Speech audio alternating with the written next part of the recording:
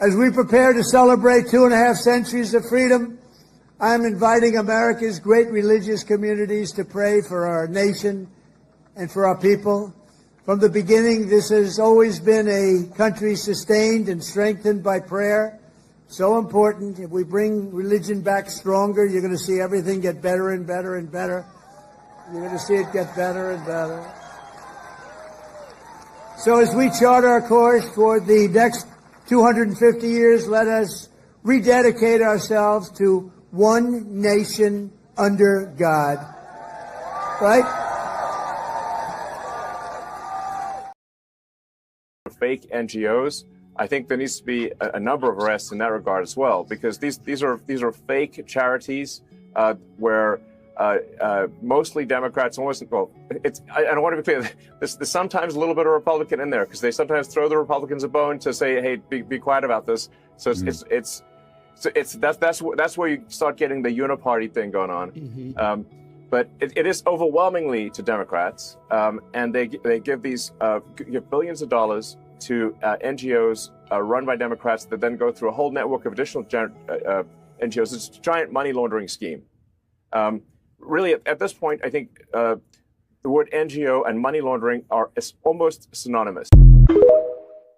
I am now about to launch Gideon, America's first ever AI threat detection platform built specifically for law enforcement. It scrapes the internet 24/7 using an Israeli-grade ontology to pull specific threat language and then routes it to local law enforcement. It's a 24/7 detective. It never sleeps, and it's going to get us in front of these attacks. Would it have picked up on this, do you think? 100%. I wish my program would already be up. We're not launching until next week. I've got a dozen agencies on board, Trace. I just unloaded a major Northeast agency with over 2,700 sworn. This is America's early warning system. Oh, when Jay Darkay makes a joke, that's bullshit, dude. Yeah, fuck Jay Darkay. He's not allowed to make jokes. Only me and Honest Red and Billy the Fridge. We're the only ones allowed to make fucking jokes on the internet. We're allowed to make fun of mentally ill people on the internet. This is the point. Fancy had relations with a minor. Now, I don't know whether this is true or not. If it's true, then I think it would be wise to stop it. If it's not true, then I would like to hear it so that everybody knows that. But the thing is, I don't really see why this is a problem. So first, I want to know why news were exchanged. That's why. But first of all, what Fancy? I know this is kind of a personal question, but is it true? What? Is any of what they just said? Is there any truth to it? Yes, but it happened quite a while ago, and they're clearly just digging this back. Okay, so there's just digging this back up to fuck. We have dates. So there is no so there is no relationship with you between a minor now. No. Okay, Oh, Honest Greg, you said about it. Yes, I can confirm that me, myself, and me, Coast Kizzle, and all that shit, we're all the same person. I didn't ever tell him that because I didn't want him to know and show up in where I was going to be going to school. Me living in it is already public information, I know, because I've told people. But I didn't expect where I'm going to go to university being posted ever, because I didn't expect my bio to be public. And also, I know the validity of the screenshots that you've posted because I took them. I was the one that shared those. I was the one that took it because, guess what? I wasn't that friendly with Damon 3 years ago, and I'm still not that friendly now. Is there anything in my video that's inaccurate or anything like that? I mean... No, like, your video is pretty accurate. The screenshots are accurate because I was the one that kind of provided them to the internet. What you said at the ending, though, about him just now talking to other girls, I can't verify if that's true because I haven't talked to, Damon consistently. Yeah, so I can't verify if he's done this to other girls in, the recent history of, a few months, but I know he did, talk to me and Harley and Di, if you remember who she is. I was the original, everyone knows that. I've been when DP was still DP, I was a part of like the DP wiki since like I've 2016. So I was in like maybe the 8th grade at the time. He even had the screenshot of me saying that I was 16 because that's the truth. That's how old I was at the time. Everyone already knew that I was a minor. Like, that's public information. Thanks for watching to the end of the video. Let me know your thoughts in the comments. Just make sure they're worthwhile, please. If you liked it, please share. If you disliked it, please get in line. Check out the description for links and sources. Always remember, it's the responsibility of each of us to hold our communities accountable.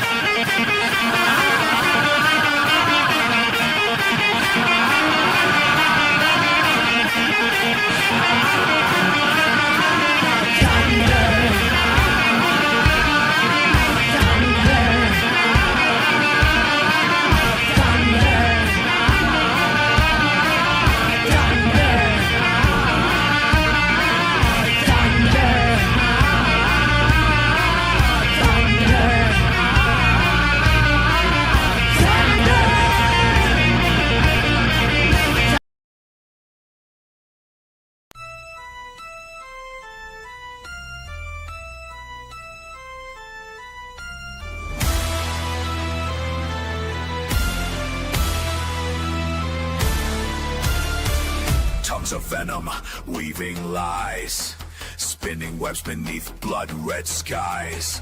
Deceit their crown, their hearts of stone. Betrayers kneel on a self-for throne. No mercy waits, no truth to save. Their twisted words dig their own grave. Flames rise high, the judgment calls the liars. Empire crumbles and falls. Burn in the fires of hell, they scream. Annihilation tears their dream. No escape from the molten fires. Burn their souls to ash, descend. Deceivers meet their final end.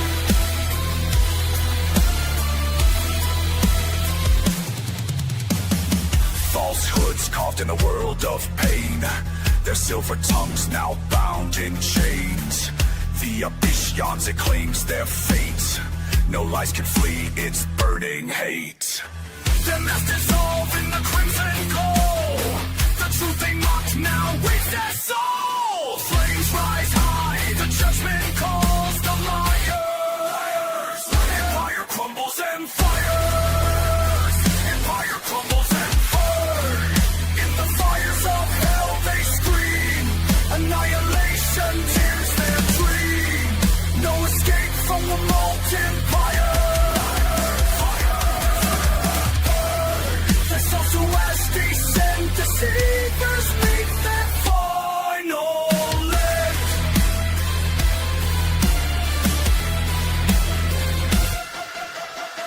Screams echo through the endless night.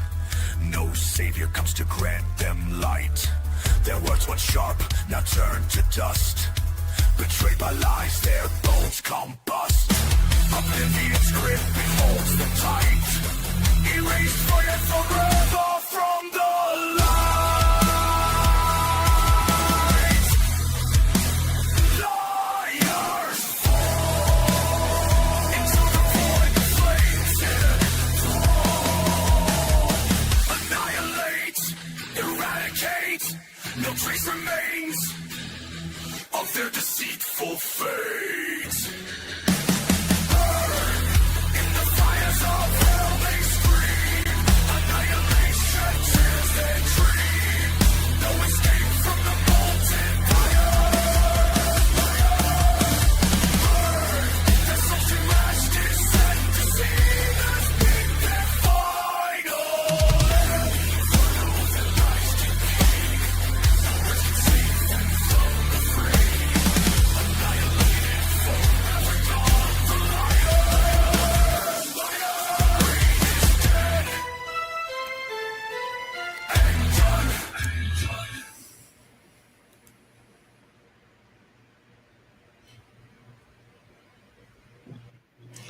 Hello, ladies and gentlemen. My name is Brett Keane from GodTvRadio. I hope you're all having a blessed day out there. When you get an opportunity, check out the upcoming live shows that are on my front page. They're always scheduled. All you got to do is click notify, and you'll be able to hang out with me, talk. Anybody's included. Doesn't matter what you believe or don't believe. And also make sure you check out my free music on Spotify as well as my radio station. Here today we've got Aaron. He appears to be sideways. I don't know why.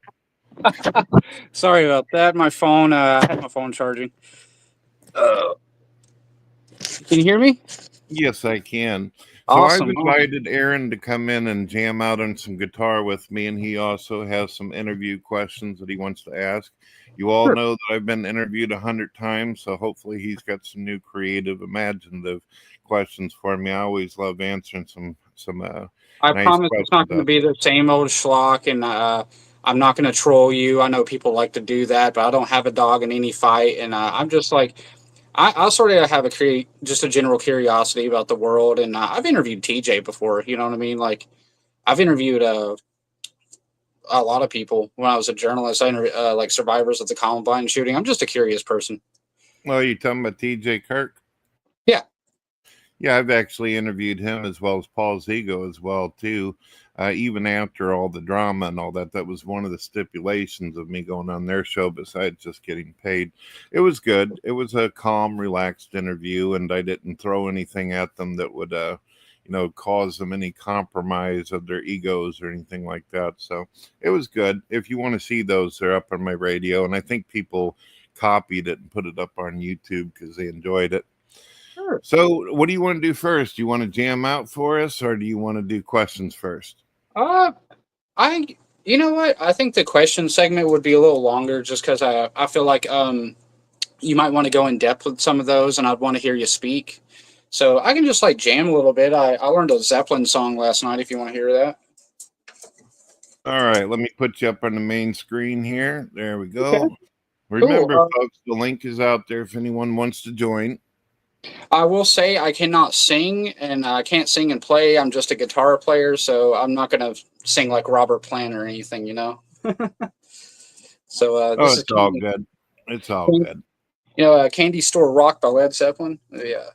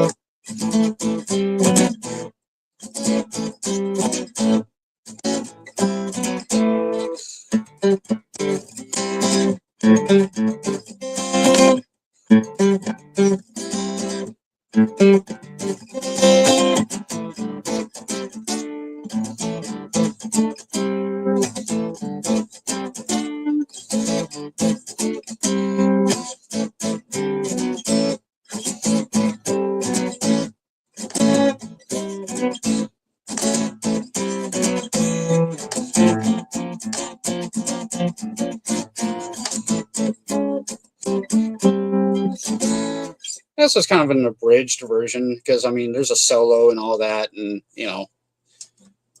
But would you like to tell people where your YouTube channel is so they can subscribe to you? It's just my name, Aaron McBriar. It's pretty simple. I keep things simple online. I don't mind sharing my name or anything like that. I have nothing to hide. It's not much. I mean, the first video on there is kind of embarrassing. I made it a long time ago. It's super stupid. It's just me smoking weed and being a dumbass. But like the rest of it's like just kind of poor quality. I'm not gonna lie. Like my camera sucks, but like it's just like record collection stuff and messing around on my guitar and whatnot. If you don't mind, I actually want to ask, like, if you're not cool with this, it's cool. But like, are you cool with like Marilyn Manson? Yeah, I like some of his songs. I like the interviews that he does too. I consider him a very intelligent person. He kind of reminds me of a modern day Alice Cooper. Exactly. I've met Alice Cooper. He's a great guy. You like Alice Cooper, huh? Yeah. I love Alice Cooper. Is You want me to this play an Alice Cooper song? One second, we got somebody backstage. I got to make Okay. sure that they're not an animal. Oh, sure. Hold on. Let me put something up on the screen just to make sure this is the actual Jason. Okay. Hello. Yes, thank you. Oh boy. Boy, that was nice. Yeah. All right. People do that, man. They'll do that. Hey guys, if you want to come in and yell, try asshole or cunt or something like that, but don't Maybe do not a racial racial slur. slurs. I mean, come on, that's cheap, Exactly. Yeah. So what else you got for me? I actually, the reason I asked about Manson's because I know how to play The Last Day on Earth, but you mentioned Alice Cooper. I actually just recently learned one of my favorite Alice Cooper songs, Ballad of Dwight Fry. I can do that one. I think that one's, I think they're both great songs, but I think that one's a little better in my opinion. Let's see.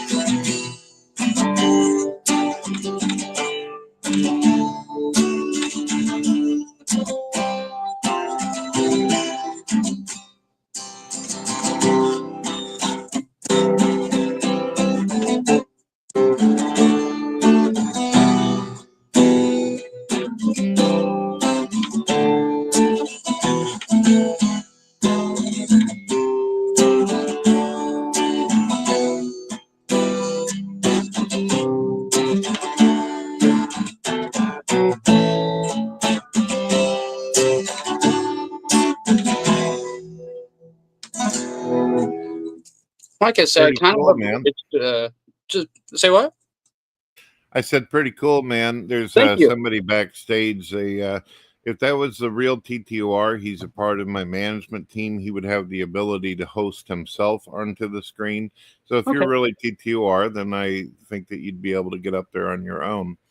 So I know a troll has stolen my friend's avatar so he can get up here and scream the N-word. Oh, dude, I know people do that because actually just the other day, I know King Cobra JFS just passed away, and I tried to find his original Facebook just so I can give his dad, just leave a nice comment. And on Facebook, there are a million King Cobra JFSs or, Joshua Saunders. Like, they've just copied and pasted his. It's hard to tell who's who anymore, Yeah, it's pretty rough. Pretty It's rough. unfortunate. It's pretty sad, especially considering what happened. Well, what do you say we do a few questions and play Sure. some more song, then a few questions, play another song? Well, yeah, that's cool. Yeah, I was just gonna say that's just an abridged version of Ballad of Dwight Fry by Alice Cooper, just because there's all these electric parts and the guitar solo, so I just kept it simple. No, it sounds good, man. I'm glad you came in to jam. That's awesome. Thank you. I appreciate you having me. So, yeah, dude, I I think it's pretty cool that you've been around as long as you have, and the same. I would say the same to TJ and to Paul. They've been around a long time. Whatever differences you may have, it's like you guys outlasted many popular YouTubers who have come and gone, and to me, like I know the things people say about you and the things people say about TJ or Paul, whatever may or may not be true. It's whatever. I have no dog in the fight. I was a DP fan back in the day. I'm still a DFF fan, but I'm not. I think they're hilarious. I just like comedy. I think I think TJ's a funny guy. Paul and I have had our differences, but I just try to be respectful of everybody. I just try to treat people like people. And so these questions are not, a gotcha or weird shit or anything like that to make you uncomfortable.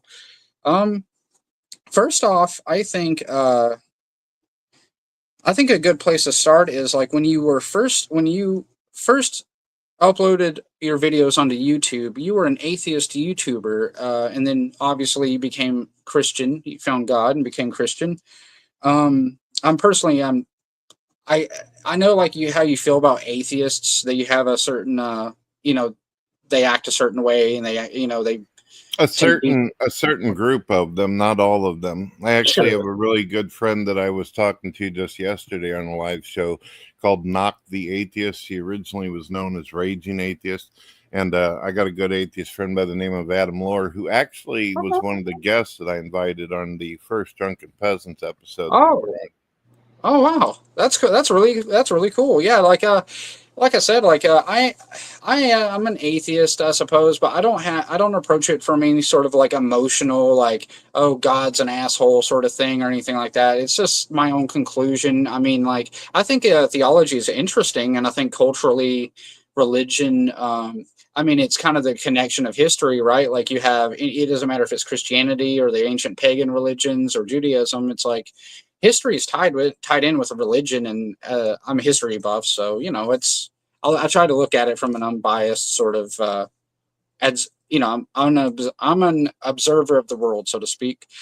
So the first question I'd like to ask you is how you came to what inspired you to start YouTube, like as an atheist or otherwise, like what inspired you to make videos? Well, hold on one second. If that's the real Shabisky, you're going to need to show your camera. I know he's capable of running a webcam.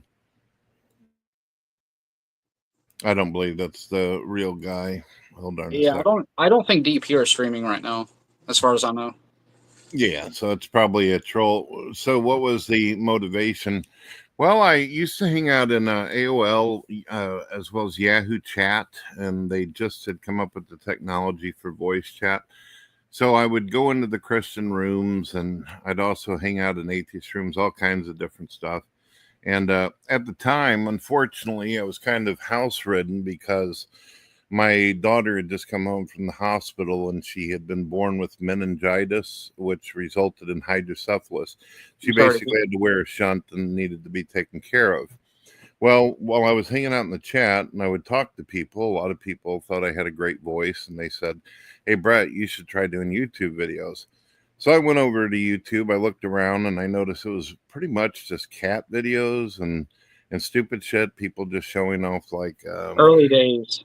Yeah, before any drama, trolls, memes, any of that kind of stuff. Oh yeah. So I went back to my buddies and I said, "What the hell you want me on there for? There's nobody talking. There's a couple of Christians who make videos, but that's about it." There wasn't. I couldn't find hardly any atheists. There was a couple pre-recorded videos of Christopher Hitchens and Sam Harris and Richard Dawkins, but nothing really going on. So I went back. It took me a moment, but people kept saying, "Brett, just do it. Just do it." So I didn't. You got to. I'm being honest with you. I really didn't care at first. I just didn't give a shit. I just wanted to hang out with people and talk. And they told me, if you like to socialize, and get up there and make a video. So I went ahead and said, fine. And my first video, I remembered, it was called God versus Science, where I spoke all positively about science and all this and basically took a shit on the concept of God and religion and all this. I wasn't anti-theist, but I had spent a lot of time in a children's hospital, and I Right. had seen a lot of kids that were sick, including my own daughter with her issues. So I was pissy, I was snarky, I had an attitude problem, and I was a bit rough. I was a bit rough.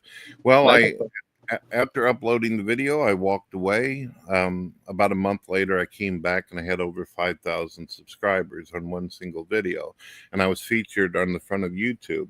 So it was like, whoa, what's going on? I had hundreds of comments of people saying, Brett, you're awesome, dude, because I went under my real name, Brett Keane. I didn't go under any kind of monicum. So that made me go, oh, wow, there's people actually out there listening. So I remained. So that's what inspired you, huh? That's really cool. I mean, like I could see, like, I guess with me, like as far as atheism was concerned, I think sure I went through some traumatic stuff when I was younger, but I never told. I always made a point to tell people that's not why I don't believe in God or anything like that. I'm not like, oh, God did this to me, blah blah blah. I mean, because I know people who are like that, and I know I've met Satanists who are like that, and I'm just like, I just don't have that sort of reactionary nature about myself. Like, I just came to my own conclusion. I've always been sort of a almost autistically calculated, science-oriented person, or not, or I don't know how to put it, but yeah, just but I always found it interesting. Like I've gone to church before. I actually used to work for a church up in Tennessee. I even played guitar for them, and they were very nice people. I had nothing against them. They knew I was an atheist, and they had no problems with me. Right.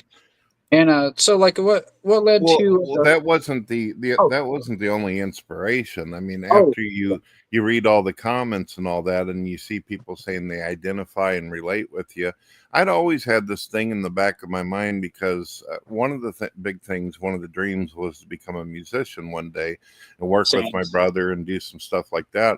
And when I realized, wait a minute, I could have like I hate to use the word, but a platform or podium to be able to impact the world, and that my words could actually be heard, that I could actually do something positive and good.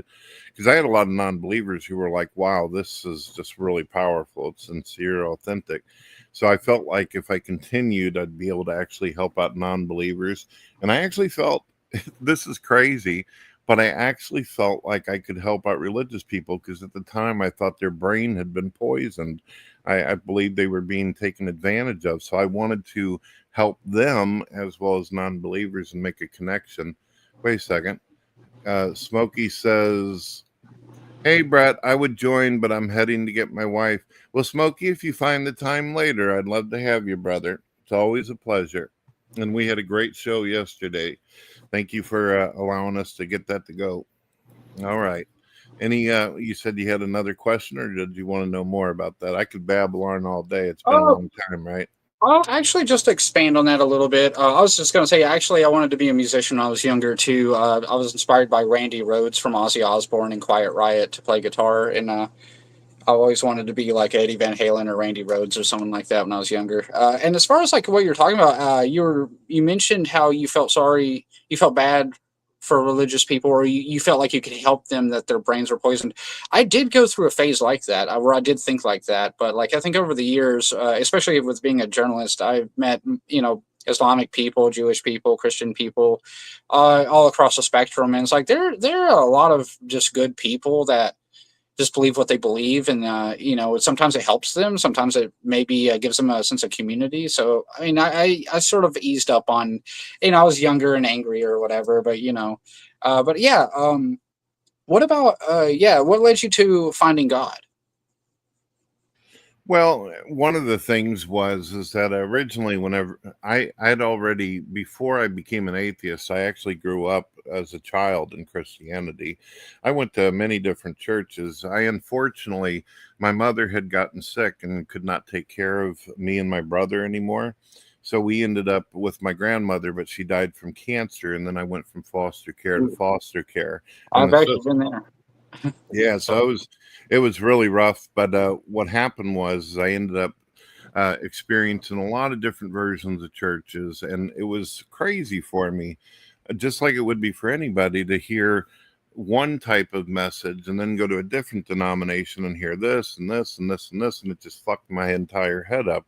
I didn't know what was going on. When you're a kid, it's a lot more difficult to consume and absorb all that information, and I just felt like it was how do I put it, salad bar theology, if that makes sense. You ever heard that term? I get that. I haven't, but it makes a lot of sense. I know what you're talking about. Like, Well, just so people are picking and choosing. Right.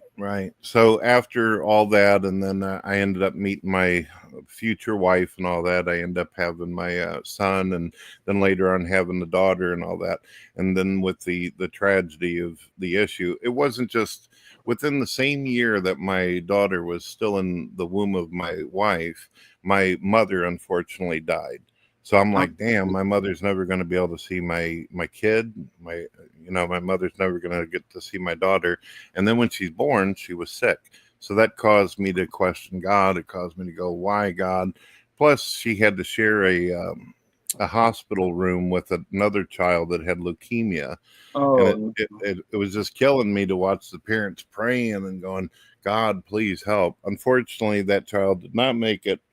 However, my daughter did. And she's doing great today. She's still alive. The doctors did not think she would make it, but she's now 20 years old, and she made it through high school, mainstream classes, no learning disabilities, and she's beautiful. So that's one of my experiences where I think God was looking out for me. Well, I think that's actually a beautiful story. Like, I know, I'm an atheist and stuff, but I think that's actually that's pretty touching, because I never knew that about you. Whenever back in the DP days, they'd go talk about you, or even sometimes during Deep Fat Fried podcasts, they would Paul or TJ would talk about you. They never brought any of that up, or I don't know if they knew, but it's like, wow, Well, TJ Kirk knew a long time ago. This was a really sad event between me and TJ Kirk. But unfortunately, when I got to YouTube, I was still fresh over losing my mother and also going through taking care of my daughter with her condition. He ended up making a video to me that's still on his amazing Archivist channel, I think is what it's called. Oh, I know. He says, "Why is Brett Keane always crying about his mother? Get over it," kind of shit. And I'm like, what? And then about a couple months later, he announces, and he's in tears about how his father died. And I'm like, really? I'm like, really, you burned me because I lost my mother, and now you're up there sobbing like a fucking asshole. Me and him were friends, but you just don't do that to people, whether they're atheist or religious. You don't fucking make fun of their loss of a parent. Goodness gracious. I could say, yeah. I mean, I think even TJ, I periodically shoot the shit with TJ and his wife Chelsea. They're pretty friendly with me, and I think TJ now, he's a 40-year-old man. I think he's a different person than he used to be. I think that TJ that did that, I know he's still who he is, but like, I think younger TJ making that video, I don't think he would make that now. You know what I mean?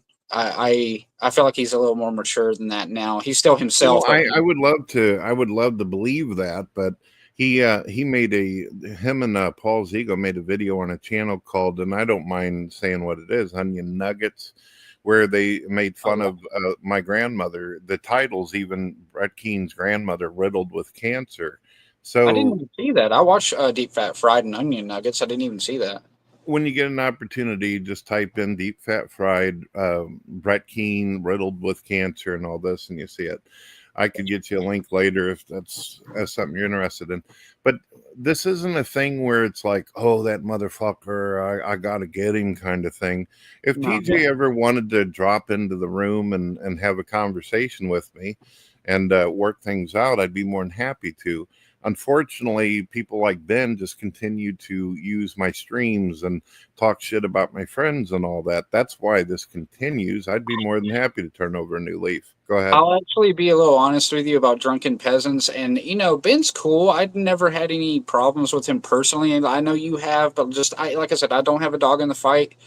he's always been real nice to me. But I mean, sometimes I would watch the stuff about Cobra, but he passed away, and to be honest with you, I get kind of tired of like I get making fun of Jared Genesis and all that, but like I sort of missed the old platform where they had guests on, and it was like they would make fun of the news or look at memes, or I don't know. It seemed like more of a party environment in the past, and I've sort of gravitated more towards Deep Fat Fried because there seems to be more variety there. Like Drunken Peasants kind of does turn into a locale show, and it gets a little old, I'll admit. I mean, I still like Right. Ben. I don't mean to, disparage him or anything. I'm just saying, like, just personally, sometimes it gets old. Well, yeah, of course. The true talent of the original Drunken Peasants was the Amazing Atheist. The Amazing Atheist, whether I dislike some of the antics that he's done, I've never insulted his charisma or his ability. I know that he has this desire to watch the news and see what's going on in the world and actually talk about it. That's not Ben's thing, though. Ben's going for the low fruit, is where TJ's actually trying to how shall I say, analyze articles and what's happening in the world and things that are actually important. So I give him credit for that. Just because you don't like somebody doesn't mean you got to like throw shit in their face about I'm the same way. what Yeah, they are positive at. I'm the same way. Yeah, I think that's a good attitude to have because, I try to be like that because there are people I know personally who I don't get along with, but they're amazing musicians or they're really funny. And I'll admit, like, this person's really good at what they do. I just don't get along with them. I try to set my ego aside, so to speak. TJ, yeah, I've been a fan of the Amazing Atheists for probably about 15, 16 years now. He's got me through some pretty tough times. I've always found him funny and like insightful, and I think his newer videos are really interesting, where he's really like breaking down, I guess, like parts of society he finds odd or whatever, parts of like human behavior he finds interesting. But yeah, I felt like when TJ, Paul, and Scotty left the show, I tried to watch it, and I like Billy the Fridge. I think he's funny, but like it didn't feel the same, and it became like a locale show, and so I lost interest over time. So you and TJ, when did Can I mention them something about Billy the Fridge real quick? Of course. I've talked to Billy quite a few times over on Discord, and I've also I was on his show like twice. The one on his actual channel, Billy the Fridge. I don't know if he still got that same one, and he's also been on my show on this. For him, it's never been, oh, you've got less subscribers or views. He was always cool and shit in that way. Unfortunately, Billy, when he got hooked up with Ben and started doing the shit with Pimp Monk X, yeah, he threw some fucking slide at me and some shade and everything. And I was like, whatever. He didn't hit me as hard as like what Ben tries to. He doesn't get personal. But I was like, fuck it, who cares? I'll still play video games with him and talk and all that. I think he's just. I think Billy's in it for the comedy. I think he's in it for the content and the comedy, so to speak. He's more just trying to riff on whatever Ben's looking up, I think Billy and I always got along too, because I spoke positively of him. I said that he should take his rap music somewhere. I believe that he had some real good licks. I tried a while back to see if he'd be willing to lay down some vocals on some beats and all that shit. And he said, hey, man, you send some beats over. I did, but I guess that he got too busy. He's got like hundreds of thousands of people watching. Oh, he's been doing that. I don't know about right now, but a while back, he was working with Locale Live podcast doing the Fat Camp thing. If you've seen that. Haven't seen all of it. Usually how this works is somebody will come to me either to be a DP fan or someone who's a friend of mine and say, hey, guess what? They were talking about you today. And I say, oh, okay, sure. And was it anything important I should address? And sometimes it would, sometimes it wouldn't. And I'd go over, I'd watch for a few minutes, get bored after a while, and they either got a video or they didn't. Yeah, I mean, like, that's kind of what DP is for me now. Like, I'll be honest with you, some of the Jared Genesis stuff is pretty funny because he is kind of a odd guy. But, like, whenever it's like, after a while, and you can take this as a compliment if you want or whatever, but, like, even when TJ and them were still on DP, sometimes I almost said the Brett Keane stuff, but the stuff about you, it did. Sometimes I was sort of like, can we move on? Can we, talk about somebody else or something else? It's like it just kind of seemed odd that we're getting so deep into somebody's personal life who, none of us really knew that well compared to them. It seemed like a personal thing for them. And sometimes I know people like it, but like personally, I got bored by some of the quote unquote Brett Keane segments, because it felt repetitive. It could feel repetitive, or it could feel like, okay, this is just kind of silly or whatever. You know what I mean? Well, it was definitely repetitive for me. I can understand I felt like I was living in Groundhog's Day. Every time I did a live show, somebody would come in, and I've had a lot of people who said that were from DP who wanted to interview me and stuff. Not like what you're doing right now, but they'd act like they wanted to do something. They act like they wanted to be my buddy and shit. So what I would do is I'd say, sure, I'll go ahead and answer your questions and talk to you. So we'd get into it, and then when we got to a question they didn't like, they'd go, oh, hey, Brett, can I ask you something? I'd say, what? And I'd say, would it be okay if I, fucked your mouth or something, or called me the N-word? So it's like, wow, that's beautiful. I'm sitting here being totally cool, and you're just going to fucking drop a deuce on me like that. That's crazy. So there you go. I mean, it is what it is. So how creative. My big thing on YouTube has always been socializing out with people, make buds. And I don't want to do the grudges, but it is what it is. If somebody makes about 10 videos per week about you, wouldn't you respond eventually? Yeah, of course I would. I think let's anybody hope would. that this is the real Smokey. Let's hold on a second. Is this the real Smokey? Yep, sure is. All right, got to make sure they're stealing our avatars there, fella. Yeah, I know. I put pop in for a few minutes. I think that me and the missus are figuring out dinner, so I figured pop in and say hi. All right, I put you up top. Hey, Smokey, my name's Aaron. How you doing, brother? Hey, Aaron, how you doing, man? Good to see you. I'm doing good. Doing good. Just jamming out and just talking to Brett. I'm doing a little interview right now, and yeah, just getting to know each other. Man. I love the outfit. You kind of look like Mac from Sunny. Like I love it. I love that show, dude. That's the best compliment I've had all year. That's one of my favorite shows too. So yeah, totally. I kind of like it too, because like I have a friend he's actually lives in the United States as a Army war veteran, but like he's from Ukraine originally, and he said all the Slavs back in East Europe, they dress like this. Yeah. No, I know. Yeah, that's awesome. Yeah, I love it. I saw it's like my little tribute to my buddy. Cool, sweet, man. No, that's awesome. No, I love it. It's cool. It's a good look. Thank you. Man, it's so been Smokey. I don't know if you've been able to hear what's going on, but he's a guy who from time to time watches Deep Fat Fried and Drunken Peasants, and was interested in interviewing me on some questions and all that. Well, that can't be right, because he's a decent person. We must have something wrong here, I mean, I don't know. Something's not connecting here. What's going on? Nah, he seems cool. He definitely is.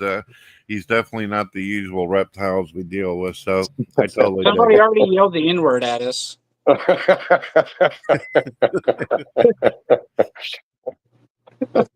That's a weird way to think you're owning someone, to reveal yourself as being, closeted racist. It's a really weird flex on someone else. It's like, hey man, I'm gonna get you good. I'm gonna disparage an entire community of people that aren't even remotely like you. I don't know. Smokey, I gotta ask, what did you think about yesterday? We had G-Man on and Knock and everything like that, and it was like every 5 minutes we were getting an atheist and screaming the N-word at G-Man. I mean, that's bigoted, isn't it? Yeah, that's pretty rough. That's hateful.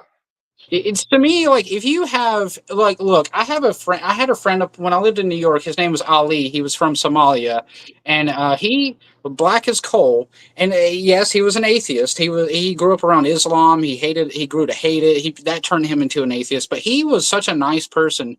And when the BLM marches were going on through Niagara Falls, he wasn't sure what was going on. He was new to the country, and then you had these. And look, politically, I'm not, whatever, but like he got called an Uncle Tom and a COON by like Yeah. white liberal people in the Yeah. BLM march because he didn't support them because he didn't understand it. He was just trying to. We were just standing on the sidewalk smoking cigarettes and just talking because we were getting off work. And people were like, "Hey, you're an Uncle Tom," and all this stuff because he wasn't going to march with them because he was like, "I don't know you people." Yeah, the only diversity they seem to not prioritize is intellectual or mental diversity. Oddly enough, it's all about simply aligning with the same ideology and religious mindset while, adopting and prioritizing that you have the same mind with different bodily genetics, which I find very bizarre. It's a very weird way to hyper fixate on people's, characteristics that aren't really germane to their nature or character. As the idea of diversity, really the important diversity to me is diversity of thought, opinion, view, culture, mindset. I believe that's the kind of diversity that matters. To me, if everyone, an argument I would have for a lot of those people, because a lot of I'm going to put this forward, I'm not the most right-wing guy in the world, but I'm also not the most left-wing guy in the world. The way I put it is to me, diversity to me is some of those people seem to want people to think the same and dress the same, act the same, behave the same, speak the same. And to me, that's not diversity. Diversity is you go to Argentina, or you go to China, or you go to Japan, or you go to Cuba, you're going to experience different people with different mindsets and different ways of thinking, different cultures.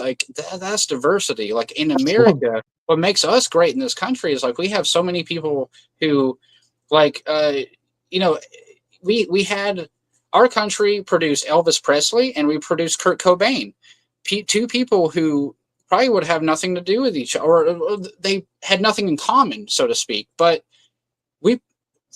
they're both great. It's you can look at them both and be like, yeah, they were amazing. They were amazing musicians and songwriters, and they meant a lot to a lot of people. And it's but they were both completely different. They were both different types of musicians, different ways of thinking. It's but that's what makes us great to me. Well, I think that diversity is different than by definition when it comes to liberals. I think their definition of it is the same as what you'd get from a free gracer or a no sass person. It's we'll love you and we'll save you and take you to heaven as long as you agree with everything we say. That's their view. It has nothing to do with being open-minded to other cultures and all this. I mean, let's be honest. It's really about votes and politics for these people. For a lot of them, yeah. I actually have some weird experience myself. This will actually be a great example for myself. When I was a teenager, probably from 13 to about 18, 19, I'm not going to say that I was a neo-Nazi, but I was around older people who, ran in those circles, and they were intimidating, but they were the only people I had anything in common with. They were into skateboarding and Marilyn Manson and Ozzy and they were the heavy metal kids that they were the only people I could relate to at my school, and I fell into that crowd, and I didn't really understand any of that Nazi stuff at the time. And they sort of filled my head with it, and they tried to, do some sort of mental gymnastics to convince me of this or that. And whenever I came out of that stuff, I got out of school and I just kind of went out in the world, and I thought, well, man, I'm not really like that. I love Jimi Hendrix. I love Seinfeld. I don't hate these people. And so I love David Lee Roth. I don't have anything against Jewish people or black people or gay people or anything. And I tried to join, I had some residual trauma from some of the stuff that I've seen some of those guys do, because I didn't do anything bad myself, but I was around some bad stuff. And I joined there's this group called Life After Hate. And the main guy in it, he used to be a real deal neo-Nazi. I don't think he killed anybody, but he did some violent shit. And he organized this group called Life After Hate. I tried to join them and say, hey, look, I was a part of this, blah, blah, blah, and I need people to talk to. No one can really relate to being a quote unquote former neo-Nazi or whatever. It's hard for some people to relate to that. I can't talk to anybody. And so they're yeah, come in our group. We have a big thing. And it's this big organized thing. They do TED Talks. They have meetings. It's a big organized program. but they treated me like the way they treated me. They were former Nazis and former Islamic extremists, former KKK members, even former communists. But the way I was treated, like, I don't know, because I had a wry sense of humor, and South Park, and I love black metal music, and especially Burzum. Burzum's one of my favorite bands. Like Varg Vikernes, I've gotten to interview him in the past. Like he sent me T-shirts and stuff, and because of certain things, they're like, you can't be like this, you can't listen to this, or what's wrong with you. But like they were turning around and just act like the snobbiest people. They were so self-righteous, and they were just so like, you couldn't just sit down and have a conversation with them. It's like they had to like pat their backs as hard as they could at every turn. Does that make sense? Well, I haven't ever been associated with Nazis or anything like that. I have heard some on YouTube before in the past, and there was some big thing about that. And I do see on Twitter there's a lot of Jew hating going on, and that's terrible. And obviously, on a daily basis, I get to hear what critical free thinkers think about black people every time I do a show, right, Smokey? Yeah. Yeah, really. Ain't that the truth? It's just, I think what I'm trying to say, and I'm sorry for being so long-winded with this. It's just such a show where you're a guest. When you're a guest on my show, you can talk about whatever you like. I appreciate it. And but basically, it's like these people were like, yeah, we used to be bad people. I guess to sum it up is they're like, we used to be bad people. We did bad things. Now we're good people, and we're so good that everyone else is like, I don't know, like, oh, you're not good enough, or you're, just very self-righteous. Like they turn around and they become like douchey about how good they are. Does that make sense? It sounds like narcissism. What do you think, Smokey? That sort of diversity of thinking, so to speak. They want you to be like them. That's kind of I'm sort of turning this back around to the diversity thing, or diversity of thinking topic. Well, yeah, that seems to be the case. That's one of the things that confuses me, especially when I'm on social media, like with liberals and all that. As long as you don't mention Trump, or they get the impression that you're going along with them. They're the most loving, kind people in the world. But as soon as they think that you support something they don't or disagree, suddenly they go from these open-minded, loving, kind hippies to get the fucking flames, burn that son of a bitch. The thing with me is because I love black metal music. Like I mentioned, Burzum, Varg Vikernes, the guy who does all the music in Burzum, he murdered the guitar player of another band when he was a young man, and he burned down. Yeah, so that's a long story. There's a whole self-defense sort of discussion about that. He was a neo-Nazi when in his youth, and he burned down a few churches when he was younger. In the black metal scene in Norway, and he's not like that anymore. When I interviewed him, he was extremely like nice, and like he's like, yeah, burning those churches down was stupid and a lot of that stuff. And he said the Nazi shit's so stupid, but like he actually was one of the people who helped coach me out of that mindset, because he's like, hey, yeah, you're a fan of mine, I'm going to tell you how stupid Nazism is. And so I bring up Burzum to those people. They're like, yeah, you like the Life After Hate people. I'm like, yeah, I love black metal band. I love a lot of black metal bands like Burzum and Bathory and Dissection. And they're like, oh no, can't be listening to Burzum. Varg used to be a Nazi. And I'm like, well, he used to be, and he never wrote any of that about any of that stuff in his lyrics. He wrote about Lord of the Rings and like ancient Norse mythology. And he believed some pretty terrible things in his youth, but he's an older gentleman now, and he doesn't think those things. He was 20 back then. And they're like, that doesn't matter, blah, blah, blah. If you listen to that, then that means you're still basically a Nazi or a sympathizer. And I'm like, that's stupid. Like, because I like a certain musical artist, then you think I'm as bad as you used to be? Well, usually for me, there are a lot of bands that I do know the history, but I'm the type of guy where I listen to music and I don't really dig deep into the background. If it's somebody like Ozzy Osbourne, sure, Dave Mustaine, Megadeth, or Metallica, I'll find interest on what inspired them, what got them into what they're doing. Oh, sure. But most bands, I'm just like, as long as what I'm hearing on the radio is good. But if all of a sudden it screams, fuck everybody, I'm a Nazi, then I might go, that didn't sound too good with the riff. Yeah. I don't listen to that. It's no. I think I'm just getting at. I'm just using it as like a little microcosm of how I felt like I was treated by people who supposedly had a diversity of thought. Right. Well, it sounds like you've been through a lot of rough shit and everything. I'm sorry you had to go through that as a young person. It's the past.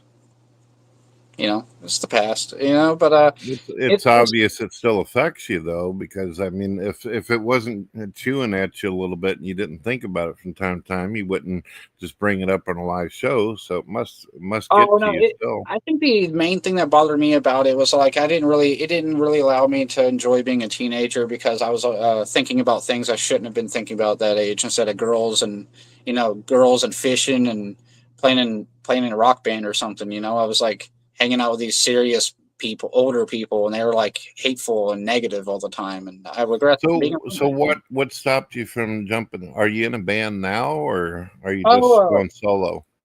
Oh, I haven't been doing music lately. It's been tough. We're working and everything and getting it's just life. It's been hard just to schedule. I was in a thrash metal band earlier this year. We actually played a show in Florida and we did a few Megadeth covers and Pantera and stuff. But it just the scheduling didn't work out. I was getting wiped out by the time I'd wake up to go to work or even on the weekends. I'd wake up just wiped out because like I was wearing myself out. And also I wanted to play other types of music as well besides thrash metal. And I love, as much as I like that stuff. I've been in a lot of bands. I've actually been on a label before. I was in a black metal band on a label for about 6 months back in the day. I was a session guitarist. I wasn't really like an official member. So I was only contracted for 6 months. When I was a teenager, I actually used to play shows a lot. I was in a classic rock band. We did a lot of glam metal and 70s hard rock and heavy metal and like blues rock. And after that, I was in a death metal band, and we did a lot of mostly old school, like thrash, death, and black metal stuff from the 80s and 90s, like Metallica, Slayer, Possessed, Bathory, Cannibal Corpse sometimes, Morbid Angel, stuff like that. It's been a little while since I listened to Cannibal Corpse and Morbid Angel. Wow. I remember listening to Morbid is like, ooh, that's some rough singing. I met Trey Azagthoth, the guitarist, and he was a drunken asshole to me. He was a total asshole to me. And I was like, I still love Morbid Angel. You're a dick, but I love Morbid Angel. Do you know a person called Brett Bong there, Smokey? Brett Bong? Yeah, that's what they call it. Are you able to see the comments on your end? Oh, me? I'm not. Oh. Well, if you look over on your right side of the screen, you'll see tabs like comments and yada yada yada. Oh, wait. Yeah. Okay, here we go. Yeah, that's how you can respond to people. It's a little bit of a slow night tonight, though. Boy, the show we had yesterday was pretty. I see Brett Bong. Yeah. I don't know who it is, but I was just saying that if anybody out there listening wants to come in, they can. Do you have some more questions for me, or were you wanting to jam? Oh, I can ask you some more questions. Sure. I'm sorry for the rambling and all that. I sort of diverged. Hey, I bring people in here because I enjoy listening to people talk. I like hearing about different cultures and views and all that. It's no problem, man. Oh, thank you. All right. With music seems to be an important thing for you. I mean, you mentioned you wanted to be a rock star when you were younger, and I know that in the past, I remember hearing like you made a song a long time ago that was really industrial sounding. I thought it was really cool, kind of like Father. Yep. Ye Father, and I like that a lot. It was really cool, and it's like music. Tell me about like your background with music. Who inspired you? Who you like, and like who Tell me about that. Well, you're probably going to think this is unusual. Before my mother and father divorced, my dad had a big old cabinet filled with cassette tapes. I don't know if you were young enough for cassette tapes. I have a bunch of cassette tapes. How old are you now? I'm 32. All right. Good. Then you know what I'm talking about then. Oh, yeah. People are like, what the fuck? I got cassettes, I got records. I got 8 tracks, dude. So my father had such shit like Rush. He had Black Sabbath. He had what the hell was it? Judas Priest. All kinds of really, really good shit. One of my favorites was Pink Floyd because of all the sound effects. I love that kind of shit. Dark Side of the Moon and The Wall. So he also had this weird one that I never see anybody talk about. I think it was called Animals, where it had a bunch of sheep noises and weird shit like that. I remember that one. Yeah. And I then, love Pink Floyd. then on the other hand, my mother ended up buying me a record. There's a lot of people that don't know what the fuck that is. Surprisingly, the young people nowadays who are born in just a generation ago. I have about 50 of them right over there. So this is probably going to make you poop one, but it was Michael Jackson's Thriller album. Woo! Here I am listening to this, and then I'm listening to Thriller, Beat It, Billie Jean. So I had a lot of different influences, a lot of things going on in my head. So I'm not sure that I completely answered your question on this. So can you do the question one more time so I can make sure that I answer you? Oh, sure. Oh, sure. I think I stumbled myself, to be fair with you. By the way, and Journey as well. Journey was one of the big ones too. Neil Schon from Journey is one of my favorite guitar players. Neil Schon, and also on the Thriller album, most of the guitar was Steve Lukather from Toto, but on Beat It, the lead guitar, the guitar solo was Eddie Van Halen. I was just asking with a music, like what inspired you to play music, pursue music? Like, who are the artists, or you heard you're like, I have to do this, and also what instruments did you play, if you did play an instrument, and what was your vision, so to speak, musically? Well, whenever I was a kid and I went to live with my grandmother after my mother got sick, she had this ugly ass little brown organ that took like 10 minutes to fucking warm up. It was horrific. It would go like that while I was doing it. Kind of sounded like the beginning of the Final Countdown track by Europe. Great band. I love it. I'm sitting there one day, and my mother was feeling a little bit better one day and came to visit her mother, which was my grandmother. And I was listening to like Star Wars on the television, and I started playing it.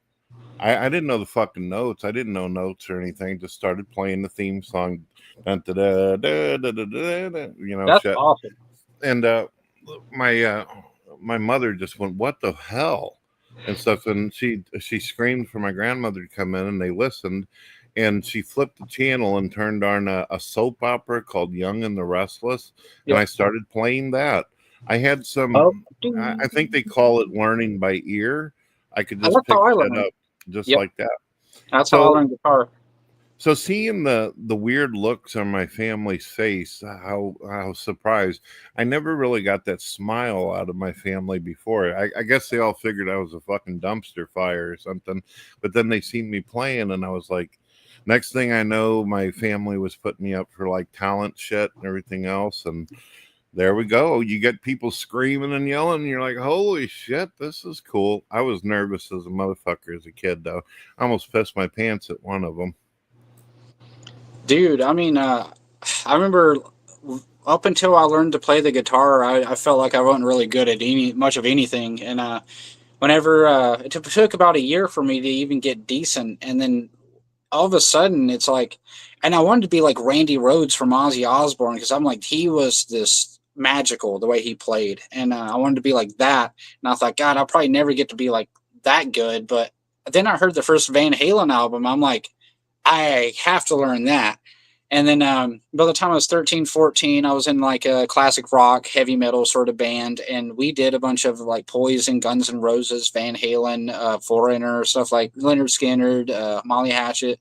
And I remembered I surprised everybody. I said, Dad, you got to come to the show. And he said, okay. And then I did Eruption, Eddie Van Halen's guitar solo. And I led that into You Really Got Me. And then we did Foxy Lady by Jimi Hendrix. And that pissed off my racist friends. And then I smashed my guitar to pieces. And I smashed my guitar, my cheap electric guitar to pieces. And everyone loved it. My dad was like, oh, my God, you were just like Jimi Hendrix or Eddie Van Halen up there. That was amazing. And he went out and bought me like a real deal Fender Stratocaster electric guitar, and I felt so proud of myself for the first time ever. And then so I felt like this is probably what I should do. You know, I should probably pursue this. And this Nazi shit's just not going to lead me anywhere. You know, these kids are scary. I mean, I just want to. I was like, I didn't want to be a part of that. It was weird. I thought it's like I want to be a musician, and so I actually had to keep a lot of that stuff under wraps from those guys, because like I was listening to black musicians and watching Jewish comedians and listening to David Lee Roth, you know, a Jewish rock star. It's like I fucking love these guys. I don't hate these people, and yeah. For me, it was starting out on the organ and all this, and I obviously at some point in time wanted to do the band thing, but I was running into a lot of trouble where I was at this point, as I was growing older, it started to get into heavy metal and the glam rock and all that other shit that I used to listen to, and classic rock was starting to die, unfortunately, and alternative music was starting to make its way in. Now, some of it I thought was good, but it's hard to listen to somebody like Megadeth and then turn. I know you mentioned Kurt Cobain, but I wasn't entirely ready for that. I was still like looking at Slayer and Megadeth and going, my goodness, these motherfuckers are like gods. And then Kurt Cobain comes along and he's doing a Gymnasium Teen Spirit song, and I'm like, what the fuck am I looking at? What is this? It was good, but it wasn't like. Well, you know what I'm talking about. Slayer it wasn't the same. It was hard, but it wasn't like the same as like Megadeth and Metallica. Like I totally get that. So it was odd for me. It was odd. But I like wasn't totally shocked at Marilyn Manson though, because I'd already watched King Diamond and Alice Cooper, so I was like, I was just about to say. Then at that same time though, you did have a resurgence of some like more at the time alternative or industrial heavy metal type bands like Marilyn Manson, Nine Inch Nails, and KMFDM. More than the industrial side, you know, and. So there's still some heavy, and you had in the early 90s, the black metal thing in Norway was happening, and you know, so there was still some metal around, but I totally understand what you're saying. Like for somebody around at that time, you're listening to glam metal and heavy metal and thrash metal and stuff, and then Nirvana is popular and Pearl Jam's popular, and maybe at first it's like, what the fuck is this? Yeah, it was tough. It was tough. Well, I eventually ended up picking up a guitar, and I discovered that, hey, I can do some riffs. I could pull off some Metallica. I could not pull off fucking Megadeth. Dave Mustaine's is too crazy. I'll tell you what, it's like a blessing and a curse when you listen to other musicians, because you love them and you're like, they're fucking great. But then on the other hand, you're like, how am I going to do shit like that? There's no fucking way. I just don't have that kind of skill set, you know. Then Queen's Right comes out and you're going, oh shit, fuck this. You know, so this is what I found. I was great at riffs. I was great at coming up with a melody and all that. But as far as soloing, I was a weak fucking person whenever it came to that. I just could not pick it up. However, my brother, he was watching me and he was like, hey, teach me how to play some of these chords. So I showed him, you know, your typical low E end and said, and showed him how to do some stuff. Next thing I know, within fucking months, he's blowing me out of the water. He's doing leads, and he's like a prodigy on the fucking guitar. Don't believe me? Check out his channel, Justin Keane. I've actually promoted his channel in the past.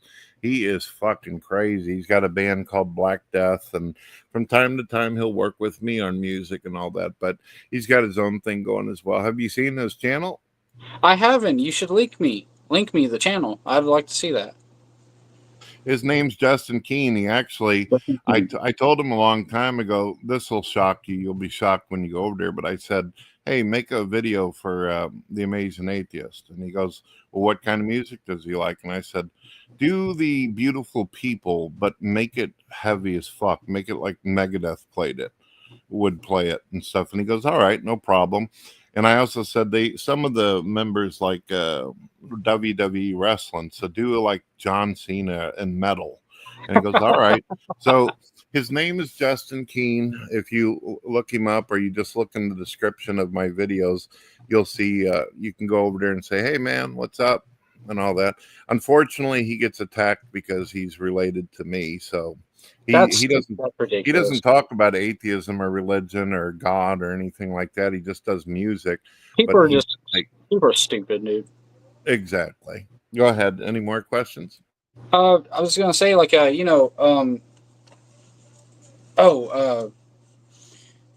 kind of, out of curiosity, what kind of guitar did you have?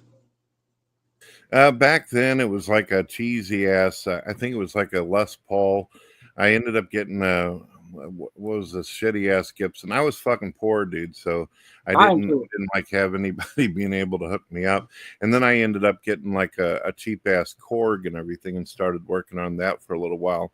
I was really starting to get exciting whenever I got into when I started calling up like studios to see how much that shit costs. I was like, holy fuck, this is robbery. It's insane. It's insane. You know what I did? I started learning how to do. I just said, "Fuck this! This costs a lot of money to do something like that." So I started working on my own recording, editing software, and all this other bullshit, like Cool Edit Pro, Cakewalk, and some other stuff. And I realized this is the cheaper way to go. Go digital. This is definitely the best way to do things. And you're more independent. You have more control over your art. And, exactly. So I was going to mention also the former keyboard synth player for Marilyn Manson. His real name is Stephen Beer, but his stage names were Madonna Wayne Gacy and sometimes Pogo. I actually Gacy, huh? Man, bad name to get associated with. But go ahead. No, it's Marilyn Manson. They were doing a shtick, you know. But Stephen or Stephen Madonna or Pogo, however you want to call him, I actually corresponded with him a little bit around 2017, or when Daisy Berkowitz, the original guitarist, passed away, and he is extremely intelligent. Like it's crazy because like I know Manson himself is very intelligent, but like Stephen Beer, his keyboard player, was like he has autism, but it's like this really high functioning form of autism where he like knows everything about music, Jewish numerology, because he grew up in a Jewish household. He worked for NASA before he real quick, Aaron. Every once in a while you're going to see pop-ups on the screen. You're still heard. Don't let it distract you or make you think that you're not being seen. All right. Oh, you're good. Yeah, I've seen the memes and stuff. It's all good. I was just gonna say that Madonna Wayne Gacy or Stephen Beer, he when I talked to him, he was very cool to me. He was very nice and polite. It's like, you know, when people think about Marilyn Manson or his band, they think they're a bunch of psychos or whatever. But it's like, man, I never met Manson himself, but the interaction I had with Stephen, he was very nice. He was extremely intelligent, and he and Manson had their differences, but he still said a lot of good things about him. And they seem like a really approachable guy. And so the Manson guys, I never met Twiggy Ramirez. I don't have a desire to because of what he did with his girlfriend. I just have no desire to talk to Twiggy. But if I could talk to Manson, or if I could talk to like one of his old band members, that'd be cool. You would think that they'd be like crazy people, you know, like some people say, oh man, they're like, I met Manson and he was an asshole and Steven was an asshole and it's like all these crazy metal people you'd think would be giant assholes, but a lot of them are very nice. This friend that I have that comes in from time to time, I know this may shock you because you probably haven't got to see a lot of my shows in the past, but I got a buddy who he was a former reverend of the Church of Satan who comes in. I know that might shock some people out there. What, you're a Christian, but you hang out with a Satanist? Well, he actually claims up and down that Marilyn Manson came to some of the things that he was involved in. I don't know if it's true, but he told me that Marilyn Manson's extremely intelligent and cool and all that kind of shit. What I know about Manson's connection with the Church of Satan and Anton LaVey is just that, like, he visited him a couple of times in the 90s, and Anton hosted dinner for him and gave him a tour of the Black House. And from what I understand, he made him like a high priest in the Church of Satan, but Manson himself is an atheist, and I know they're atheists too, but like he doesn't. It was just not LaVey, according to the former the former reverend of the Satanic Church. I know Marilyn Manson identifies as an atheist and somewhat agnostic. Sometimes depends on what mood he's in that day. Yeah. But this guy is a theistic Satan. You're definitely right. There's a lot of atheist Satanists, but this guy, he believes God's the bad guy and Satan's the cool dude. So go ahead. Yeah. I was going to say, like, I think Manson's interaction with Anton LaVey and the Church of Satan was honestly superficial. It seemed like Anton took interest in him like he did with King Diamond. It was like, yeah, what you're doing is pretty cool, blah, blah, blah, come over. I don't think there's much more to it than that, personally. If he did, I'm sure he was hanging around. He knew a lot of people, but... Well, I've heard all kinds of shit. I've heard that he was a part of Satanism for a little bit, then tried the Christian thing again. I know that he tried Christianity when he was younger, but there was a lot of videos going around a couple of years ago about that, and a bunch of atheists pooped their pants over it. I don't know what the fuck he is now, though. I actually am friendly with a former girlfriend of his because I interviewed her. I'm not going to say her name just because she's not a famous person. She said she still sees him from time to time and said he's still just himself, pretty much. Like, he's not as wild as he used to be. He's fully sober now, and he's not as he's not as angry as he used to be, or as he's just going through his Alice Cooper motion, so to speak. Now he's just doing his rock star thing now. And hold on one second, Mr. Smokey, are you still there? Yeah, no, I am. And by the way, if my signal gets a little funky, it's just because I'm driving down to the store, so it might bounce in and out. Just so you know. But I'm here. I'm listening. All right. I don't have much to contribute to the whole music thing. I was usually kind of more of like the nerdy, geeky kid in high school that liked, video games and anime. Yeah, I wasn't really whole into like heavy rock and stuff. Plus, I grew up in a rural area, so it was usually like country or pop or stuff like that. Things like that. So, well, I grew up in rural Alabama, but a lot of the older guys, they'd listen to guys that grew up with 80s metal and stuff would show me Poison and Van Halen and all that. Yeah, I never really got too many tastes of that. Like, probably the hardest thing I ever got exposed to when I was younger was probably like something like Guns N' Roses or something like that, or yeah, a lot of the 80s heavy metal stuff. Bon Jovi, Green Day, stuff like that. That was kind of my jam growing up. And well, Smokey, if you feel that you want to add any topics or whatever, No, it's fine. No, I was enjoying the conversation. I just on this particular topic, I just didn't have a lot to say. That's all. What I was called when I was a kid going to school? I was wearing leather jackets, and of course, I had to do the long hair because every guy wanted to look like a bitch back in the 80s. That's just I was called a metalhead, and one of their words they got from a movie, they would call guys like me was a fucking greaser. You ever heard that term? Yeah. Or Hesher and Headbanger. Yeah, greasers. Yeah, sure. Oh, I was going to add this. So I used to be friends with Brian Hoffman, who is a former guitarist of the death metal band Deicide, and he is a theistic Satanist. And we were friendly because we actually met on a BC Rich Facebook page, BC Rich Guitars Facebook page, and he seemed like a really cool guy, and we talked guitars, talked shop, but a friend of mine who is a Christian who loves metal, commented, yeah, dude, he posted a picture of a guitar, and my friend commented, dude, that's a good looking guitar. Is that custom or did you do it yourself? And Brian said, I just saw your profile. I don't want no FAGGOT Christian listen to my music, get that fuck out and all this stuff. He was just really nasty to him, and I was like, hey Brian, what's going on, man? He said, I don't want some Christian listening to my music telling me about my guitars or whatever. I was like, he buys your records, he pays your bills, you should appreciate your fans regardless of what they believe. And I said, and I actually let him know, I reminded him that Deicide replaced him with a Catholic guitar player once. So, oof, that's rough. Yeah, he sounds like what we refer to as an anti-theist, huh, Smokey? I told him, I said, I'm not going to be friends with anybody. I don't care how big of a guitar hero you were to me growing up. There's a variant, of atheism that I think is much less about any real, genuine consideration of what's true or not. And it just has to do with an emotional plea of anger and rage at the very concept of a God, as if to say that even if they believed he existed, and maybe in some level in their psyche they do, but they latch onto this idea that if he did exist, he would be worthy of the deepest ire and hatred. It's a bizarre psychology built on, I think, really some of it having to do with a lack of personal accountability, kind of blaming situations in their lives entirely around a malevolent, invisible force that directs and, determines their life to be the shit that it is. And it just builds up this bubbling, resentment and disdain. And the best insult that they can concoct to the potentiality of the divine is to deny his very existence altogether.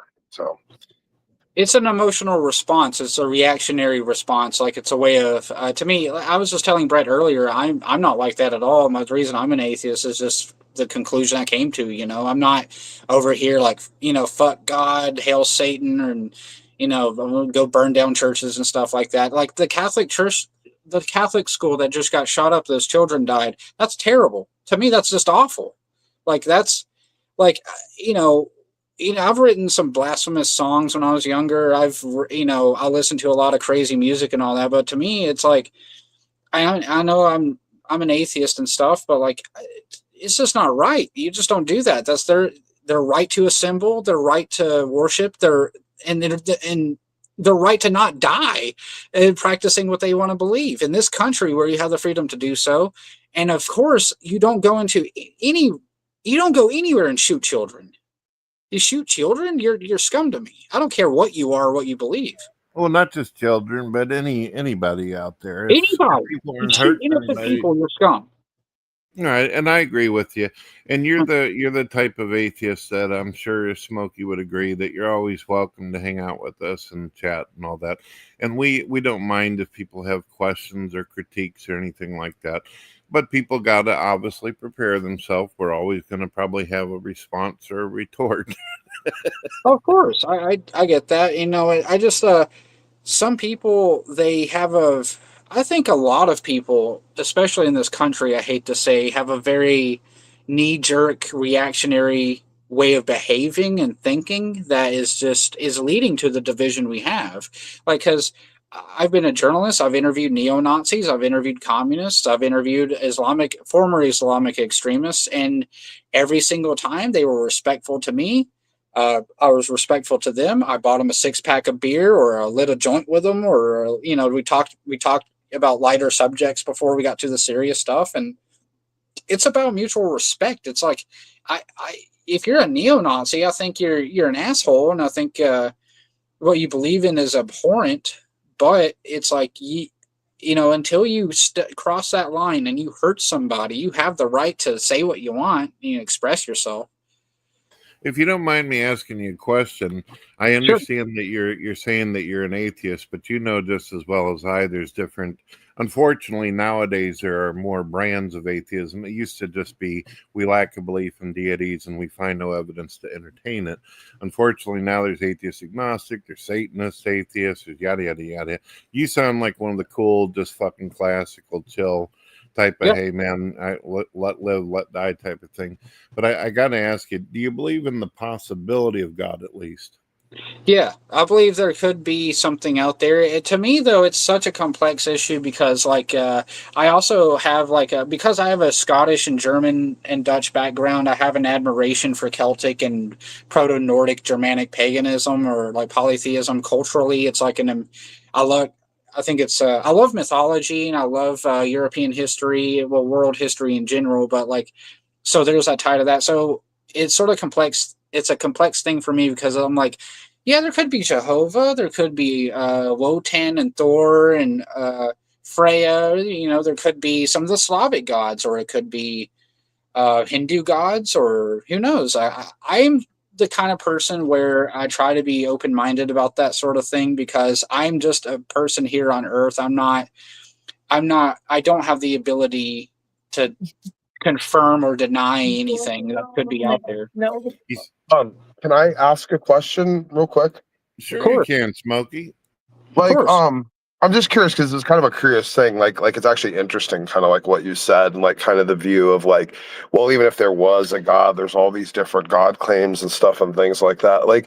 Do you kind of get the impression that if there was a God that, and to me, like the idea of a God, like if there was a God, that God did something to manifest not only the creation of the whole universe, but clearly us, like the sudden massive assembling of information into a language and order to create, basically a code to construct DNA and the fundamental building blocks of life. I think, that kind of, to me, like if we are adopting the idea that there is a God, like I think he's involved, entirely from top to bottom and basically, everything. Do you find that reasonable, or do you kind of see it otherwise?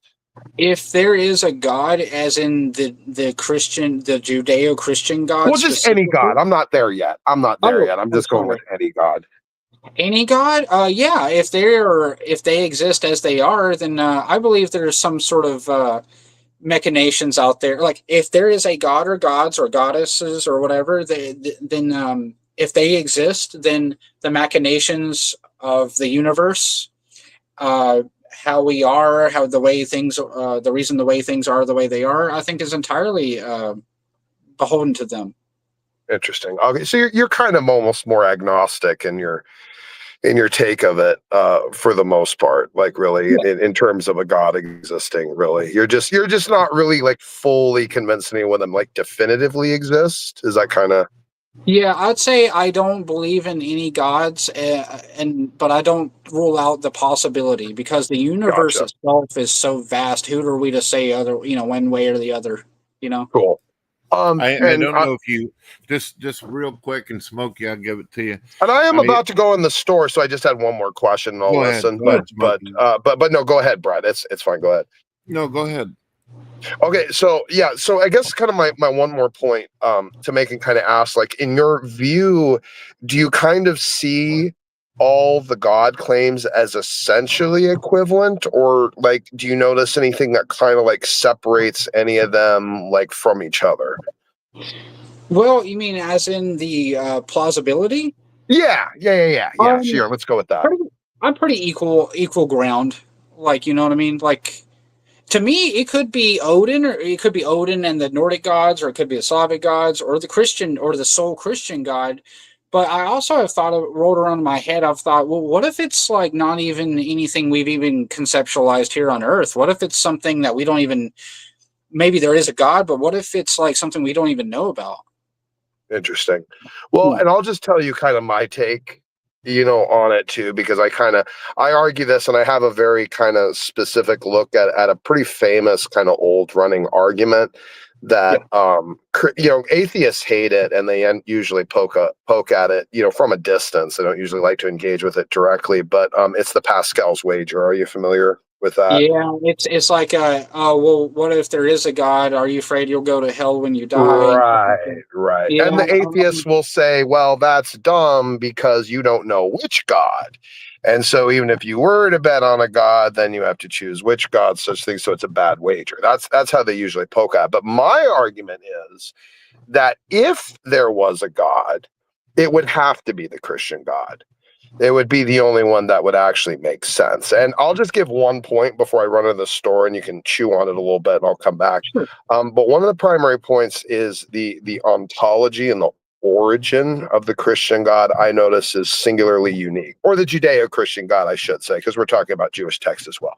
I'll say the Judeo-Christian God. I do exclude Islam because of the Muslim dilemma, and I think anyone that's objective and honest with that will reject Islam out the gate. So we'll just go with the idea. In my mind, my take is that the specific claim of the Christian God is unique. See, because the Christian God, the Judeo-Christian God, amongst all the other God claims, the Egyptian gods, the Sumerian gods, the Nordic gods, the Greek gods, the Roman gods, all of those gods all have an origin. They all have a birth story. They all have an emergence. And a lot of them were purely symbolic for things in nature. It was a way for people to explain. Right. And when you get to when you get to the Far East type religions, you find things like Shintoism, or ideas where basically every aspect of nature is its own spirit or force or entity, or So you find some of these radical ideas, but in the concept, all of these things have an ontology where they are non-eternal. And the thing that gravitates me as the potentiality of the Christian, Judeo-Christian God claim rising above is because it held to a concept that makes perfect sense, but certainly was culturally unreasonable and unprecedented at the time of its origin of these stories coming up, where all other ancient Near East gods and deities, had stories of their own origin or birth. Yahweh was unique in his claim to have always existed and always been outside of space and time. Which is where, when we get further along and we study more and we kind of look at the causality of the universe and the likelihood of it requiring an origin, that a backtrack of causal chains has to terminate somewhere at an ultimate in order to be feasible. And then we track that back through natural theology, and we get the idea that if there is a God, he must exist, outside of the creation, itself. Otherwise it's basically just an emergence, nonsensical emergence from chaos, which makes no real sense. And so the uniqueness of the Christian God to me is correct ontology and correct epistemology as to what I would expect a deity to actually be, which would be an entity transcendental and beyond our universe instead of born inside it. Born inside I know it. what you're saying. I know what you're saying because, really, if you look at the pagan gods, I'll say paganism. It could be European, it could be South American. It's just polytheism. If you look at the ancient pagan gods, a lot of them, I do think they're cool. I think the mythology is cool and stuff. But really, actually, Varg from Burzum, who I mentioned earlier, discussed a lot of this with me because he considers himself a pagan. He was never a Satanist or anything like that. He explained it to me like he said in ancient times, a lot of these gods were humanized and they were given. Well, they were like superheroes. It's kind of like what we do with superheroes today, where we kind of anthropomorphize and super energize a human creature to kind of, give us something to kind of look up to in mythology. It's stuff that's very unique to Earth. Right. Whereas exactly. God, Jehovah, the Judeo-Christian God, you could say, because he transcends mere Earth, whereas like the pagan gods are tied to the cultures here on Earth. Whereas you could say, in the Judeo-Christian God Jehovah or Yahweh, he is the universe. Like he's over the universe. He's over. Well, and to me, it ends up falling down to, at the bottom line, then, is it falls down to an actual definition difference.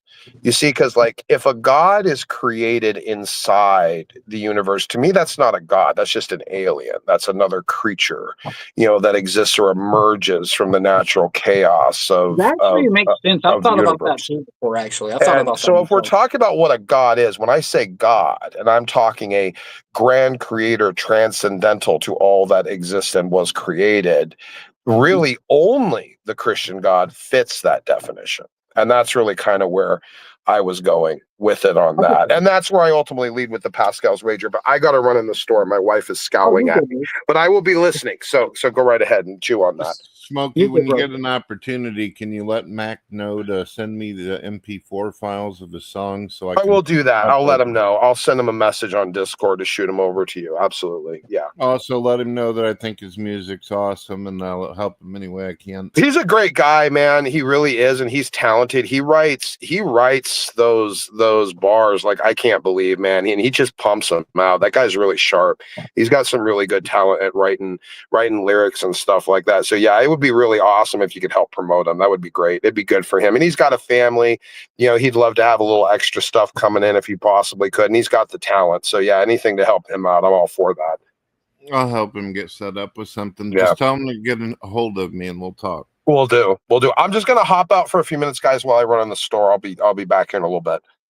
All right, man. It was nice, by the way, it's nice seeing you, man. If I miss you for any reason, it was really nice to meet you and happy to chat with you anytime. Brother.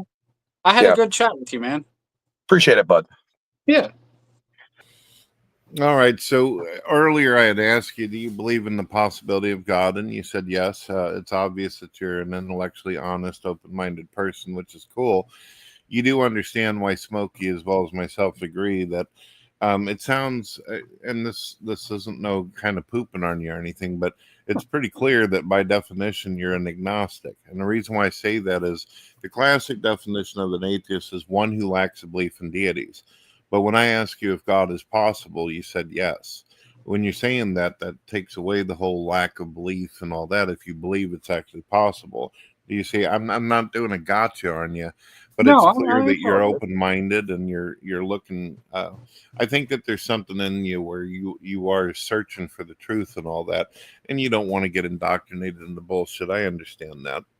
Yeah, I'm somebody who I try to constantly mentally evolve myself because I can't stand it whenever I meet people who are like in their 30s like me, or who are thinking the same things they thought 10 years ago or 20 years ago. It's like I'm constantly trying to evolve, and to me, like when it comes to God or gods, or when it comes to religion, um, I have a more open mind now than I used to. When I was younger, I was a lot more aggressive, I guess. I used to be in a death metal band, and we wrote some pretty unsavory lyrics about religion.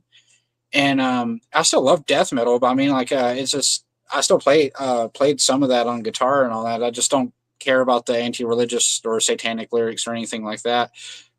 It's a music to me. But yeah, when it comes to all that, I try to have I try to constantly mentally evolve myself. I try to observe the world as it is, and take, like, I guess it's like the journalist in me. I'm trying to learn. I'm just trying to learn, and I'm trying to understand the world around me.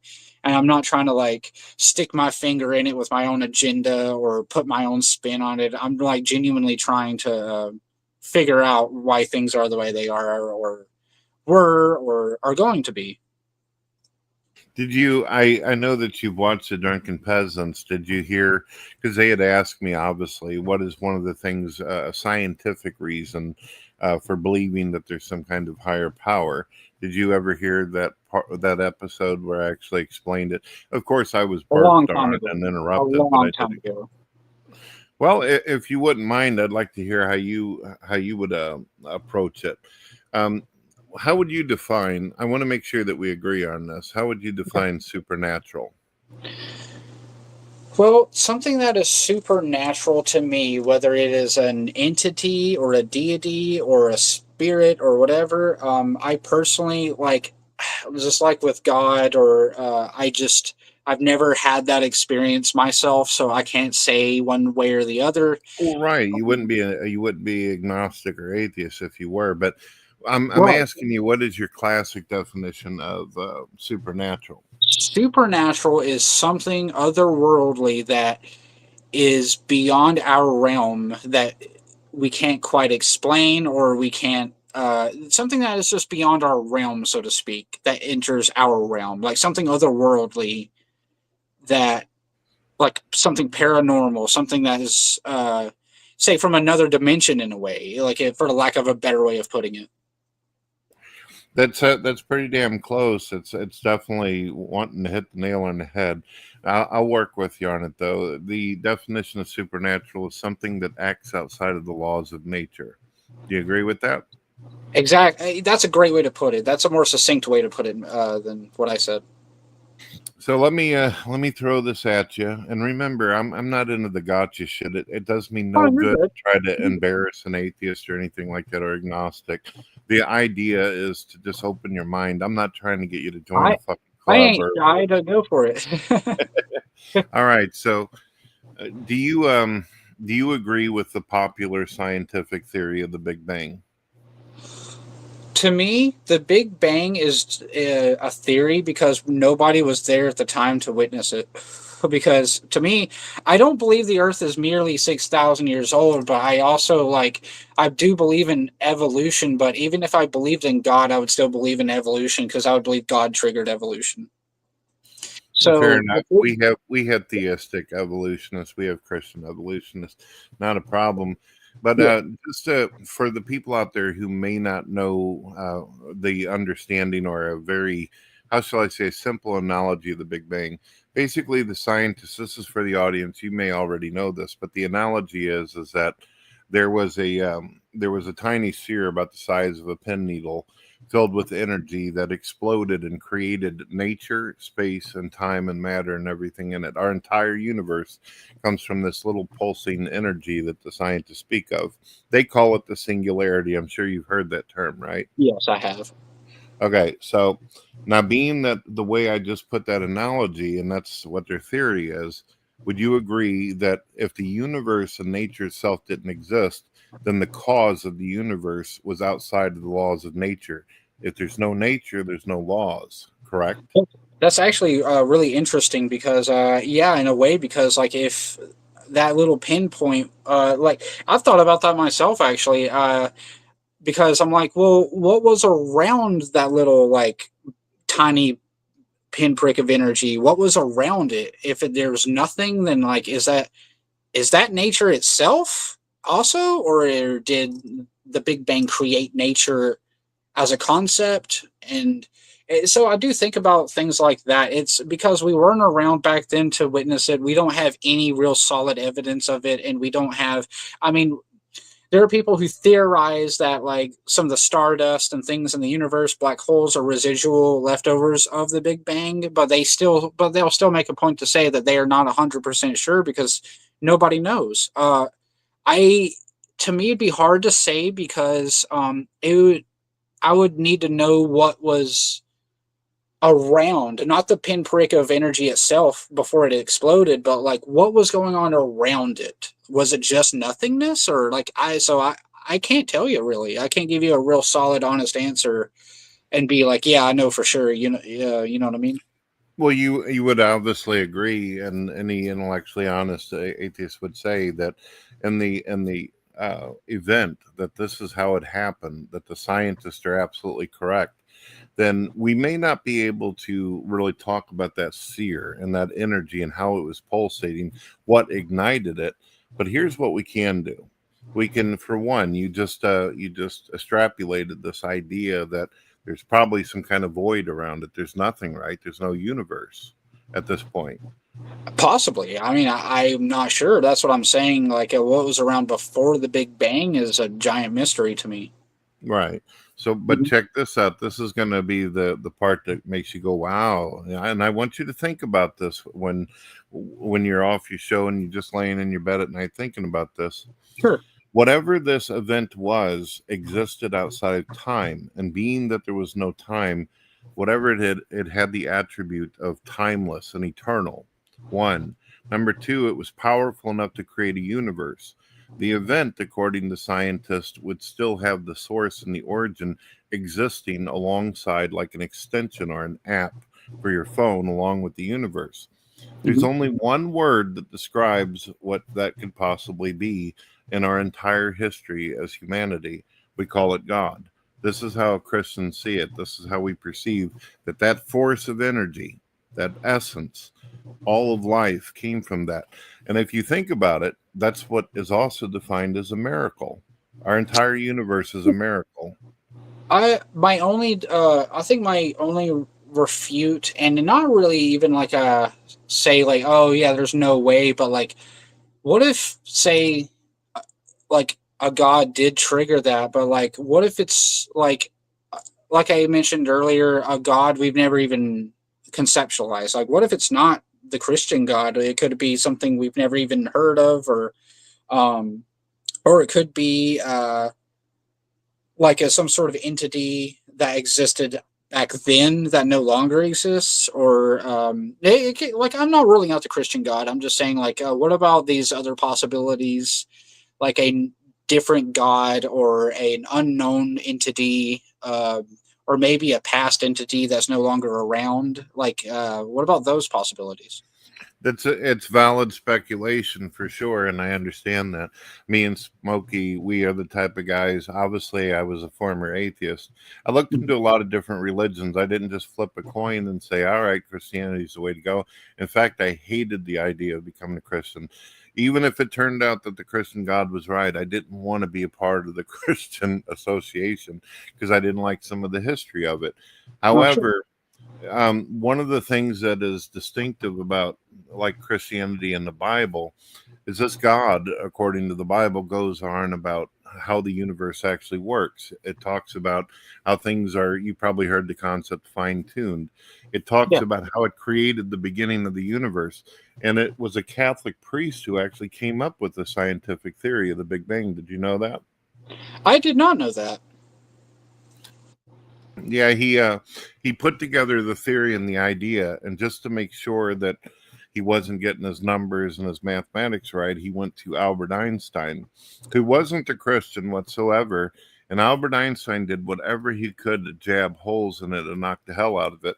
And then finally Einstein came out and he said such quotes as, "The more I study science, the more I believe in God."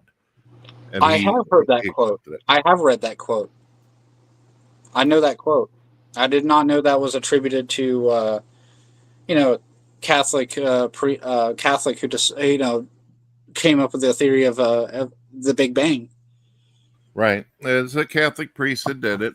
And the first person who ever even invented the word science in itself was Christians. I believe the guy was named Frederick Bacon, I believe, that just came up with the very concept and the definition of the working process of science and repeatable patterns and consistency and all that. Let me try one other thing on you, because I gave you the all-powerful, and I gave you powerful enough to create the universe. I gave you timeless, but obviously the big question is, but what about the mind and the consciousness? Where does this come from, right? That one's interesting. All right. So, like the concept, the consciousness and like the mind of God, so to speak, man, it's the way I view that is like if we're talking about the Christian God, I have read the Bible, by the way. I've read a lot of religious texts, and I still do sometimes. And from what I understand, God, and I'm not saying like Jesus, but specifically God in his original, like in his OG form, he, to me, I've actually heard Christians put it like this. There's no way, he's so almighty and so powerful, and he's so eternally like omnipotent that it's hard to even grasp. Like, it's hard to grasp what God could be thinking, or how he thinks, or the way he thinks, or like why he does the things he does, so to speak. Or like when people say like, oh, the book of Job, how could God do that to Job? And I'm like, well, if I was in God's shoes, well, I look at it like this, or the Holocaust or whatever. It's like, well, we're humans and we do bad things to each other. We have the free will to do so. But like the reason God would let these things happen is we don't know his reason, because we're not him. Like, we're just human beings. We're just creatures on earth. Whereas like if God is real, the way he would think, it would be beyond us. Like his reason for things, like God's plan, so to speak, would be beyond our understanding, because he's a God. And so it would be beyond a mere human creature's understanding to me. Do you ever find it weird? Are you familiar with Carl Sagan? Yes, I am. He obviously, for those out there that may not know, he was a staunch skeptic. He never became a Christian. He died a skeptic and all that. I loved the man. I thought he was great and had some good teachings. One of my favorite videos by him is Flatlanders, if you ever get a chance to check that out. But one of the things that he had said that was really interesting is he said that we were children of stardust. I've heard that. That our elements and our essence come from that. Well, where does the Bible, what does God use in the Bible in order to create us? Do you remember? I think if I can remember in Genesis, when he creates Adam and Eve, so to speak, doesn't he use like the stars or like the dust from the universe to create man and woman? Yes, he uses a material from the earth, which is the dust. Or material from the earth. We're like from earth and clay. That's right. Like, well, the Muslims actually say clay, but the Christian Bible actually uses the word dust. I've actually read the Quran as well. I took an interest in it. I'm not as mean to the Muslims as some of my Christian brothers and sisters, but I had a Muslim friend from Algeria, and like he was really cool. He actually loved Megadeth, and he played guitar. He seemed like a cool guy. He was a devout Muslim, and he was a cool guy. But man, I mean, a few years ago, we were just talking, and we'd make jokes and stuff, edgy jokes. But he started actually talking about like, hurting Jewish people, and talking about, hey man, if there was a Jew in my village, I'd slit his throat and stuff. Like, I had to quit talking to him. We get a lot of Muslims who come into my room as well, and they're usually very kind and A lot of gentle them are. people. A lot of them are. Unfortunately, they do speak of how they think the world would be better if it was under Sharia law. And I've Yeah. asked them, you do realize that if Sharia law was all over the world globally, most likely the extremists would be the ones in power, and you would probably be taken out. So would I and all the atheists and religious people. Is that really what you want? And they still haven't got around to being able to answer me on that, but I throw that out there from time to time. I don't think a lot of them want to answer that because they believe what they believe, and if you're going to be a Muslim, I mean, you have to, if you're going to be a devout follower of a religion, to me, I mean, you can't half-ass it, and if that's what they believe, then it's what they believe. So I got something crazy for you. We were talking about, okay, I gave you all these attributes, but we didn't really stab on the consciousness. Well, where did God's consciousness come from? You probably heard Where it it come from? Yeah. Well, I was going to throw this at you. Are you ready? Yeah, go for Now it. you agree that obviously it was either through nature or some intelligent designer why it is that you exist, why you yourself have developed a mind. Now, if you were to believe at all or accept this theory that scientists are saying, where all the material from the universe, including you, your existence, comes from that pulsating singularity, then why would it be difficult to believe this? Listen very carefully. If your mind and your consciousness comes from that little singularity, then why couldn't it be that a mind existed within the singularity? Yeah, that's actually a pretty good way to put a pretty interesting question because, we're conscious and we know we're speaking to each other right now. I'm vaping. I'm looking at my cat. Yeah, that's an interesting concept to me because it's like, well, before life, so to speak, or before conscious life, how did that come about? It's like, what was around to create, like, how do you just create consciousness? How do you create, or how does that happen? That's something I personally cannot answer. I'm not really a scientist. I don't try to claim to be an expert on a lot of that stuff, but that's a question. I'm sure I have thought about it before, but it's not something I have any definitive answer to. After looking into a lot of different religions, there's a lot of religions out there, even paganism. I have pagans that come in my room and stuff as well as talk. And they have a lot of interesting origin stories. They've got a lot of neat ideas. Some of them are very similar to my own. And I have no problem with this. But I did discover that when you actually read the Bible actually talks to you about how God put the universe together. It actually explains to you why God did these things. Is where if you were to, like, let's say, watch Kevin Sorbo Hercules, it doesn't tell you where the gods originated. It just tells you there's this guy up in Mount Olympus who decided to fornicate with tons of human women and then created children all over the world and shit. And they just happen to be handsome and extremely powerful beings, right? But it doesn't tell you, how did Zeus create the universe? How did Zeus do this? How did that? And that's what makes it distinctive. The Bible takes care of beginning to end on all these different concepts. Another issue, too, I'll bring up, and then we can get into whatever topic you want to, is in a lot of places in the book of Daniel and Isaiah, it actually prophesizes 1,000 years before Jesus Christ even comes that there will be a man, a Messiah, who will come. He'll be crucified, and he'll go through all this torment. It describes in detail the different things that he will do and what he will basically do prophetically. That's the reason why. You can't find that in Hindu religion, or Buddhism's almost like atheism, but it just adds meditation. Yeah, that's actually a good way to put it. I've had arguments with people over Buddhism before. Trust me, I have some thoughts about Buddhism. Well, there you go. My only desire, besides hanging out and making friends and all that, is just simply open people's mind. I don't expect you to jump into the closest church or anything like that. Oh no. I don't even expect you to jump on the label of Christianity. Just continue to have a good heart like you do, and be open minded about just that there could be something up there, and it's worth putting a little bit of faith in.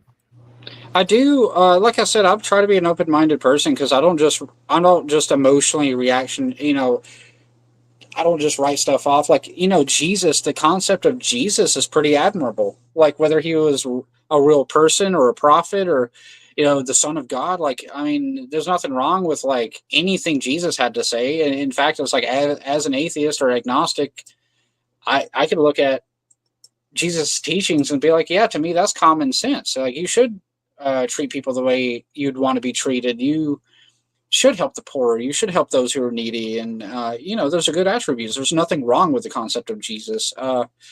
But something I wanted to ask you is my friend Pierre actually told me that since he's Ukrainian, he taught me a lot about Slavic culture, and I want to ask you about this. This is connected to Christianity. He himself is a pagan. He's a Slavic polytheist. He believes in Slavic gods because he said growing up under communism, he grew up in the in the USSR, actually the Ukrainian SSR in the Soviet Union. He said that though it was officially an atheist country, his mother was an Orthodox Christian and his father was a Slavic polytheist pagan. And he said after the fall of communism, the fall of the Soviet Union, he said, religious organizations started to pop up and churches reopened and synagogues reopened. And he said in Orthodox Christianity in East Europe, there's a lot of blending of, Christianity and Jesus, all of that. But they also integrated their ancient Slavic pagan deities and ideas and rituals in with the Orthodox Christianity. What are your thoughts about that? I think that with a lot of different religions out there, there's definitely some similarities, and that's one of the reasons why it makes me believe it even stronger. A lot of atheists would probably argue, well, if Christianity is just another religion, it's just another made-up thing. For me, when I hear that millions of people throughout the dawn of time have either evaluated some kind of experience they feel they had, or a vision, or the similarities. See, I believe at one point in time that God actually divided humanity, and that's why humanity spread out across the world. And I think because of the different languages, they're all believing in some sort of way in the same God. They just have a different or unusual name for it due to their language and their culture. But I do believe in a lot of ways the same God. It's like the Tower of Babel. Yeah. Yeah, I think that's a pretty interesting way to put it because he said it's like they still have. He said whereas in Western Europe, say like with the Celts when they were Christianized, it was like war. You had the pagans versus the Christians for hundreds of years, sometimes even 1,000 years. But he said in East Europe, it wasn't. I mean, maybe it was initially like that, but he said after a while, it was just like you had straight up. You still had like traditional pagans, and then you had like just Christians, but then you have these Orthodox Christians who have both. Like they kind of conjoin them. He said like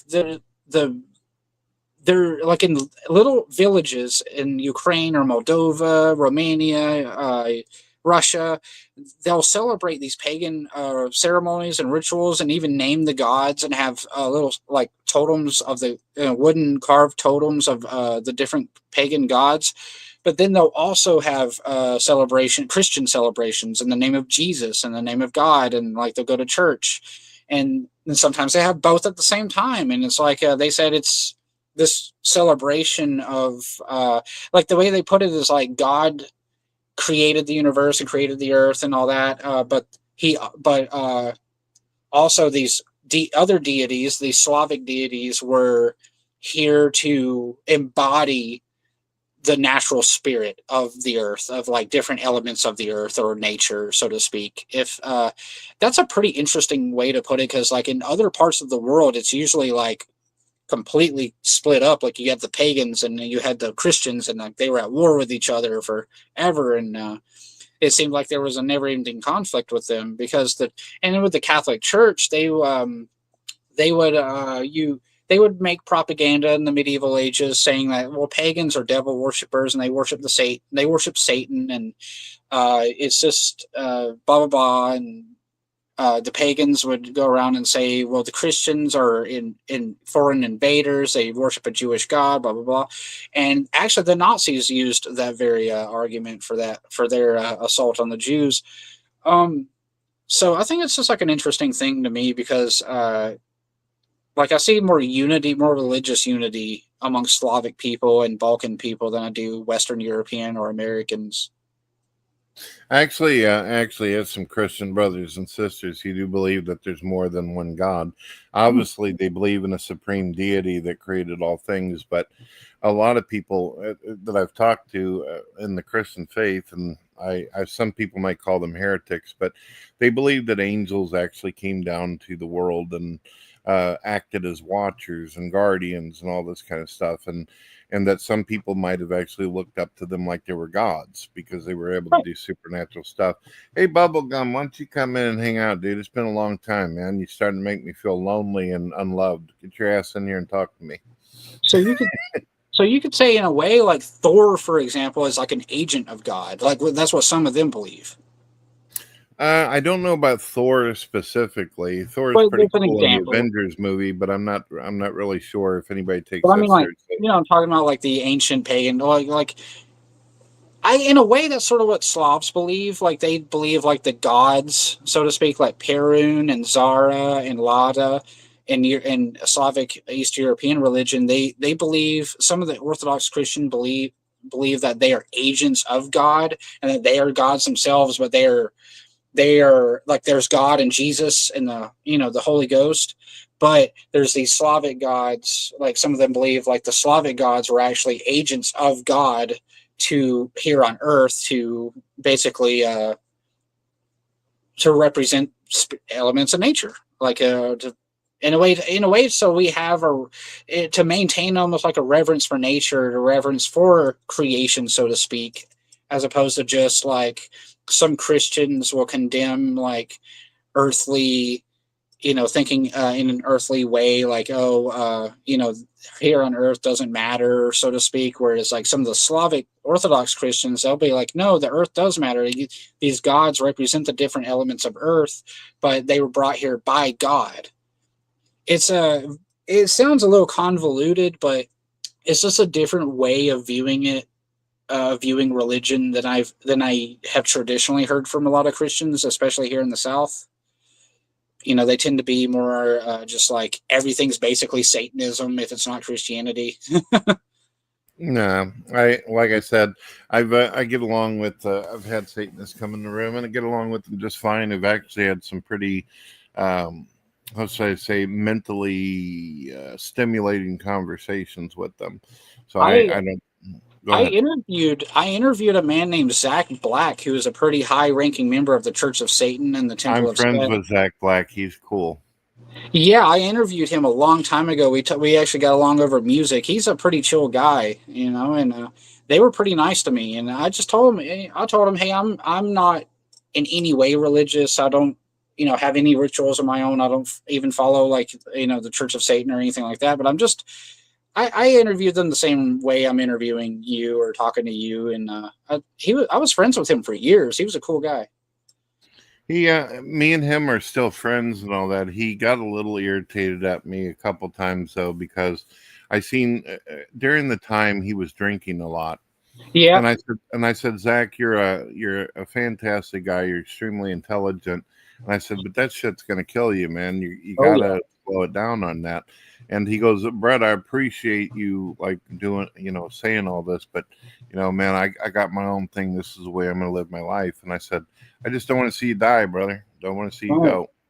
Dude, yeah, I actually I'm just 32 and I cut down drinking about 4 or 5 years ago because it was killing me. I was just in a bad place and I was using it to medicate myself, which is not the thing to do. So I don't even drink like whiskey or hard liquor anymore. I have a few beers if I do drink. Um, so Well, I you hope you understand I'm not some kind of stiff or whatever. Like, oh I'm like, no, oh, fuck, you better not have you a drink or something. My oh no, I'm issue not is when you letting you see know. somebody drinking like a fucking fish, it's like, dude, I don't want to see you kill yourself kind of thing. Yeah, because we just lost. I mean, we lost Cobes because of that. He was just 2 years older than me, and that's heartbreaking. I hated seeing that. And I always want to help people if I feel like I can. With that. I wish people would have been more with King Cobra, as you mentioned. I wish people would have been more supportive and kind to him. Even his parents mentioned in an article recently that he was bullied constantly, Yeah. and the trolls would send him more and more alcohol. Didn't they realize he had Asperger's and he had disability? He didn't deserve to be done like that. People should have showed him some love. I always tried to encourage him to do other stuff. Like if I caught a stream, I'd be like, "Hey, brother, let's hear that guitar.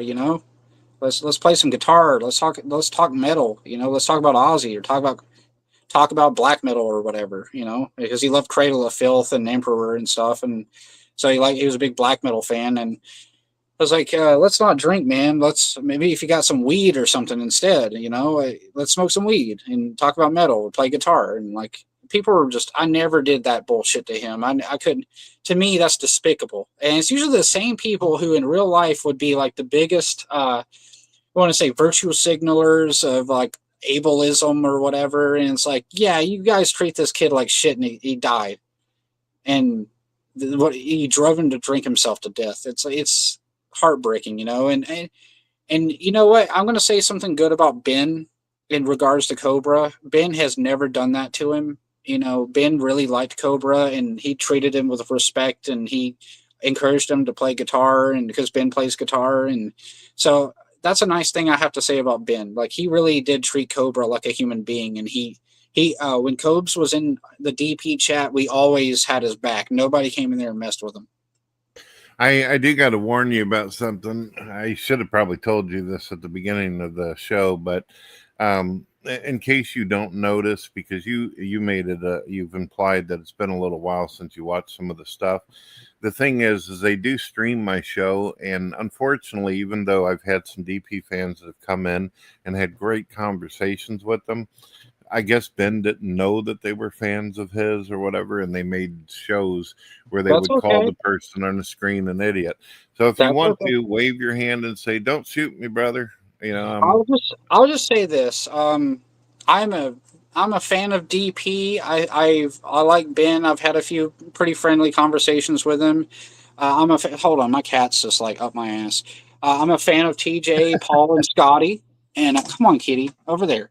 I'm a fan of Ben. I'm a fan of TJ, Paul, and Scotty. I've had very fruitful conversations with all of them. They've all been exceptionally nice to me. I have Paul, TJ, and Scotty's autographs actually on a poster.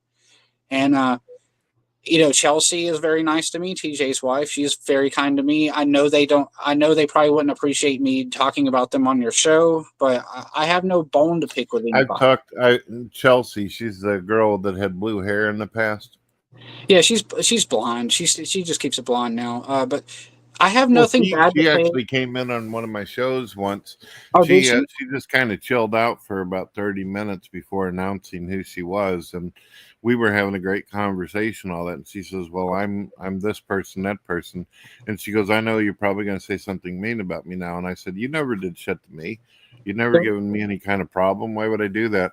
I've seen some clips with you and you seem like a real sweetheart. I think TJ's very lucky to have you. So you're welcome to come in anytime you want." She's cool. She never shit talked me or anything. I think the way the world is today, everyone's the tension is so high, everything's so volatile. I think I've personally tried to make an effort to be kinder to people, to have more patience with people. I used to be a bit more of a curmudgeon when I was younger. And so, and yeah, I mean, back in the DP days, I saw some of it. I know I said, some of it got a little boring, but, yeah, I laughed at some of the Brett Keane segments and stuff. Some of it was pretty funny. The Manatee stuff was kind of funny early on. It just got old. But Well, you do realize what I say to people whenever they bring up manatee on me, right? I not You're gonna not, you'll think it's funny. This okay. kind of pissed off a DP fan though. He goes, "Hey, Brad, how do you feel about the manatee thing?" And I say, do you accept evolution? He goes, yeah. And I said, well, then that means you're related to a fucking manatee. You share a common ancestor. And since I'm the king of manatees, because they put a crown on my fucking aqua, I said, you serve me now. I own you. You're my baby. You're my mini manatee. I They joke fucking hate around with people. I joke around with people, and I use the South Park analogy. We're a bunch of retarded fish frogs, and it's like You we're know the what I do when I get the mean ass DP fans, right? I do this on them when they scream at me. Uh-oh, retard alert. Retard alert, class. that's amazing. I love that actually. So like, yeah, I just say like, there's enough volatility. I don't even know if that's a word. I'm right now. There's enough tension in the world, and I try to be kind to people and give people their time of day. And so, like, I have nothing ill to say about you or TJ, Ben, Scotty, Paul, or any Chelsea, any Amelia, anybody. They probably won't appreciate me bringing them up on the show, but like, I'm a fan of theirs. I don't have any bone to pick with you. I'm just a curious person, and if Ben's watching, hey man, I'm a longtime fan. I think you're pretty funny, and I'd like to smoke a joint with you sometime. I hope this doesn't kill that possibility. And same for TJ and Paul and them. I'm not. Well, I just don't want Yeah. them streaming you and then pausing you and saying a bunch of ignorant shit. That's I if they hope do, that they I do. hope you're right and he actually recognizes you when he sees you, so you don't get fucking dumped on. If he does, he does. I'll probably just laugh at it. I can take a joke, you know. And I just yeah, so I just wanted to let you know that's where I'm coming from. I'm not going to be like, yeah, I don't know what DP is. I don't know TJ. You know, I'm just like, you know, I'm a fan of theirs, but I, you know, with especially lately because with the one of the reasons I wanted to come on was because actually they were firing on all cylinders talking about you and about the pimp monk comments or the Cobra stuff or I know. Please, I'm sorry, don't cut me off here, but like, No, you can ask anything you like, man. I they, told you that. they bring up, and I have no knowledge of this. I don't get into the dirt. I have my own life, you know. But like whoever Emily is, I hear that stuff, and I'm like, you know, maybe I could ask some questions. Maybe I can get to the bottom of some of this, and we can just clear the air, you know. Well, ask anything you want. And so basically, like with Paul, actually, going back to some of the questions, I know you explained your relationship with TJ. I actually was going to ask about that, and you answered it for me. What about Paul? Where did you and Paul start off? Paul was. It's like I don't. Have you ever seen the Amazing Atheist tribute video before? Tribute video? Can't say I have. If you go to the Amazing Archivist, his channel, it's on his own channel, but I also put a copy of it on my radio. If I've seen it, it was probably a long time ago. I still watch him, but like some of it's lost to memory or lost to time for me. Well, at DP they recovered it because they wanted to embarrass TJ with it. TJ made a video a while back when he first came to YouTube, and he basically said I was his favorite atheist. I influenced him to be on the show. I've seen that. I've seen it. I know exactly what you're talking about. It was funny watching his ass squirm whenever he had to rewatch himself doing that. I remember. Yep. They made fun of him. I didn't put him up for that. I don't know if you realize this, but when I seen him as a young man hanging out in his fucking garage and shit and quivering back and forth and talking, I seen him as like a brother at that time. Yeah. Just totally connected with him. And I told everybody that was subscribed to me, I had been on for a year before him. I had amassed a great deal of subscribers. So I said, you all need to go over and subscribe to this fucking guy. You need to connect with him. He's going to be something one of these days. He's going to be a big deal. I never knew with all of my health issues if I was going to last very long. I always had this thing in the back of my mind. something could happen to me any day, and I hope that somebody's able to take my position or spot. And I seen him as the guy, and I told him that. I said, this is the motherfucker you want to watch and listen to. So as far as Paul's ego, Paul is almost kind of the same deal. He was watching me and shit, and atheists would come to me and they would tell me, hey, Brett, can you plug this channel? Can you advertise this atheist? Because they're real small. So somebody gave me Paul. I went over and I seen that he had a couple videos about me, and it was really positive, really cool. And I went through his entire channel and listened to him, and I was like, this fucking guy's articulate. He's intelligent. He's got a lot of shit going for him. Right. So I went ahead and I made a fucking video and all that. And I said, Paul, if you ever want to talk to me, I'd love to be able to talk to you one-on-one, have a conversation. Well, for him, it was like the way you get autographs from those guys. For them at that time, it was like they were looking up at a superstar. Now, I didn't ever represent myself as being a legend or a superstar. That's just the name they gave me. So I ended up going and hanging out with him on Stickam and Skype. I don't know if you use Skype or anything. Oh, a long time ago. So me and Paul talked. First conversation we had was really fucking awkward. I'm like, hey, is this Paul? And he's like, he's moving around like he's talking. And I said, dude, your mic's not, it's muted. You got to unmute yourself. And he goes, oh my God, I'm talking to Brett Keane. And I'm like, what? You're not an atheist anymore? He goes, what? And I said, you just said God. And he laughed his ass off. And he goes, hold on just for 1 second, dude. Just hold on.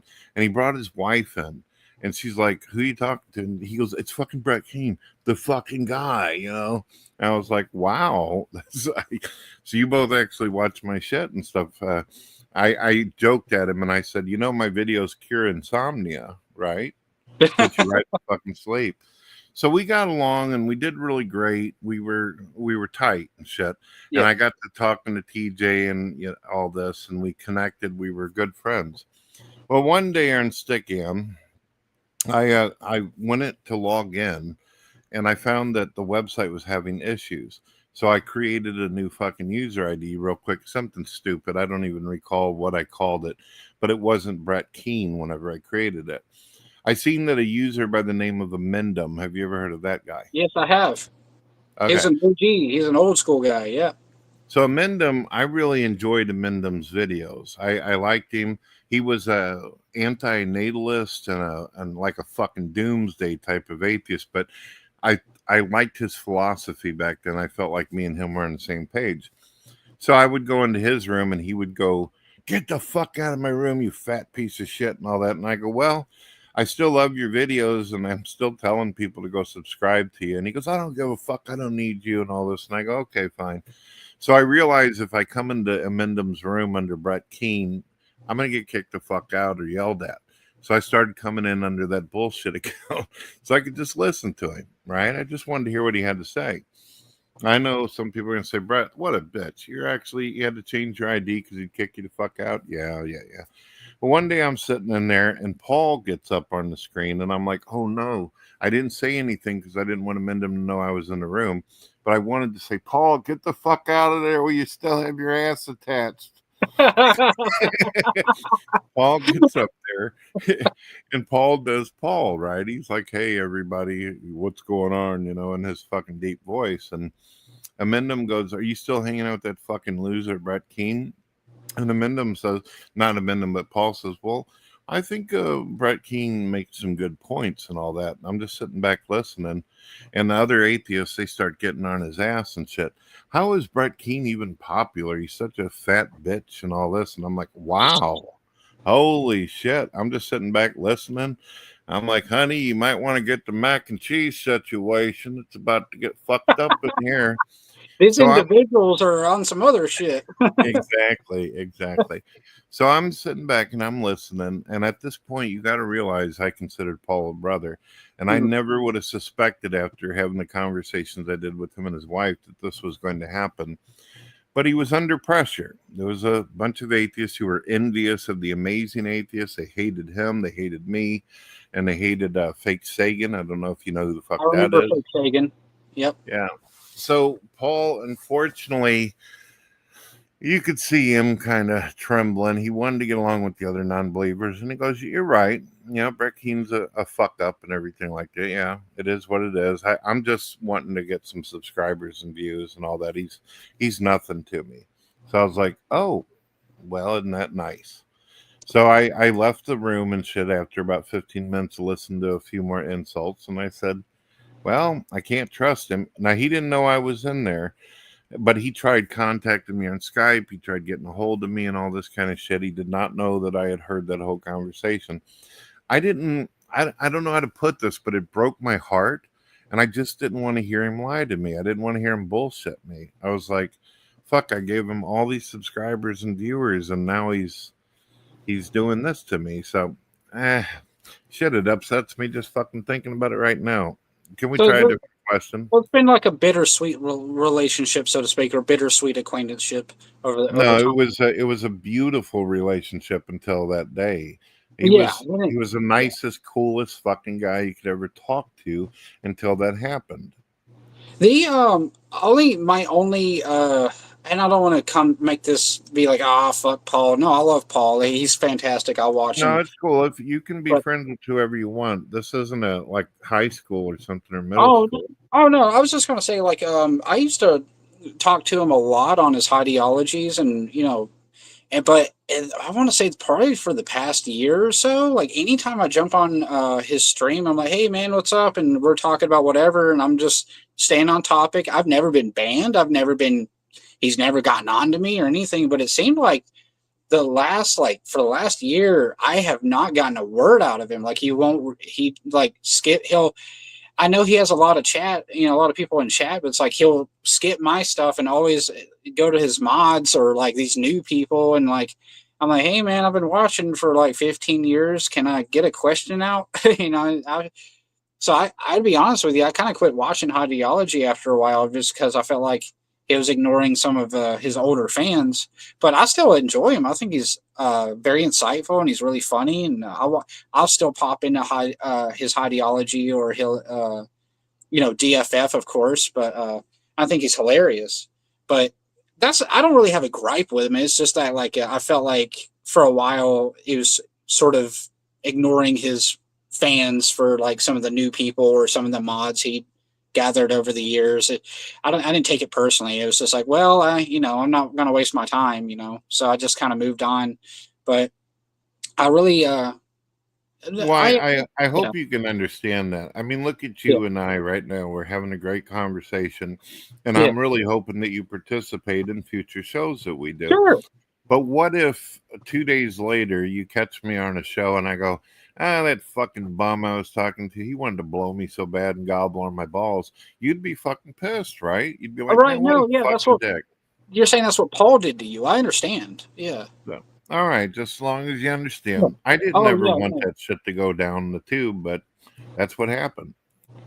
If I can ask some more questions here, just sure. You had said something about the Emily thing. That's one of the questions you wondered. Sure. Just to clear some area, that's one of the things I did want to ask about, because it actually wasn't originally one of the questions I wanted to ask, but people bothered me about it. And because they're Ben's saying something and these people are saying something, and then I don't, like I said, I don't rife through people's personal business myself. I'm not a Kiwi Farms guy or anything. I just like laughing at deep fat fried and drunken peasants and just having a good time. But like the more I was going to interview you regardless, but I felt obligated to ask about who Emily was, and if the things Ben is saying is true, or some background on that, or some details that may have been left out, because they're accusing you of some things, some right. You probably already know. Well, I know because Drunken Peasants Ben, actually, he posted some shit to me over on Twitter and all that, some messages apparently from a 5 or 6 year old post that supposedly somebody he knew was having a discussion with this person. I don't recognize Emily. That is my son that is in the picture. Yeah. People have to understand that I am 48 years old. I'm going to be 49 December, ladies and gentlemen. My son, moved out between 17 and 18 years old. He's been living in his own home. We just gave him a new truck recently and all that. He's been in a committed relationship with a female for about 5 years. Back whenever he lived with us, there were times where he dated a lot of different females. My brother, he's a fucking rock star, so he's constantly had girls, you know, and you know what it's like to be a fucking rock and roll guy or whatever. My son, though, whenever he lived with me in a teenage age, we didn't want him to have anybody going into his bedroom at all. The reason why is we have family members and we know people where they got pregnant early in life and had to pay child support for the rest of their fucking existence. It ruins I know somebody like that right now, and it's ruined his whole fucking life. Yeah, so for me, when I hear that supposedly Brett Keane standing behind a fucking doorway, he's like the shadow in the night type of thing. I didn't want to exactly say that, you know, put it that way. But I know. I know most likely you would think that that's absolute horse shit. You probably would ask the question, well, how would anybody even know whose shadow this is or that? The issue is that the door would have never been shut. There is no sex with teenagers in my fucking house. My daughter doesn't get to do that. I told my daughter and son when they were young, whatever you choose to do, you're going to have to wait until you're paying your own bills. You got your own roof over your head, and then you can do whatever the hell you want.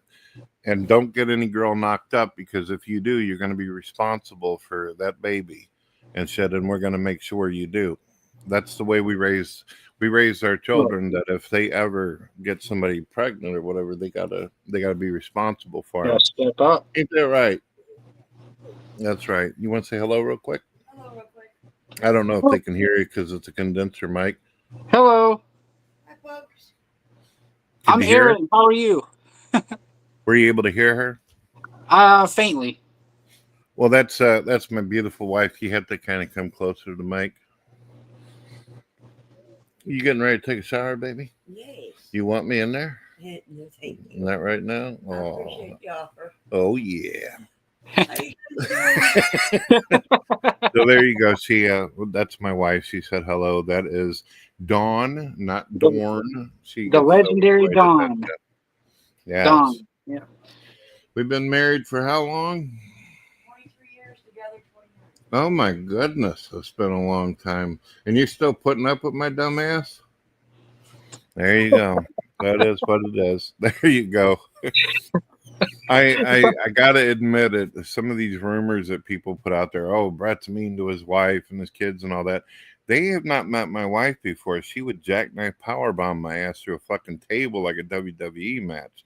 Yeah, one of the things back in the day, back in like the height of DP, I would hear a lot, and forgive me for this, but like would be like I think it was mostly Ben doing this, but it'd be like the water head joke or something like that. Remember I explained to you that my daughter was born with meningitis that led to hydrocephalus? Yeah. Well, back in the old days, they referred to the condition as a less scientific nature. They would call it water on the brain. So when you hear them calling my daughter that bullshit, that's what they're doing. Ooh, yeah. I mean, back in the height of DP, they didn't give much of a fuck about anything, did they? Yeah, they don't seem to have grown any moral stems at this point either.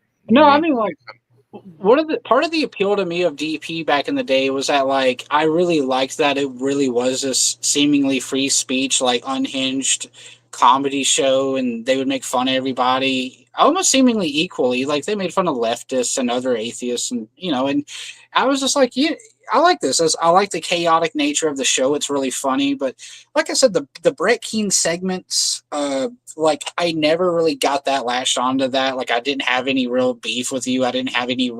I mean, to be honest with you, I didn't really have I didn't think one way or the other about it most of the time because that seemed like their thing, you know. And so whenever they would make jokes like that, I just kind of like, okay, you know, let's get on to the next segment, personally. Hey, Shit Biscuit, how you doing? I don't know if that's the real one. What's going on there? If that's Shabisky, I want to say hello, man. Say hi to Ben for me, dude. I don't know if it's the real shit biscuit or not.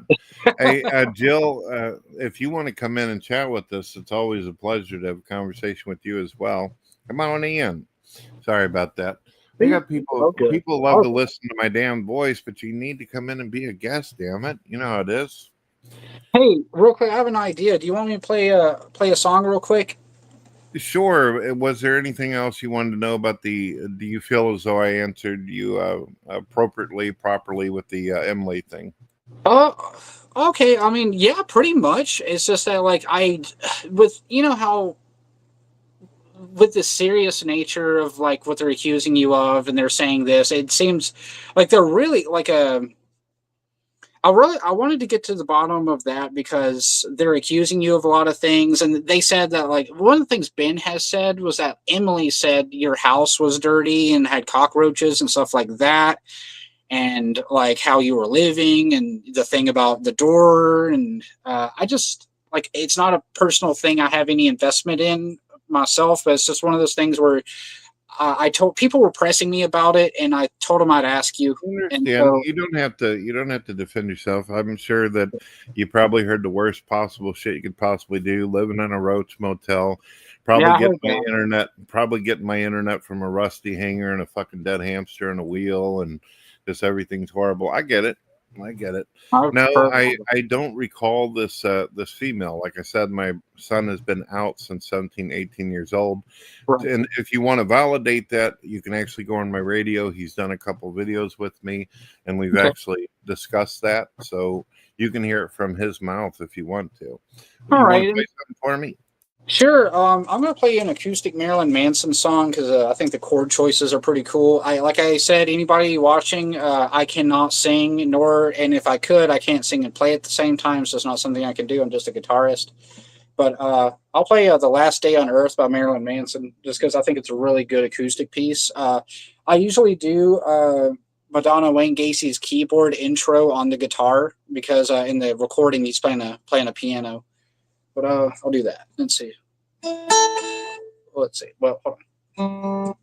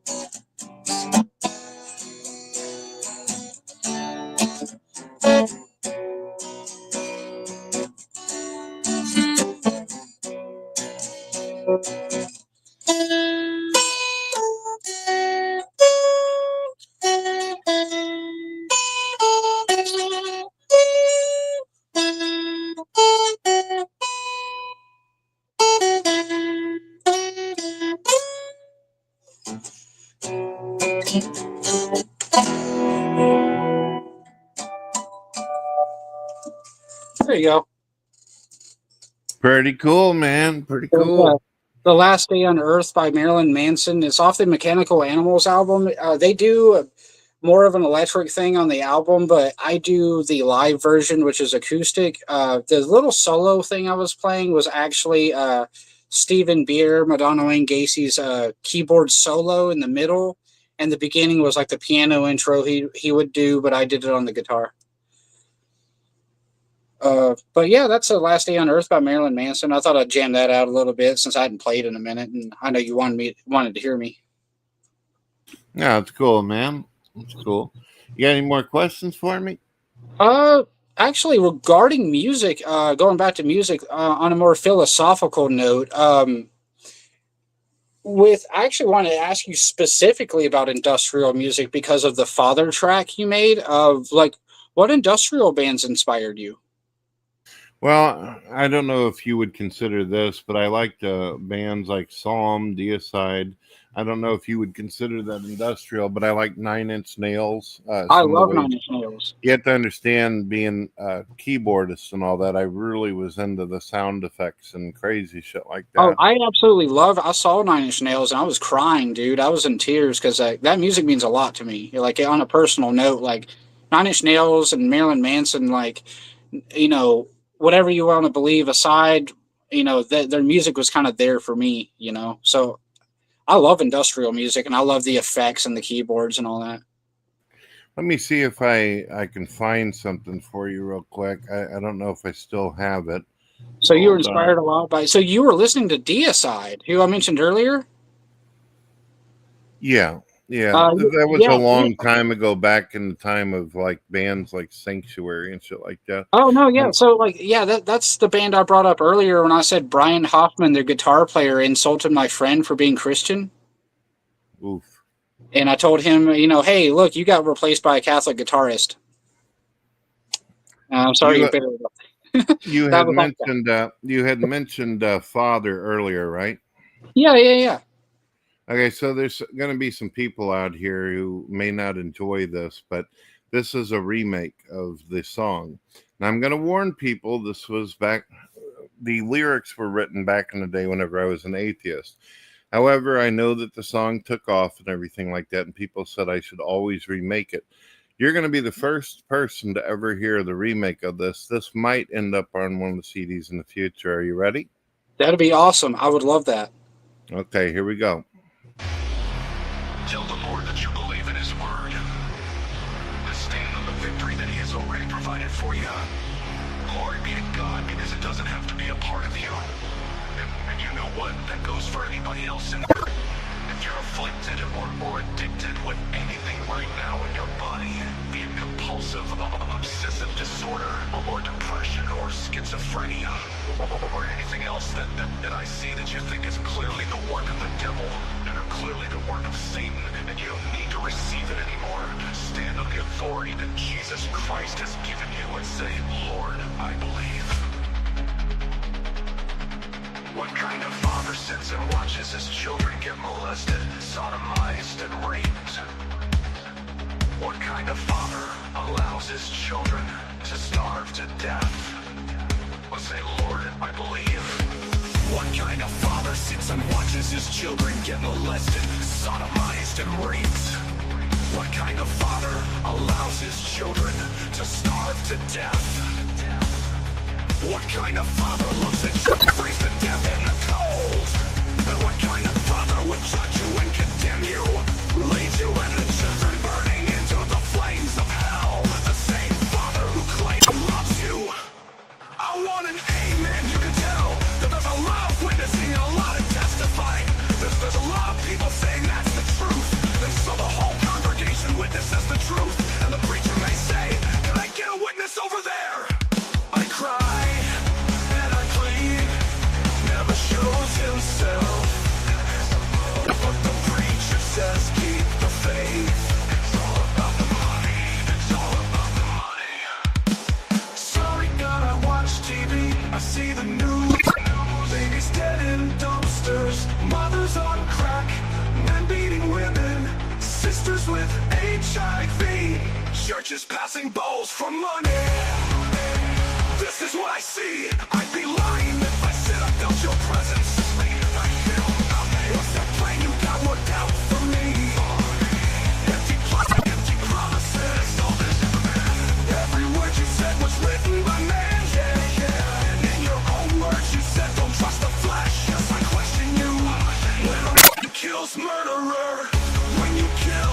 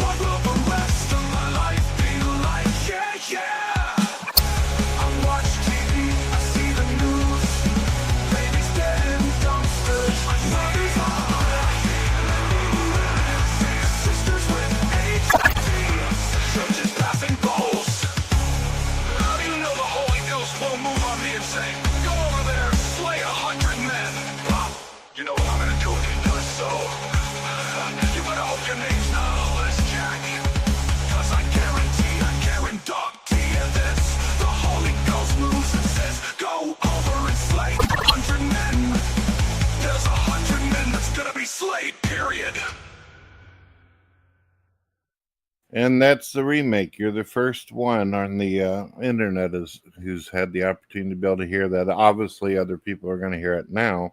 Sorry about the whatever the fuck that squeaky noise was. I have it in WAV file, but that's too big for this StreamYard shit, so I had to put an MP3. I didn't know it was fucked up like that. Sorry. Hold on a second. Your mic got muted when the song played. Go ahead. Oh no, no, that's okay. I was gonna say when I was listening to it, it reminds me a lot of the German industrial band KMFDM. If you've listened to them.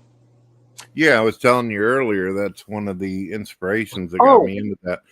Oh yeah, I love them. I actually was friends with Sasha Kolansko on Facebook a long time ago, and I was like, man, I love KMFDM. It's got me through some hard times, and I like playing video games while listening to your music. And he's like, hey man, if I'm ever around and at a show, if I'm playing a show near you, let me know. I'll get you backstage. I was like, hell yeah. So people ask me nowadays, Brad, are you going to do some singing and shit like that sometime in the music? Because I've been having other vocalists come in and all this and do things. My brother does do lead vocals for Black Death, but he mostly just kind of it's more like recording studio type of stuff where he comes in, does some guitar work. But as far as that song, I've been kind of iffy about putting it out on putting it out. Yeah. Yeah. I mean, that was a long time ago when I put it together, but when I originally put the song together, I knew it was good sounding, but the problem was I had always wanted metal guitars with it. That song was just all fucking keyboards, the original one. Yeah. And it just was me doing like a bass line and some funky sound effects and shit with my voice. And I always felt like, it's you know how it is. You listen to your old shit and you're like, this is fucking crap. What I actually did, I had something similar actually. I mentioned a while ago now. I used to be in a death metal band when I was a teenager, and we wrote some pretty disgusting lyrics. But whenever I was in my 20s, about 12 years ago, actually, I was in a black metal band, and I know a lot of black metal is like satanic and anti-Christian and stuff, but I didn't want it to be that. I wanted it to be more fantasy, medieval, almost like Legend of Zelda type shit, like nerdy shit. And I took the lyrics from an old death metal song I had, and I took all the Satan out of it, and I took all the anything to do with Christian, anti-Christian or satanic or whatever, or even mildly anti-Semitic stuff I had in there because, I was criticizing Judaism in an edgy way at the time. But I took the lyrics and I've just reworked them into this like medieval fantasy story about like something from Zelda or something, some nerdy shit. And so I made it I made it more accessible to people who want to hear badass metal shit, but don't, I'm not a Satanist, I didn't want to just be like, yeah, Satan, Satan, Satan, you know what I mean? And so I cleaned up some of my old lyrics actually because of that, because I wrote some pretty edgy stuff when I was younger, and I just wanted to have like more meaningful lyrics when I got older. So, but I liked the songs, so I just kept the songs and reworked the lyrics. Well, let me show you something a little bit more chill that is actually on the album Tribulations. Have you listened to that yet? I haven't yet. No. Well, if you ever want to listen to my music, my 5 albums are posted towards the top of my YouTube channel. You can listen to them all free from beginning to end. Now people always ask me, say, bro, why are you putting your music out there for absolutely free? What are you, fucking nuts or something?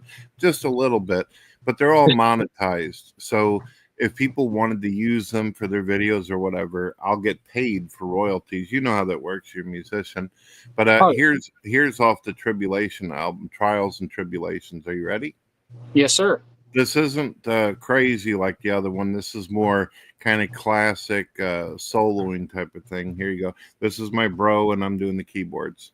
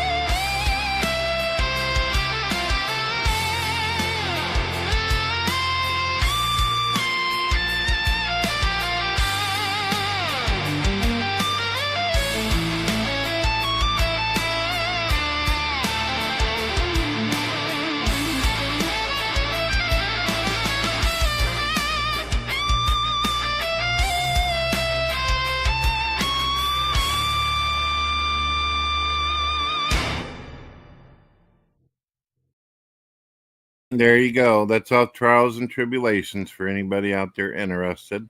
That's on. I believe that is the girl with the black hair. We got some photos of angel type women.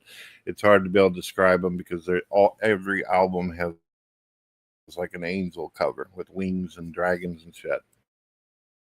Hold on, let me unmute it. Oh, sorry about that. It does that whenever I play a song. Oh, dang, you were lying. He could shred, dude. Oh, man. Those melodies were amazing. Like some Iron Maiden type shit. I love When that. you get an opportunity, I'm sure he'd really appreciate it. You can add him on Facebook or also go over to his YouTube channel and say, hey, dude, fucking rock it. You know, he does live performances and all that. That kind of irritates me. That's another thing that Ben accuses. He says, we're AI. Go over and watch and do it live. You know damn well and shit that you can't fucking bullshit your way out of a live performance. Not playing like that. And, dude, I actually want to ask you, just out of curiosity, do you currently own a guitar? Because I know you said you used to play guitar. You're more of a keyboard guy, but do you still play? I have some electric guitars put up. I currently have an acoustic guitar out. But I don't know if I want to pull that shit out and start. Oh, you don't have to pull it out. You just tell me what they are. Let me see. My brother actually brought this one by because he wanted to do some acoustic work. What is that? Fuck, I can't. I got to put on my glasses. Hold on a second. Let me go look at it because it's across fucking room. Oh, you're good. Oh, boy. Hold on a second. Appreciate the effort. Hold on. Give me 1 second.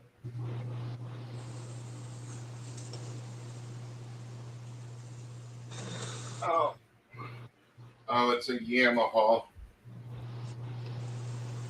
Yeah, I don't. For me, I don't do much guitar nowadays. It's mostly I stick with the keyboards. I had a beautiful ESP. That guitar you saw me play in the video was a ESP Horizon and LTD ESP Horizon, and I loved that guitar. That recently just got ruined because it got knocked over, or it fell actually off of something in my old band's practice space and snapped the headstock off. And I'm pretty good with repairing instruments, but it was fucked. I just pulled all the electronics out. I pulled the Floyd Rose tremolo out. I just took what I could salvage, and I had to trash the body and neck. And so I lost my ESP recently, but I just got my acoustic right now. I got a 1957 Fender Stratocaster over there. And, I was wanting to bring something up as well. You had mentioned something about cockroaches earlier. I don't know if you ever heard. That wasn't me. That was something Ben said. I know. I get it. I used to crack a joke, though. I used to live in St. Louis before I moved out to the country and all that. And we did live in a really fucking rough thing whenever I was growing up. And people would say, how rough was it, Brett? And I said, well, let me put it this way. When you walk in the house, the cockroach trips you and the rat steals your fucking wallet. What is that Dude, that was growing up, though. I have since obviously, evolved, if that's the right word. Something you were asking about some more questions. I did think about some more. I actually had some written down I completely forgot about. I want to ask your opinion on we don't have to go into like debative stuff or whatever. This is just like, what's your thoughts on I am not politically, I'm not a communist. I'm not a Nazi. I'm not a Republican. I'm not a Democrat. I'm just sort of myself. I have my own philosophy in life. I used to be very right wing. Like I was hanging out with the neo-Nazi kids, but then I got away from them, but I was still really right wing. And I even went to a Trump rally and I met Donald Trump wearing like a bunch of heavy metal shit. But then I eventually just kind of grew apathetic to American politics and all that. But what's your opinion of? I know this is a kind of a loaded question. There's a lot you could answer, but what are your opinions of stuff like Marxism or National Socialism, fascism, anarchy, or democracy, or anything of the sort? Well, it's interesting that you bring that up because I actually have a friend that the Christians are always like, Brad, how do you manage to be so cool with this person? But I got a good friend that I used to hang out with all the time. Her name was Nadia Chambers, and she was a transgender who referred to herself as an anarchist, socialist, communist, and Nazi. That's how she seen herself. But the transgender was nice and cool and all that shit, and wasn't telling me to go out and do swats because on my head or anything like that. So, we got along just fine. It was a weird ass thing, but Nadia used to be on my show all the time. Yeah, I had a friend from Romania who was a pretty chill guy, and we talk about music and stuff. And but he was like, Aaron, I'm gonna let you know, like, I consider myself a neo-Nazi, and in Romania we don't have black people, so I don't really have anything against black people. But he said, I don't like Jews and I don't like gypsies. Is that a problem for you? And I said, you keep your mess to yourself. That's all there is. And we were cool. Then after so long. No, seriously. After a while, he was a otherwise chill guy, and then after a while, it really did get to the point where every conversation he was like, "These fucking Jews or these damn gypsies," and here ripping us off, or these Jews, this Jews. I'm like, dude, I'm tired of hearing it. I don't care. Like, See, even whenever I was a kid, before I became an atheist, I had been taught about Adam and Eve, that we originally came from two human beings, which logically would mean that we all share genetics with each other. Every child that was born after Adam and Eve was from the same source. So I don't know how to work in racism or Nazism, and I don't know how some liberal Nazi-ass Democrats are able to do that themselves if they believe in God, because we're all brothers and sisters of the cosmos. We're family. So this whole hating on people for skin color or where the fuck they come from or who they were born to, it just simply makes no sense to me. I remember getting shit from my friends as a teenager because one day I came to school wearing I still have the shirt. It's a Jimi Hendrix t-shirt where his afro is like brown velvet. It was like a textured velvet, and it's a cool shirt. It's like his face and afro were like this brown velvet. And one of my friends, I was probably about 13 at the time. One of my older friends who really was into that shit told me, or he asked me, he said, why are you wearing an N-word on your shirt? Why are you listening to N-word music? And I felt at the time, I remember just feeling, I'm still very new to all that sort of thinking. And I'm just like, I don't understand. Like, I've always listened to Jimi Hendrix. He just seemed like such a fucking badass guy. He's a cool guitar player, seemed like a nice guy. And like, I don't see what Jimi Hendrix did to this fella. And I told him, I felt uneasy and I felt angry. And I was like, I don't know what Jimi Hendrix did to you, but to me, he kicks fucking ass, dude. He played the Star Spangled Banner. And I'm like, dude, he's an American hero to me. And he's like, well, you need to change that. He was like, you need to stop thinking that way. And he said, you got to quit listening to Judas Priest and Queen, those queers. And you got to quit listening to liberal shit like Nirvana. You got to quit listening to this. You got to start doing this. I'm like, you got to quit watching these comedians. And I'm like, dude, these people were scaring me. And I was like, I vaguely knew who Hitler was as a kid. And I knew vaguely who the Nazis were. But when, like, I really learned about it in the run of these kids. And the reason I tolerated them, I think, is because they put it in my head that, like, they're like, you love medieval literature, right? You love mythology and you love fairy tales and like fantasy and all that, right? And I'm like, yeah. And they said the world used to be like that. The world used to be like the Legend of Zelda and Lord of the Rings. I'm like, what do you mean? They said there used to be magic in the world. And the world, we used to have adventures and live in wholesome villages and build beautiful castles. I was like, well, yeah, like a long time ago in the like Viking age or the medieval ages or whatever. And he's like, no. They said the Jews took that away from us. And I said, how? And they said through Christianity. They used Christians and brought them into Rome, or the Jews went into Rome and converted people to Christianity, and then they took over Europe and destroyed our pagan cultures and stuff. And so they're like, the reason the world is shit now is because of that, and blah blah blah. And years later, I come to find out that a lot of the things that Jews were pinned on in the Middle Ages were actually the fault of, no offense, Christian kings who wanted to use the Jewish population and sometimes the pagan population as scapegoats for the failures of their society.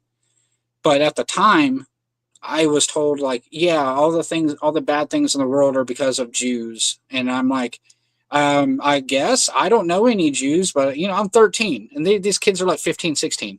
And so I sort of believed them to a degree. I'm like, maybe they're right. Maybe Christianity was forced on us by the Jews and all this. And so, but I was still hesitant. I'm like, I don't hate Jewish people. I don't hate black people or gay people. And I'm like, I don't, you know, and so like that sort of thinking, the Nazi thinking or the racist thinking, even when I was around it, I didn't quite understand it, but I tolerated it. I think it's because I didn't have a connection to anybody else, you know?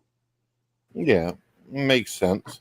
You know, earlier you had you'd mentioned the manatee thing. I don't know if you've seen this. Here we go. Oh, you got a manatee. I saw that earlier. Yeah. That's my buddy TTR over there. He's wearing my it's Evolution is Magic shirt, and then these two beautiful ladies you see here. They all three actually have a manatee shirt. Yeah, ever since that meme came up, I thought, why don't I go ahead and make some money on that? So I went ahead and put these shirts together for people. You like it? Oh no, that's cool. I like it. It's cool that you own it. You own the manatee label. That's fucking funny. That's amazing. Well, I'm the king of the manatee, and all the atheists are my mini servants. Yes. Dude, yeah, regarding the political stuff, we're going to have similar views on Nazism. I mean, we're not going to just be like, yeah, they have a point. But when it comes to like communism, Marxism / socialism / communism, I'm not a Marxist. I can think for myself, but like, it's interesting to me because I love history and I like studying dictators and different societies and the way people lived, why they did those things, or like, almost like the psychology behind it. Like I think North Korea is fascinating, for example.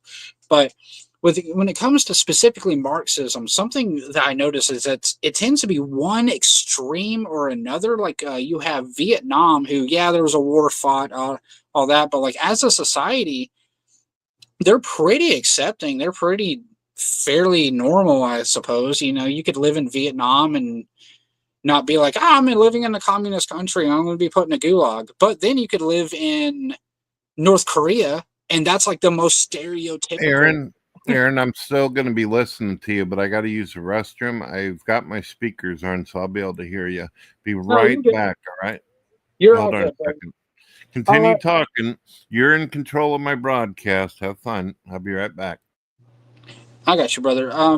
Essentially, I guess what I'm saying is like with communism, I'm very conflicted with how I feel about Marxism and communism, socialism, because like I mentioned, you'll have like a country like Vietnam who seems pretty they seem like a pretty tolerant country socially, and although they're officially atheist, you have Christians who can live there, Buddhists, Jews, even some Muslims. And you have the traditional animists, the pagan polytheists who live there. But then if you go to North Korea, who is also historically a Marxist country, that they have the same state atheism as the Soviet Union did or Vietnam still has, but they have the zero tolerance policy for religion.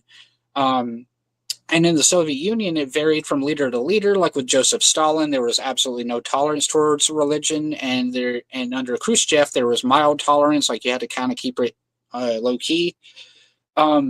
But with communism as a concept, to me, it's like I'll see documentaries about countries like Vietnam or Cuba, and I'll be like, maybe it works out for them. Then I'll see a documentary about Albania, about Enver Hoxha, or Nicolae Ceausescu in Romania, or Pol Pot in Cambodia, and I'll be like, nah, that sucks. That seems like a living hell. I don't want Christians to be shot in the head. You know, I'm an atheist myself, but I don't want Christians to be shot in the head for praying. Maybe I don't want state. Well, it wasn't. I'm back. It wasn't just Christians that got clanked. No.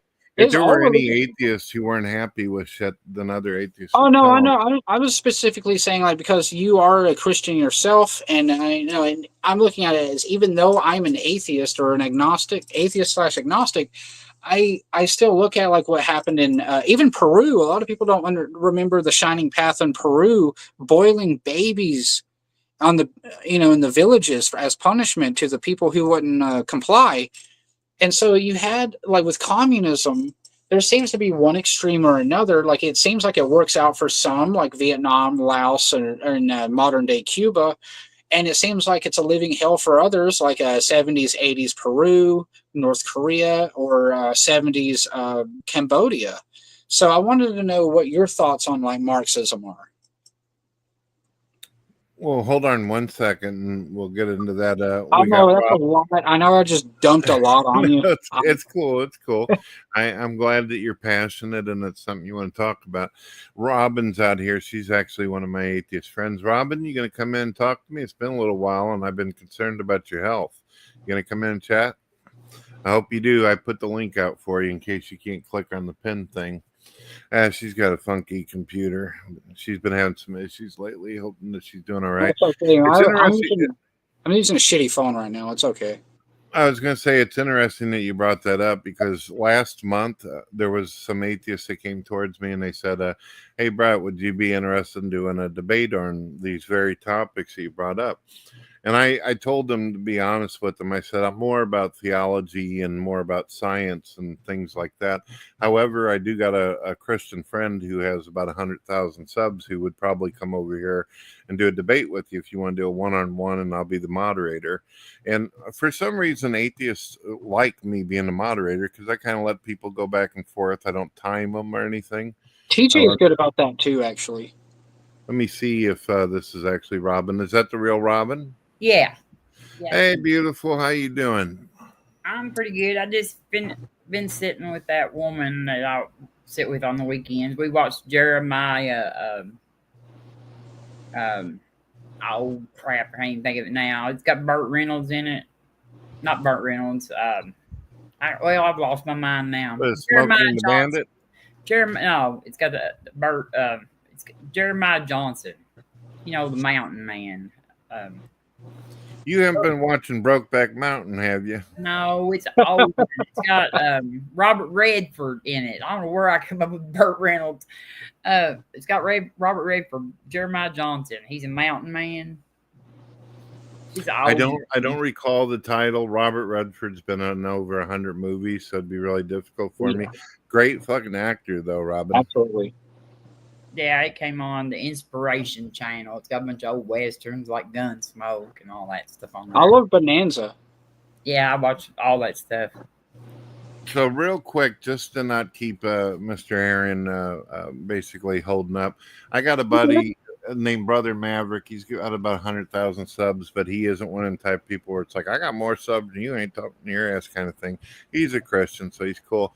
But he actually debated some atheists one-on-one on my show. If you want to go back through my shows and see it, sure. It's really, really interesting. They talked for about 2 hours and a half and stuff, and I didn't really have to do any work back here. I'm over here eating Cocoa Krispies and just listening to these two go back and forth. Unfortunately, one of the people who were into communism and all that actually said that he would prefer that Christians not exist as well as any religion of any form. See, okay, that's where like one of the conflicts I have with like Marxism is like it's like the basics I'm pretty okay with. Like I'm not a Marxist, but it's like the basics of like people need to be fed, people need housing, people need essentials to live in a modern society. But whenever I see stuff like Joseph Stalin blowing up 800-year-old cathedrals, or like in North Korea, people, or any actually North Korea, Peru, Albania, Romania, people practicing any religion and just getting being put in a gulag for it or getting shot for it. That's just like, to me, my ideal society is not to oppress them, or to, like, even as an atheist or an agnostic, it's like people should have the right to practice what they want. So I'm super conflicted because it seems to be like communism goes one way, one extreme or the other. Like in Vietnam, you have pretty fair amount of personal freedom, but if you were to go to China or North Korea, or if you were to go back in time, you go to 70s Cambodia, you had very little autonomy. And I do not like that. I don't like that at all. Well, instead of doing a whole global or an entire state thing of communism and all that, even if you like some of the philosophy, and nobody's hating on you for this, but why not just participate in a ministry or something where if people are hungry, you feed them soup and give them something. Christians have always been that way for thousands of years, where they'll do charities, they'll help people out who are hungry and all that. They'll go out into the jungles and such. I worked for a homeless shelter. I worked at a gas station up in Niagara Falls, New York, but my friend Rodney and I, both atheists, by the way, we used to volunteer at the Niagara Gospel Rescue Mission all the time, and we were friendly with the staff. They knew we weren't religious or anything, and we always cooked meals. We did Thanksgiving for them. I mean, like, so it's like we didn't have anything against, like, the charitability of Christianity. We worked alongside them, but, like, then, but like with communism, I do believe, like, whether it's Christianity or with communism, it's like Nikita Khrushchev, for example. After Joseph Stalin died, Nikita Khrushchev made it his mission to house every Soviet citizen, to tear down the gulags and free all the prisoners and house them and compensate them. Globalized healthcare, globalized education, or nationalized healthcare, nationalized education. So I'm pretty okay with that, because that's beneficial to people, whether it's logistically possible or not. I think it's a good concept. But then, like I said, then I'll look into, like, Albania's history, and I'd be like, I don't want to get shot for walking on the wrong sidewalk. I don't want to get shot for making the wrong kind of joke, and people should not get shot for being Christian. That's just wrong. Let me give you an example of something. Because I like the ideas that you're talking about. Nadia, she's very articulate. The atheist I was telling you about, the communist, socialist. Mm-hmm. The problem is, I'll give you an example of something in our modern day. J.D. Vance just recently talked about this. He said, you know, J.D. Vance is, right? Vice president. Yeah, he's vice president. All right, so he's a real clever bastard himself. What he said is, look, we like the ideas of being able to put roofs over people's head and take care of people, but the liberals ended up bringing in 40 million people. And because of that, it actually skyrocketed the prices on homes and made it too competitive, to the point where now young people are not able to afford having a future, having their own home anymore. So that's one of the big problems. Mm-hmm. So what are you hoping would happen if we got? Imagine this. Imagine that there's a group of people over here, and then there's a group over here, and the group over here wants socialism. So who's paying for it when the other group decides they want to go to Planned Parenthood and get an abortion? Should Christians pay for somebody to get an abortion when they don't believe in that? Should an atheist pay for Christians to have some kind of cool monument? I mean, where is the limitations at? Do you follow? If this is purely anecdotal, but let's say if I were the leader of a country, it doesn't have to be, let's say it's not even Marxist, not socialist, or we'll not label it socialist, we won't label it communist or Marxist. Let's say I'm the leader of a country. Even though I'm an atheist, I would try to siphon the taxpayers' money this in a similar way to socialism, and provide, like, free healthcare, good quality free healthcare, good quality free education, and housing and food. But even as an atheist, I would still try to provide, like, hey, this church in this region is kind of run down and rickety. Let's get some people in there and build them a new church, or fix up the old church, and, like, so they have a nice place to worship and assemble. And let's do it for the synagogue over here, and let's do it for this roller skating, arena over here. Let's do it for this baseball field. I would do it for anybody. I ain't been roller skating in a while. Do people still roller skate? I used to. I used to whenever I was younger. I don't have my girlish figure anymore, so I can't do it. But you know what, Aaron? So yeah, I know you roller skated. You know, I've been talking to Aaron for a couple hours now, and I'm absolutely surprised that some atheists haven't come along and said, "Hey, man, we want a co-host for a podcast or something." This guy is extremely articulate. He's intelligent. He obviously thinks about everything from politics to theology and all this. I wonder why nobody's come towards you and said, "Hey, let's put this guy up there." It would totally beat watching people talk about weed and alcohol all fucking day. You know, to be honest with you, I've always, like, one of my dreams, YouTube dreams, this is so gay, I'm sorry. But, like, one of my, Oh, no, not gay, right, Robin? but, like, I love gay. TJ was like an inspirational figure to me in the sense that, like, I felt like, wow, he gave me the confidence to be more myself and, like, express myself more. And I've told TJ that, and he appreciated it. And, like, but I'm like, man, I would love to have a show like DFF or Golden Era Drunken Peasants, where I could get my buddies together and just, like, laugh and maybe get a little stoned and be silly and stuff. It doesn't have to be it doesn't have to be a blood sport thing or a debate thing. It could just be like us goofing around. But I guess I'm just such a shy person. Can you do me a favor? If you do happen to, if some atheists come along and they decide to recruit you for a podcast, please don't do videos about mentally ill people or people who are disabled. Just do what you're talking about right now. You're already interesting enough as a person. You don't have to go for low fruit, man. I have no interest in, like, tearing down people who can't help the way they are, and I have no interest in, even if there's someone like Jared Genesis, who's probably not the most favorable person in the world, I still just don't have the time or interest in anything like that, because it's like sort of the same shit over and over. I mean, that's kind of the reason I told you, like, DP sort of fell off for me, is because, like, it turned into like a sort of a bad version of Locale Live. And I hate saying that because I really do like Ben a lot, and I think he's funny. So, and I'll still pop in, and he'll have some funny shit on there, and we'll watch.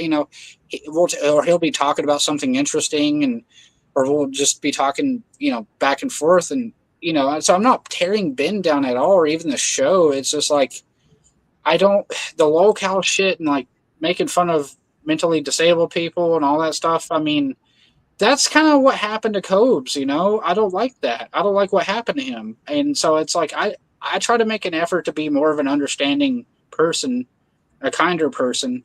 And to me, if I want to make fun of somebody, I'm going to make fun of, like, some asshole in the street causing trouble for people, or some political asshole causing trouble, or somebody, There you know go. what I mean? I don't have that would be great. You would do good on stuff like that. And I don't even with like I used to really enjoy, like, I used to be a 4chan guy, and I enjoyed edgy, racist, homophobic memes and all that shit. And that stuff will make me giggle. I don't take it seriously, but, like, I still think some of it's funny, but it's like I wouldn't want to turn their show into that either, just like making fun of gay people or trans. So on one extreme or the other, it's like I wouldn't want to be like a hateful show or blood sport sort of thing. It would just be entertainment, comedy, satire, gaming, stuff like that. Robin, did I tell you about the meme that somebody posted to me recently on Twitter? No. I don't know how you guys are going to react to this. I'm not even sure if I should laugh at it or just go, "Oh my goodness, this is rough." Somebody sends a picture to me, and it's basically an artistic representation of sperm swimming around, right? And the sperm says, "This is awesome. I'm going to be born soon, and I'm going to have an awesome life, and everything's going to be great." And the other sperm says, "What are you, stupid? You're in a man's butt." I've seen that meme. It's hilarious. I fucking love that shit. I guess they I wonder how long they looked for the egg. Dude, like, I have to admit something that was pretty funny that Ben said the other night, and my apologies to TTOR. This is not personal. I don't know if you saw this, but he called Ben was making fun the of blowjob thing. No, what? The blowjob picture. Rod Polisher or whatever. He kept calling him Rod Polisher because he said he was polishing you. I thought that was funny. Well, I seen the picture and all that. A couple people posted that to me. I don't remember who I No, not the. responded to. Oh no, it wasn't a picture. It was just him. He was making fun of TTOR, and he said, "Wow, you're really polishing Brett Keane. I'm going to call you Rod Polisher." That was funny. Like that was it. Like, Well, hold on. Somebody posted a picture of TTOR to me where he's got his hand up in the air and his eyes are closed, and he goes, "Apparently, Brett Keane's giving TTOR a Gorm job or some shit," and he looks like he's really enjoying it. And I wrote, this was my response, Robin, you're going to want to spank me for this, but I said, if you're going to do it fucking right, my friend. So hold on. So hold on. Let me see if this is actually Smokey. Is this the real Smokey? Yeah, I'm back. All right. Was that terrible? Do you want to beat me up for that? No, you're good, Brett. we're just being retards. It's What's okay. you doing out there getting him a Gorm job? Brett's giving me a corn job situation. See, Smokey, a lot of these the folks that come in and they do the weird shit to us and everything, they don't realize we've seen everything under the fucking sun. Oh yeah, None of it no, you offends can't us. troll me. No, you really can't troll me. And You really honestly- can't. They and think they honestly, can, but they really the can't. other way around, like, and I do love TJ. Out of all the guys, Ben, Scotty, Paul, TJ is my favorite just because, like, on a sentimental level, he inspired me a lot to just be myself. But like the stuff about TJ, the banana thing or the hot oil thing, like he's pretty aware of all that. He takes it in stride. He can take a joke. Yeah. TJ can take a joke. He actually thinks it's pretty funny. I know he's got a good sense of humor and all that. Yeah. There's an interesting story behind that. I don't know if I ever told you this as well, Smokey and Robin. Do you realize right before I went on the episode for like the second or third time, because he seen how ignorant Paul was to me on the first episode, he actually asked me in the back before he brought me up on the show. He talked to me one-on-one in Skype, and he goes, dude, he goes, the first episode we did was fucking fantastic. It was really, really great. People enjoyed it. And I said, well, I'm glad to hear that. Fantastic. And he goes, do you want me to remove Paul out of the conversation? And I said, why would you do that? And he said, well, Paul just keeps like yelling at you and he won't like stop so you can participate. I said, no, people want to see Paul act like a fucking orangutan. We gotta have the whole enchilada. You can't put that bitch out of it. Keep him up. And he goes, really? Are you sure? And I said, dude, just give him $1,000. You can bring in 50 more atheists if you want. Dude, something I wanted to ask you about, Brett. This is a very recent thing. That kind of like the Emily stuff. So both Drunken Peasants recently, like a couple of days ago, and Deep Fat Fried a couple of days ago, actually, because of your comments about Pimp Monk and Cobes to a degree, they both specifically Paul and Ben both said that because of what you said about Pimp Monk and Cobes, that they would celebrate your death whenever you pass away. What do you think about that? Ooh, scary. Well, they've already told me long before I even made a video about Pimp Monk X. While Pimp Monk X was still healthy, I've had countless DP fans tell me they wish I was fucking dead. In fact, some of them said they would assist me on that and gave me detailed instruction on how to handle it. Fucking crazy. So, for me, I mean, Smokey's already starting to receive some love, and so is TTR. Oh yeah. It is, and Smokey hasn't even done anything wrong. No love like Drunken Peasants love, I'll tell you. I tell you, like I said, I've interviewed real neo-Nazis, real communists, real former Islamic extremists. And you know what? I wouldn't wish death on any of them. It's like even the most hardened neo-Nazis I've ever met in my life, it's like I don't want to kill them I wouldn't celebrate their deaths. I would want them to be better people. I want them to have a good future. And the past is the past. And I don't wish death on people. Like unless it's somebody who really is like an Adolf Hitler or a Joseph Stalin or somebody like that. I don't wish death on people. I don't celebrate death. You know, like we lost Cobes and Pimp Monk recently. Pimp Monk was funny as shit, and like Cobes was just a good-hearted, troubled guy, and it's like that fucking sucked. And Yeah. I There's just don't been a lot of, celebrate. I've seen, I've been around for 20 years. I've seen a lot of cool Christians and atheists. Unfortunately, they deceased or they just completely left. A lot of great heads out there. Look, I have nothing but love for TJ and the crew and Ben and the crew, but it's just, I wouldn't, I get the heat of the moment. Their friend died and they were angry at what you said.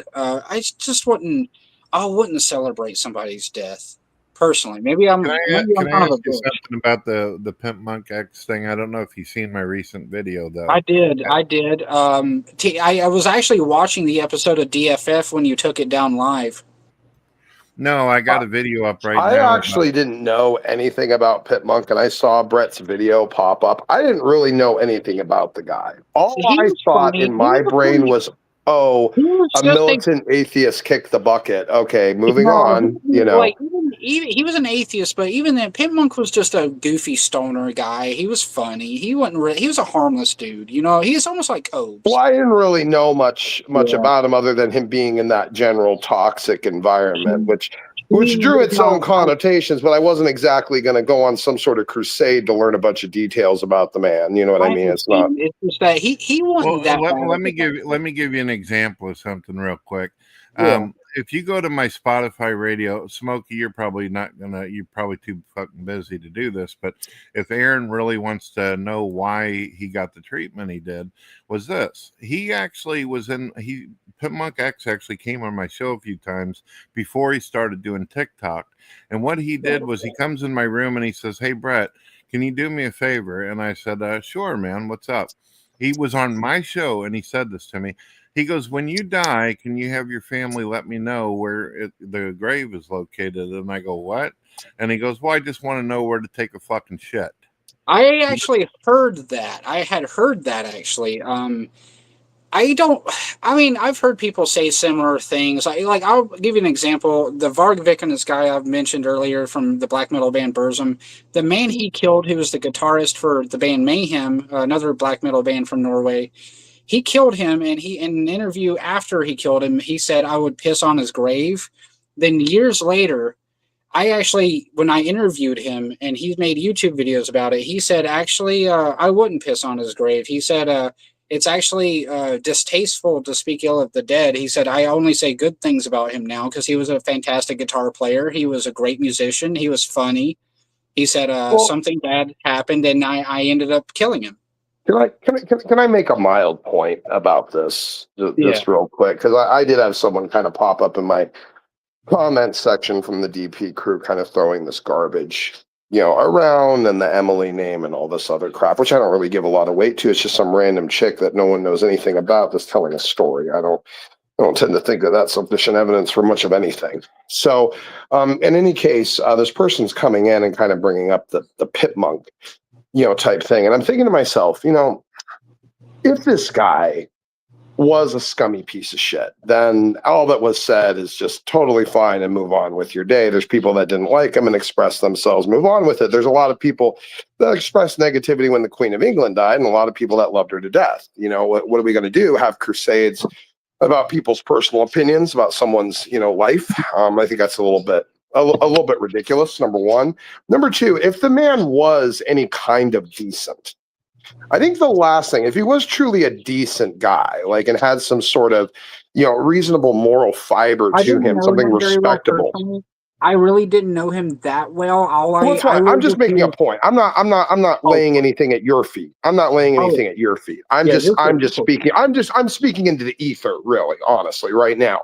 I'm saying if the man was any kind of decent, really, then I think the last thing he would want would be a bunch of people going around in his name, in his honor, lying, slandering, attacking, throwing a bunch of garbage around in his honor, in his name. If he was a decent man, I don't think he would want that. So unless he's a real piece of shit that earns the justification of the type of comments that I put forward towards him in a negative fashion, unless he's that piece of shit and therefore everything I said is justified, he wouldn't want what the DP fans have been doing, to Yeah. basically be that which his memory and his legacy is based around, that their way to honor him is to go around and fling garbage and unsubstantiated shit at Brett Keane. That just seems like a real bad judgment. In fact, it shows me that you were probably a piece of shit because all your friends clearly are.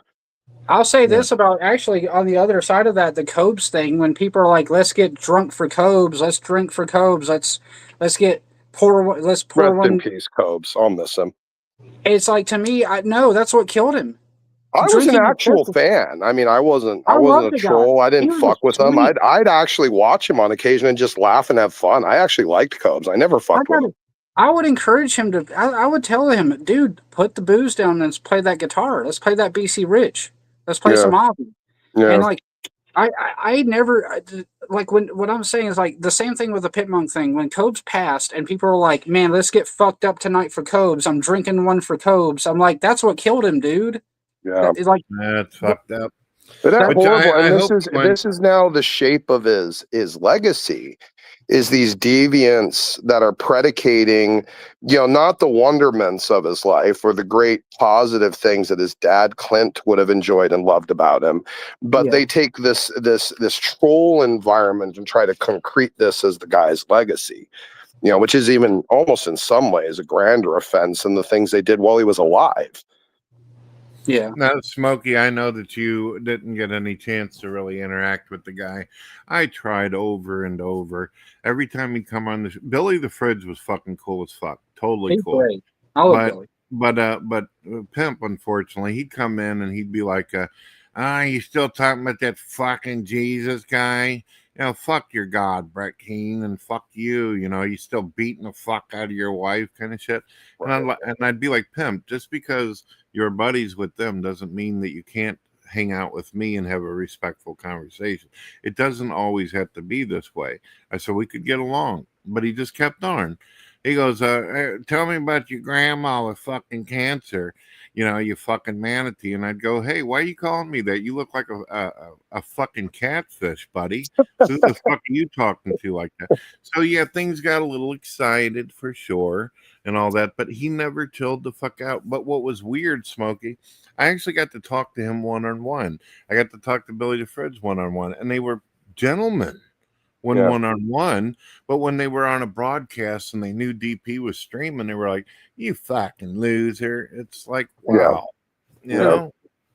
Well, I also look at it like from a comedy perspective. Like comedy, it does kind of equal exaggeration to a degree. Like, TJ is TJ, but like I've never met him in person. I've never just been around him, like outside of his videos or streams or whatever, or on Twitter. But like he himself has said like his amazing atheist or into the fray persona is obviously a little exaggerated. Like he's a pretty chill guy, and actually so is Paul.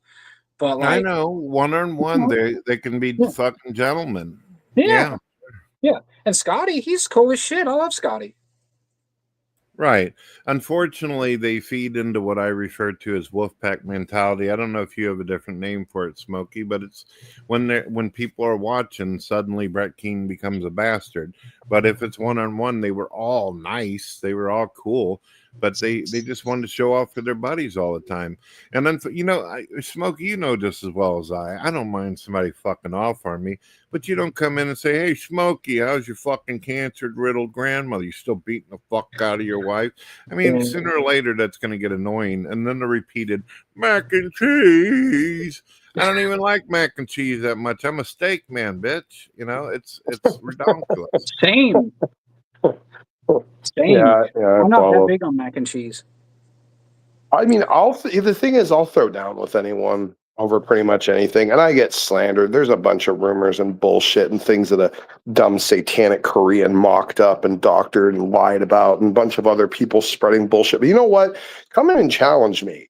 I mean, don't just fling shit at me from a distance. Actually, had one of those scenarios earlier today. I'm not going to really say any names or anything, but someone, decided to just throw shit at me and run away. And I'm just kind of like, and it's a YouTuber who does content, who I was in a stream with. and certainly didn't say anything negative at the time. Was it that person with a record for beating the shit out of children? Let's not go there with it. That's unnecessary.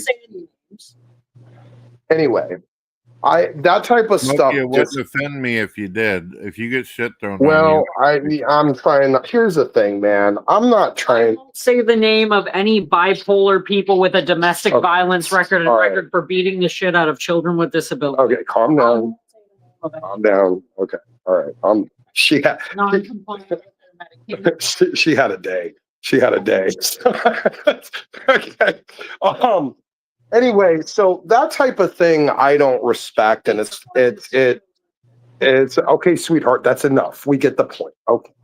So I didn't want to start anything with this person. I still really don't. I mean, I could, but the thing is, like, I'm trying to be relatively decent to some of these people and to approach them where they're at. And I wish I had done maybe a little more of that my first round around doing this, to like take into consideration people's experiences, limited capacities, emotional and psychological profiles, tendency to one type of behavior or emotional manipulation, and approach people with at least a little bit more of a, not taking everyone as a, a replicated monolith of a human being, but like, really recognize that there's identity components to each one of these people. But in terms of the manifestation of a level of just a basic human decency and respect, I stand true with the idea that if you're going to throw shit around and you're going to say garbage and you're going to say nonsense like Ben has decided to do, or any of the other DP casts has decided to do to Brett or me, why can you not be man enough to confront the person that you want to talk shit about? Because I invite these people in my room all the time. They come in and they start talking shit at the panel. Well, they got about 3 or 4 comments before they're just going to start getting timed out. Because you're not going to waste my time and clog up my side chat with bullshit. You're going to come in the room and get owned proper. That's kind of my take on it. So I don't have any respect for these people that throw garbage like Ben, like some of the DP crew and stuff like that, and then just run away. You've been really decent, and you've been here and had a great conversation, and you even watch these people. So I have to give you kudos. You have at least shattered a little bit of my cynicism that all the people that follow DP are low thinking, low intelligence, gutter trash. So I appreciate that. Before you guys continue, Lou should check this out. Next time she's in and she's going off on somebody, I got this for her. She'll love it. That's a classic. That's a classic.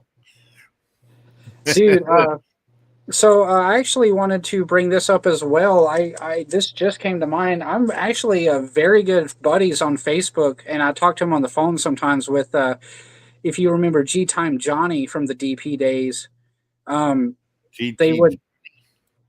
G-Time Johnny would be a guy. He's a guy from California who they would feature on the Drunken Peasants a lot. He wasn't actually on the show like you were, but they would show his videos a lot. And he was this eccentric, hippie kind of guy. He had his philosophy about like, he had this he would have this whiteboard and he would write on it about like the origins of words and what he called word slavery and societal slavery and stuff like that. They would mostly make fun of him because he was kind of a little nutty, and he was unintentionally pretty funny. I became friends with him on Facebook. Actually, I reached out to him because I wanted to talk to him myself, and I've been friends with him for a number of years now. And I asked him because he and Paul used to have quite the rapport, and he went on the show, but they would actually he got his number. They would text, and sometimes G-Time Johnny would show up in Ideology and talk to Paul through his chat. So I asked him. I said, "Hey man, why not see if I can ask Paul if you can come in Ideology sometime? He probably won't answer me or whatever, or maybe you can go in Ideology if you want to talk to him," because Paul had blocked his number for some reason, and he was kind of heartbroken about that. He never understood why, because he's a little different from he's not mentally ill, so to speak, but he's just kind of different. And I told Johnny, well, hey, man, he does these ideologies almost every day on YouTube. You just type this in and you can pop in chat when he's live. And he said, man, he blocked me. He won't even talk to me. He won't give me the time of day. I don't understand it. And Well, then if you're buddies with the guy, you can tell him he's welcome to come in on the shows. Sure. Obviously, we're not going to be mean to him. But no, yeah, Paul wasn't mean to him or anything. He used to be friends with him. It's just, I just wondered. So I try to ask Paul, and Paul never acknowledged me. But like somebody else actually asked him. No kidding. Like somebody else asked him, and he answered them. And they're like, "Why don't you talk to G Time Johnny anymore? What about G Time Johnny?" And he said, "Oh, I'm not friends with somebody who kicks his dog and da da da." So I asked Johnny about that. I said, they said you did a video where you got angry and kicked your dog. And he said, oh, no, no, no, no. I didn't kick my dog. He said, I was, he said, I hit my foot on something that was on the ground and my leg flew up. My dog was next to me. It didn't even touch my dog. And he said, Ben and Paul started saying that I hit my dog.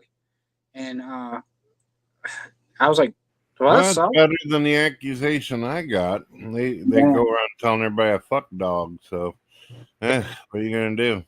I think the large amount of that shit is really just comes down to content and comedy and stuff like that. But at the same time, I do agree. Like, I'm just not like if somebody's disabled, I don't want to fuck on them. Like, what does that do? Yeah, Like, I don't understand it.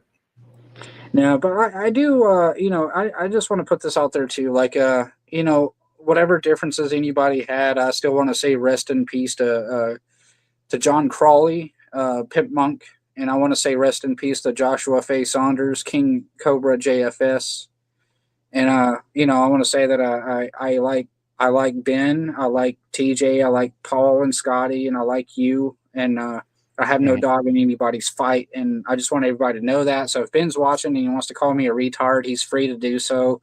I think it'd be funny, but if not, that's cool too. I'm just saying, like, this is not me picking or choosing a side. This is just I'm just a curious person. Good, man. You know, you don't have to continuously. I don't know if you realize it, but you kind of for the last 10 times you've been like, hey, I like these guys, all that. I hope they don't attack you. I hope they don't attack you or give you any shit, and things are cool. But Smokey, I was curious. Are you still there? Give you shit. Tell them to come talk to me. No, it's not even that. I'm just clarifying. I'm also doing it for Brett's benefit. I'm saying I'm not here to make fun of Brett either. I'm not here to make content. I understand that you've been doing just fine, and Smokey thinks so too. But I was curious if Smokey had a chance to see my latest video. I know you've been driving around today and picked up Blue and all that, but did you get a chance to see it? Which video? Well, it's basically I don't know if you know, I gave this guy a nickname. I call him the Shit Biscuit. Did you see the Shit Biscuit video? Oh, I didn't. No, I didn't see that video. Is it the Shabisky guy or something? Is that the other guy that was on DP? Is that who it was? Shabisky, yeah, it's the guy that looks like he zones out and he's not all there. Was that the actual Shabisky that's in here watching? Yeah, it was. I went and clicked on it. Yeah, I went and clicked on his channel. It was actually him that stopped in. He's got like 82,000 subs or something. But was he streaming? No, he wasn't streaming. No, he's well, by the way, he's in the dumpster. I mean, his channel's got 82,000 subs, but he can't even pull a couple hundred views for a live. That's horrible. I got 600 views for my live the other night. I mean, that's like, I only got 300 subs, so that's horrible. That's the reason, Smokey, why a lot of people believe they bought bots, because the guy on the video that I actually covered, he's got less than 30 fucking likes on it and under 20 comments. 80,000. The sub count has to be fucking fake. It's got to. Yeah, it's got to. Those numbers don't math out. That's crazy. Yeah. So real quick, Aaron, I was wanting to hear what you and Smokey think about this. My last video was about this. I went over to the Shit Biscuits channel and I noticed that he had a video where he was asking for money for John. That's who Pimp Monk X is, Catfish Boy. So what ends up happening is that I'm looking at it and I go over to the GoFundMe and I notice the money's going directly to Caruso, which is the Shit Biscuit. Are you following me? Yeah, I'm following you. So I'm wondering to myself, because I know for a fucking fact, because I watched some of Pimp Monk X's videos, he said that he takes care of his family, that he's the breadwinner in the house. Yeah, right. But if, let's say he is, let's entertain that.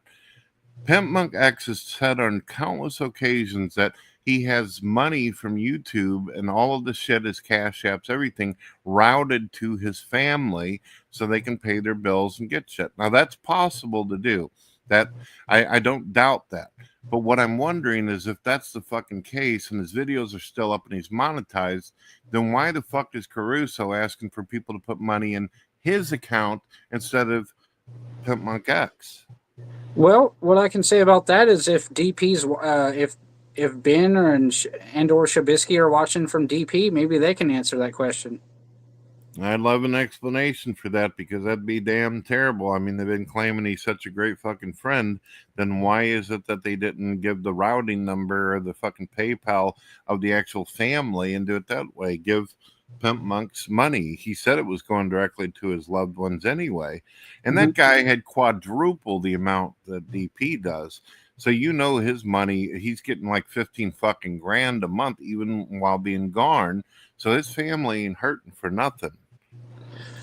Something Ben made a point about the other night was actually regarding stuff like that.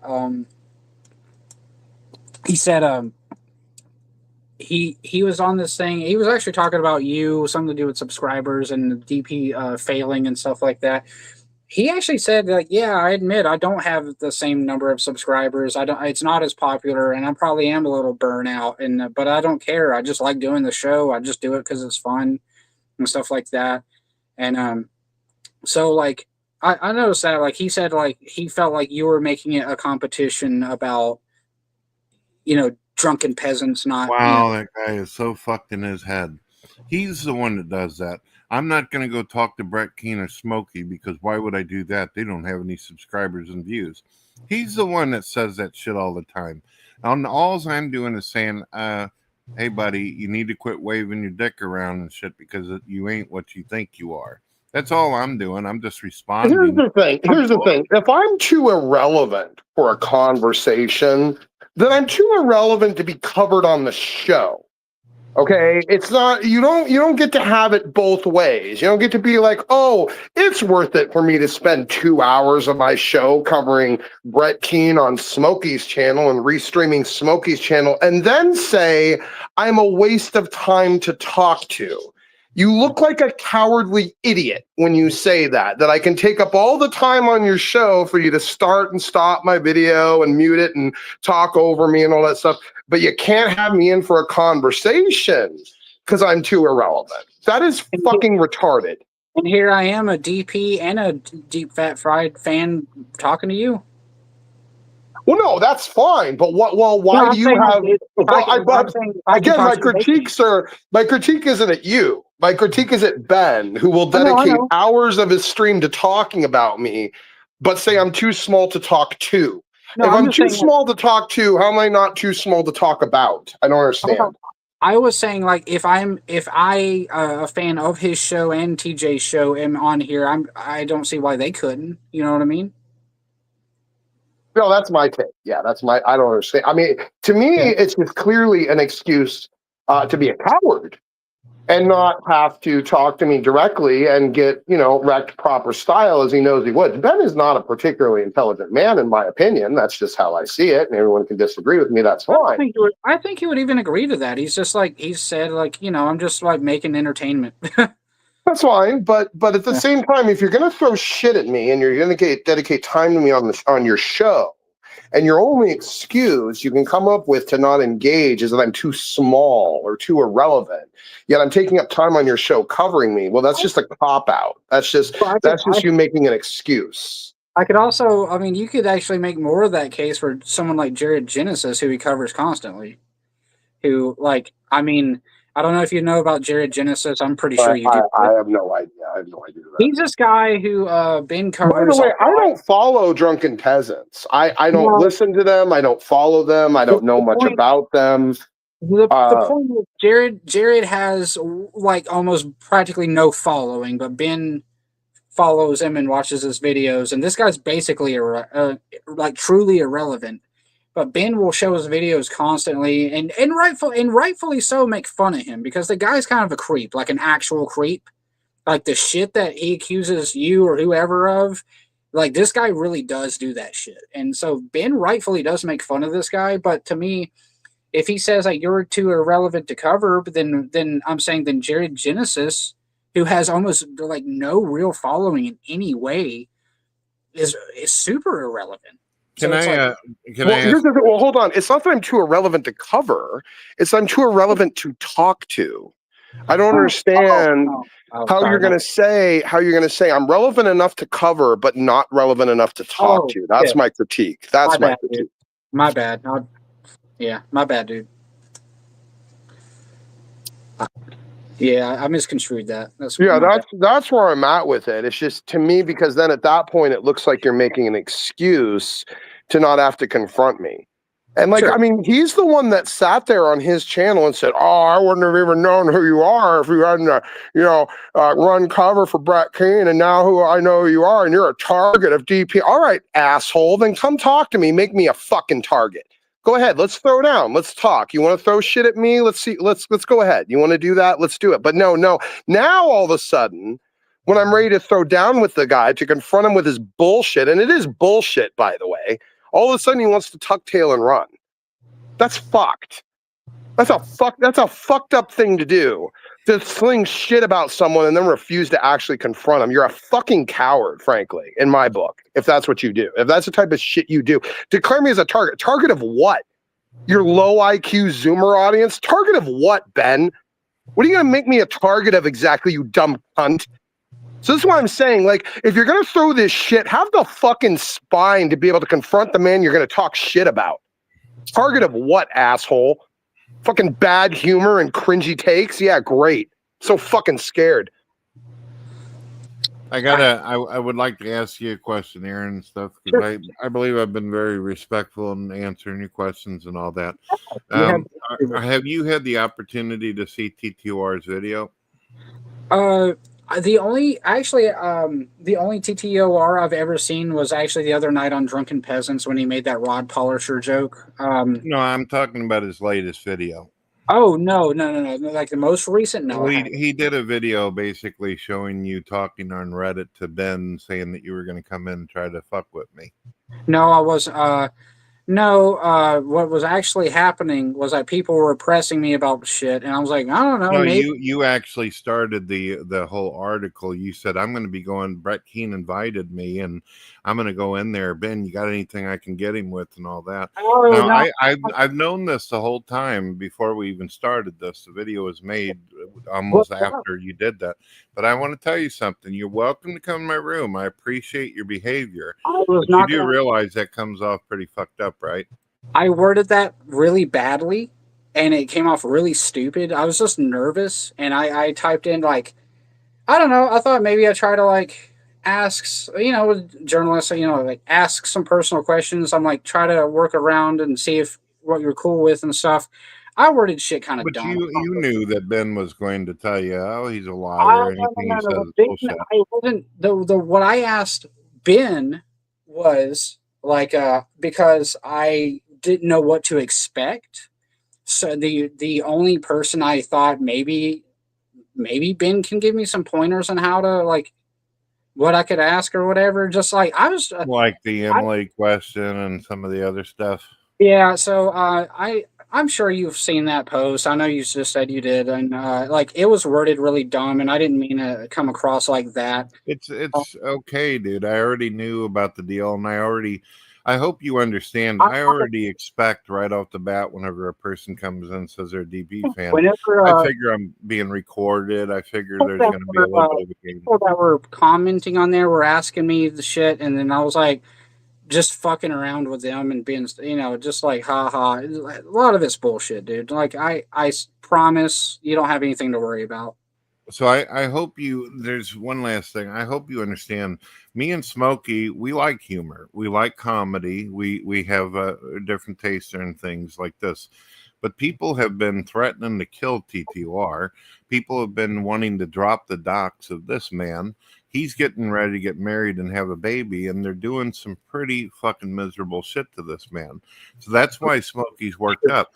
If you want to say, oh, Smokey's fucking bald and Brett Keane's a big fat fucking blimp, fine. But the docs dropping and the wanting to kill people shit, that's not so funny for us. What I was trying to say in that article and that little Reddit thing was just like, I was just trying to, I don't know how to put it, like speak their language, so to speak. Like, haha, what can I do? What's some funny shit or whatever? It came out really dumb. I'm sorry about that. Like, I was like, I yeah. forgive you, man. The way you do realize, I hope that you do realize and you're self-aware enough to know that if this was vice versa and you were on Ben's show and he found out you did that, he'd fucking just annihilate you. But I'm not going to do that. I'm going to invite you to participate in future shows. And I hope that we can be actual, genuine friends one day. I put it like this, like whenever I typed that out, I typed it out in a sense that like I didn't really like I genuinely wanted to like learn this stuff and like maybe I can get some. I said I want to get some personal stuff or find out about the Emily situation because I didn't truly know. I don't know these things. Like I said, I don't go into people's personal lives and stuff. I was just like, and I was trying to speak their language and be like, ha, what could I squeeze out of them? What can I get some, maybe Ben could give me these, because I didn't have any ideas of what I could ask you at the time. I get it. That's cool. Guys, I'll be right back in a minute. I got to go use the rest area. Guys, for that. So Smokey and you, if you want to have a conversation, all right. I'll be right back. Yeah. I don't have no hate towards you, man. I've been on here for 20 years. I've seen it all.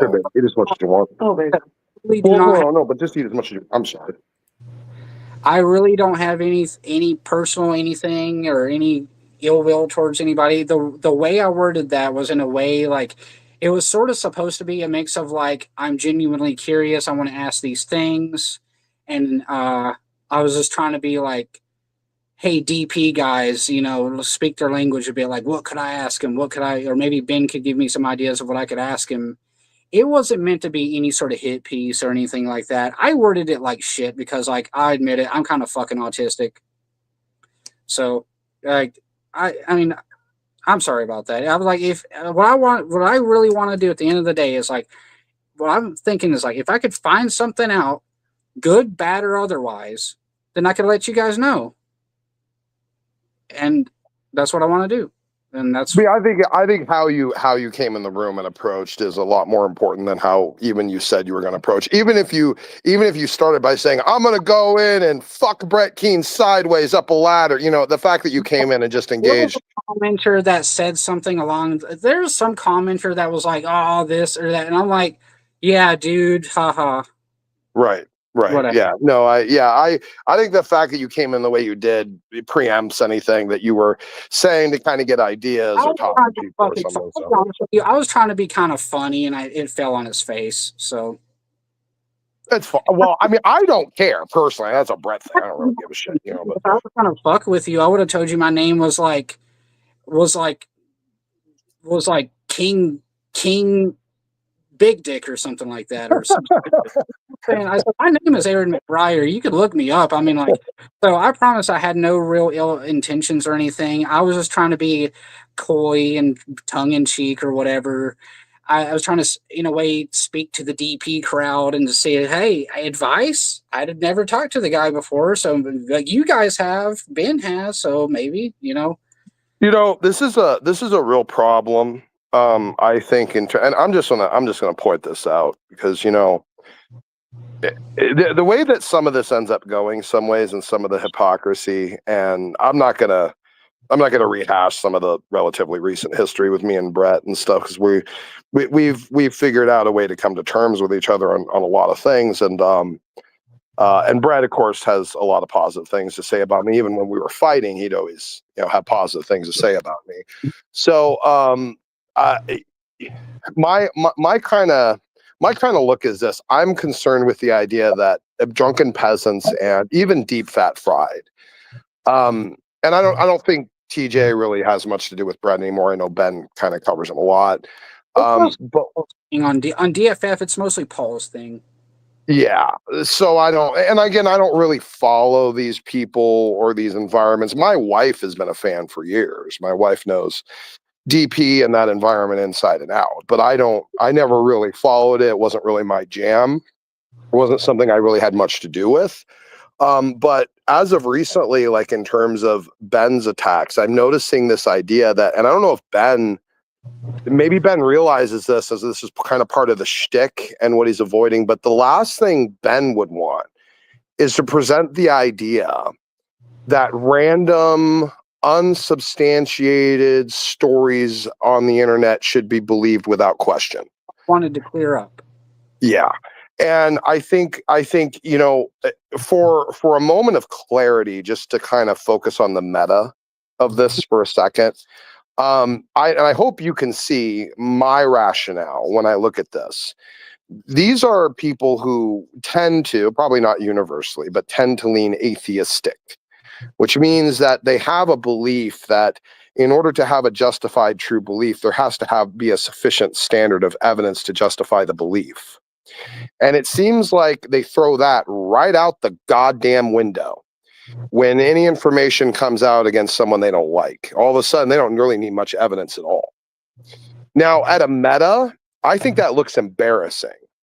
That, you know, to basically claim that you are somehow the more evolved intelligentsia of society that's more rational and coherent and will only believe things with good justification, to have such a giant flux in terms of demonstrating that really you'll adopt any belief as long as it, as long as it satisfies your emotional desires.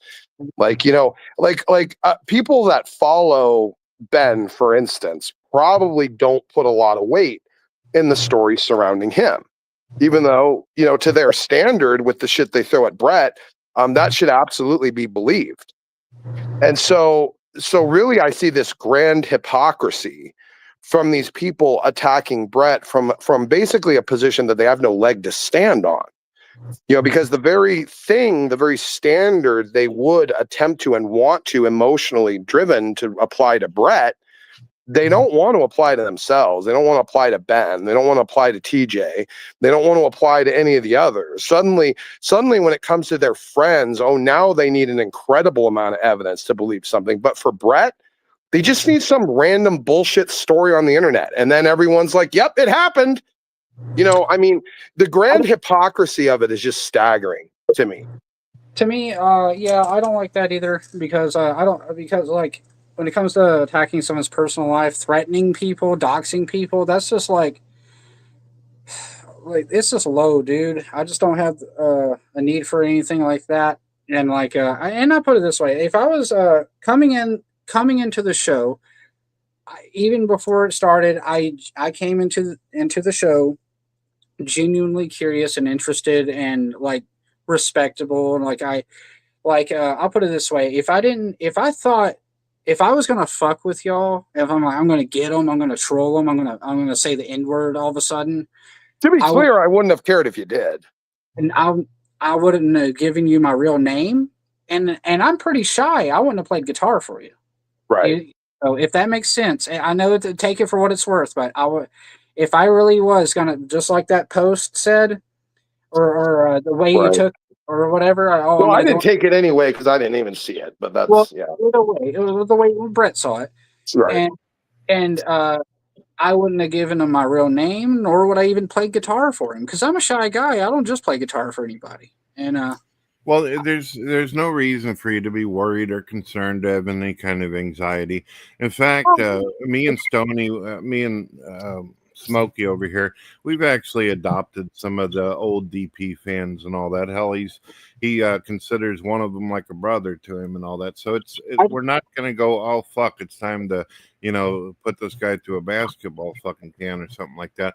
But I want you to see something, because the claims that I've made in response to them, sure. I want you guys to be able to see that this isn't just some bullshit claims I've made. So I'm going to put a link in the private chat for you. I cannot put this up on YouTube because it's pretty miserable. But can you check that out real quick? Do you have a way to be able to look at that? I'll look at in the chat. It's in private chat for you. I can't Oh, put it got out it. on I the got it. main thing. Smokey, I think, has already seen this. I have actually heard about that peripherally, like heard about that because like I remember on Reddit like years ago seeing stuff about people saying some things about TJ, but to be honest with you, it didn't really go past like Reddit Okay, comments. so this is actually the amazing atheist himself on video with a microphone saying that he has banged little girls. All right, that's him actually saying it. If you go click on it, it immediately starts up and you'll see him. It's about a 5-minute video. When you have an opportunity, you don't have to watch it right now, but this is the reason why. Now I'm an older man, I'm a father, I've got 2 young adults as my children and all that. How do you think a person's going to react when they see that? What would a normal person do if they see some guy on a video say some shit Yeah. like that? Oh no, absolutely. But like, I want to ask you though: are you 100% sure he wasn't joking? He said that he was banging young girls and all that. I don't know how to take that as a joke. Now, I listen to George Carlin. I've listened to Robin Williams, Richard Pryor at his fucking peak, and I'm good with humor. Smokey, would you say I got a good sense of humor? Well, the reason I ask, even if it's a bad Yeah, joke, fairly, right? Yeah, sure. are you sure it's not? Are you sure though he wasn't? Even if it's a bad joke, like, are you sure he wasn't just making shit up and just fucking Do around? you think pedophilia is funny? No. Well, Personally, then not. there It you could go. could It be a. sounds like you and I have common ground on that. He said it. I didn't say it. I didn't write the shit. I didn't write whatever nonsense he's doing. No, I'll take a look at it later and I'll make my own judgment. And if need be, Now, real quick, as far as Ben goes, Ben started all kinds of bullshit Yeah. with me for the last decade. I just recently, and this was DP fans that did this to Ben. Make sure you let him know if you ever talk to him. They came to me and they said, Brad, have you seen this? I'm like, what the fuck is it? They gave me videos to where the 2 women that allegedly been fucked as minors. All right. So I watch. It's a transgender who is interviewing the 2 females. One of them is Taylor Kirk. I think you know who that is. Yeah, And Scotty she Boy. says that Ben did that. Yeah, to her. Ben. Oh, Brett, sorry. I actually wanted to just correct that. Sorry. Taylor was not a minor when Ben did when she's accusing Ben of doing what he allegedly did. And I can't attest, obviously, if he did or didn't. But Taylor was age of majority, but she does accuse that it was non-consensual. Right. She got roofied. Well, that's what she alleges, yes. To be fair to Ben on this issue, it was a little difficult to hear some of the stuff in the interview. The girl comes through clear, but the transgender keeps snorting and picking her fucking nose and making Jamie weird Darky- crunch is that noises. It's hard to hear. Your what hurts? Yeah, it is Jamie Darky. Okay. Yeah, but that is why DP split up the first time, is because of these allegations. Oh, and okay. I hate to say it. I don't love to say it all the time, but I used to be a DP fan way before this happened. Like when I was like 13, 14, so like 10 years ago. I mean, I'm gonna be honest with you. Since TJ, Scotty, and Paul left, I barely watch it. I'm more of a DFF fan. Yeah, it wasn't worth watching. I'm more of a TJ fan out of any of them. You know, TJ's funny, and I find him inspiring and insightful. Like Paul's all right; he can be really funny. Scotty's cool, and Ben was funny with the fellas, but like like I said, when they left, I kind of I barely watched it. Sometimes I mostly popped in the other night for the Cobra stuff. Well, I think that you know why I think that Ben hates me for, Lou and Smokey? Why? Yeah, the main reason I think is whenever I was on their first or second episode, I can't. All I remember is the paycheck I got for doing it, really. But while I was on there, we were going back and forth, all the guys, and Ben was being all quiet over there. And then he said a couple things to me, and I got snarky with him. And I said, dude, just go back to working the fucking tech, because that's all you're here for. Nobody gives a fuck about you. And I said, it's really the Amazing Atheist and Paul why anybody comes to this thing and my participation. So you just sit back, shut the fuck up, have a Coke and smile, and shut the fuck up. I mean, the reason I think Ben hates me for that.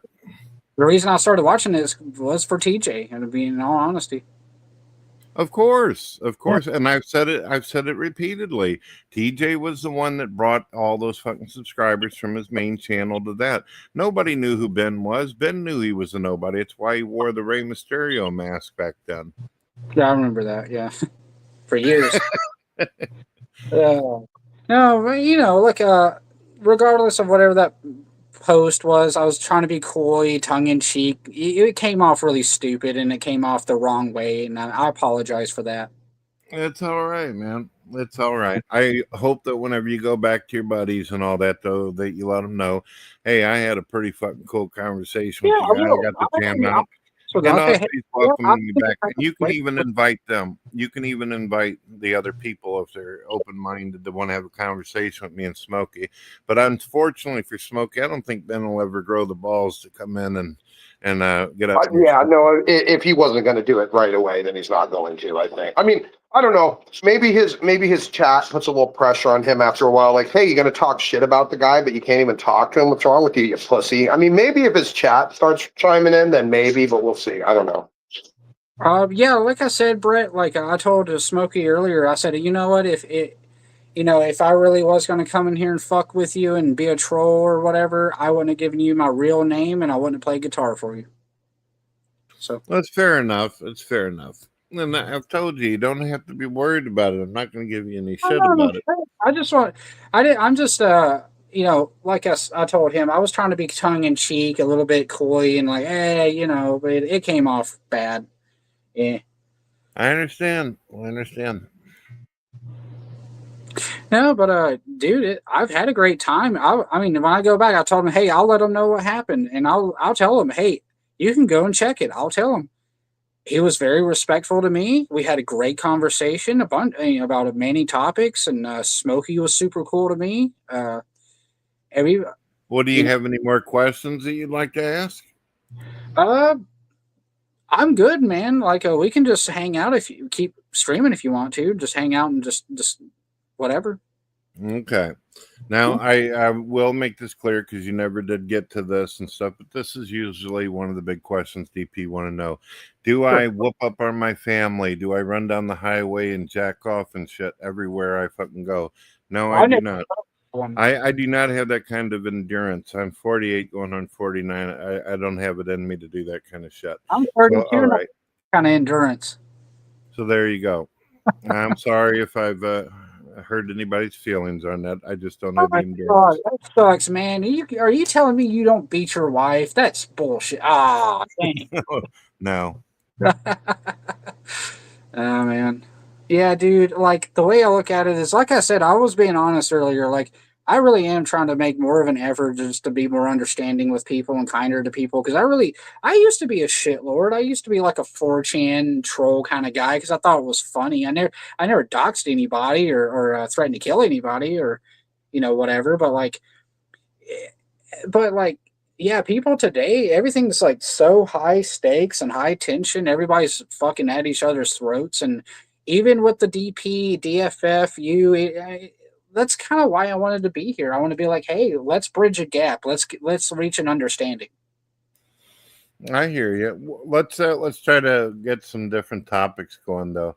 What is your thoughts on this? Rates of sexual offending. Let's see if I can see that. Are you able to see it, Lou, as well, Smokey? Can I? Let me see if I can enlarge the screen real quick. Low. Yeah, Low's over. Yeah, Low's team this one. Yeah. No, I keep saying Lou. Oh, I see. Yeah. I see. Tell her I apologize, Low. Sorry, Low. You, Lou. I like that. You know how I am, Smokey. I'm fucking terrible at names. Somebody says their name's Bob, I say Boob. It's fucking terrible. No, it's all good. It's funny. All right. So, are you guys able to see that? It was no, I see it. Yeah. All right. So, what is your views on? Well, Low has a specific take on this. He put the graphic up with the transgenders being the sexual offenders and stuff. Can I give you actually a pretty interesting story about that? You guys might enjoy this. So I will. All right, let's hear it.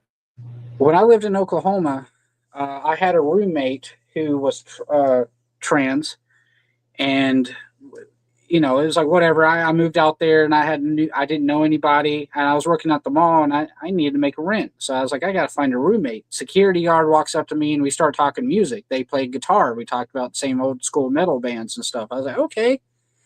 And I said, I'm looking for a roommate, blah, blah, blah. We move in.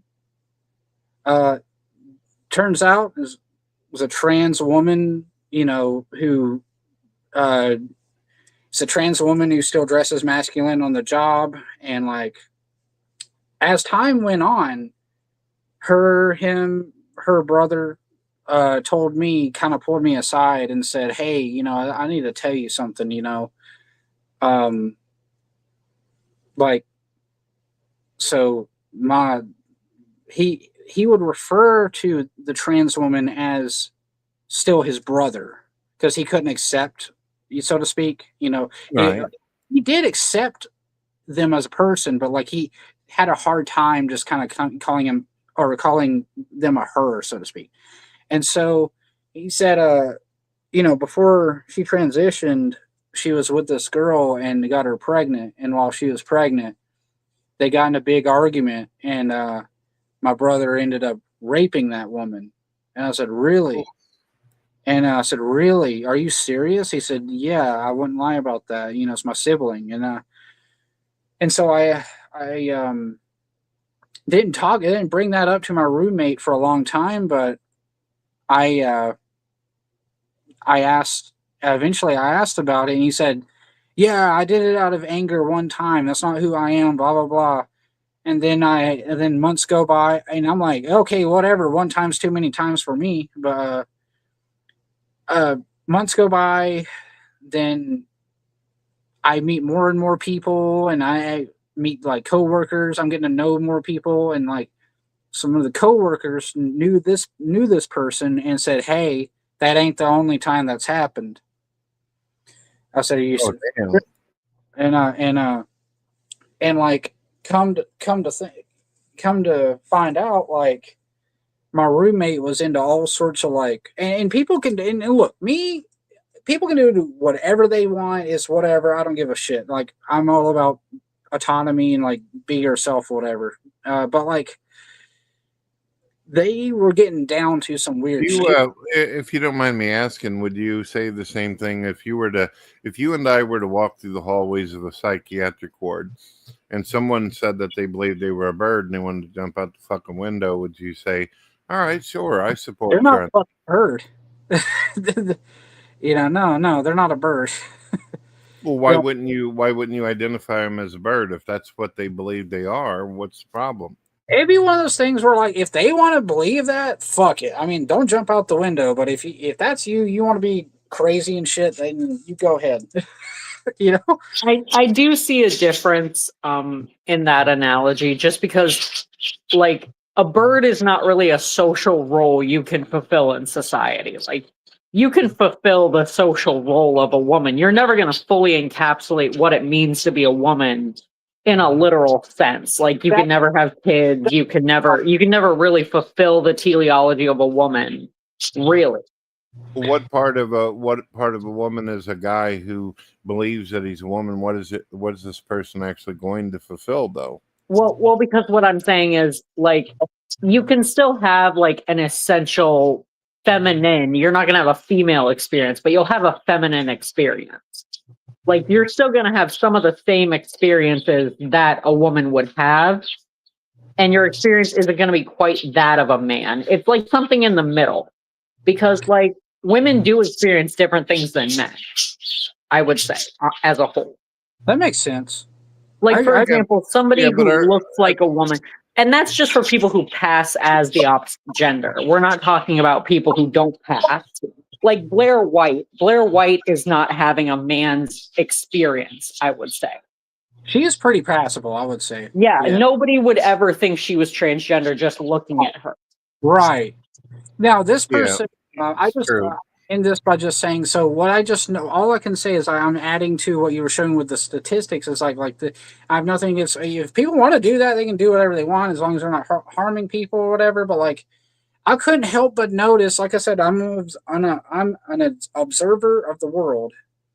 I couldn't help but notice that my roommate and the people they associated with were into some deviant, weird shit. And I'm like, they carried themselves with a certain kind of attitude, and they all had like mental issues, and they were just like all sleeping together and shit like that, and all this drama. He causes all this drama with them and shit. And like I said, I've known trans people who are not like that. I've known people who are trans who are not like that at all, totally chill.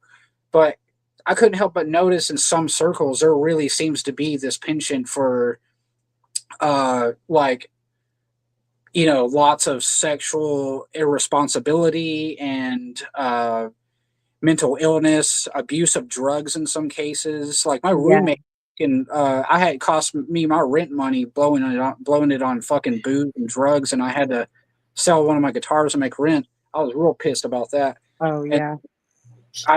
I'm saying like well, it's associated with other deviant behavior because these are people, as a rule, I'm not saying everybody, but a lot of these people don't believe in objective morals. Yeah, a lot of people. So they just kind of think everything goes. So why would you?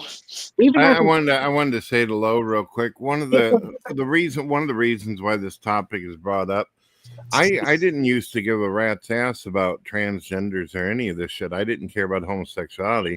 If you remember, Lo, I was an atheist for the longest fuck time. I could give a rat's ass what people do in their bedroom, right? But it's not staying in the bedroom. It doesn't stay in the bedroom. It's when people start. That wasn't my problem. What my problem was, Lo, is that when I started getting on X, before Elon Musk took over, they have just every fucking time I log into that shit and I go look, they just post after post about somebody going, "I'm a sir," and then they punch a person in the fucking face, or they knock shit over in a store, or they're screaming and yelling, or I seen this one thing where a transgender was screaming at this woman's 5-year-old. "Don't call me a sir. I'll smack the shit out of your kids," and all this shit. When you see that over and over and over, it starts to become a fucking problem in society. I agree with that. Because I was saying, like, you know, I've met trans people who were super chill. Like, hey, you know, you could hang out with them. You would probably even like them. But I can't. But I already told you I've been friends with transgenders before. Nadia Chambers was one of them. Remember, but yeah, these specific people. I'm just saying, my experience with these specific people is that like lots of sexual irresponsibility, financial irresponsibility, drug use, drama. Entitlement. A lot of them were just shitty to people out in public, like you were talking about. I don't like that at all. And then you have these people, and look, and it's like you have these people who, and I'd argue with them. I'd say, well, what about poor people? What about people with mental illness that need help, or what about poor people that need help? That children, women that need housing and food. Why is everything a trans issue? Why does everything have to be a trans issue or an LGBTQ issue? Well, because you know why? It's because these people are narcissists. A lot of this sexual paraphilia that these people engage in, at least in the case of people who, like, are you familiar with like autogynephilia theory? No. So autogynephilia theory is essentially the theory that a lot of these people, the reason that they like, do you know, are you on TikTok? No, I don't use TikTok. Okay, because I was going to say, do you know who Lily Tino is? Like this person who got in trouble. Like, okay, so there's this person who says they identify as a woman. I think that they don't really. I think they're just using that as a cover to be a creepy weirdo.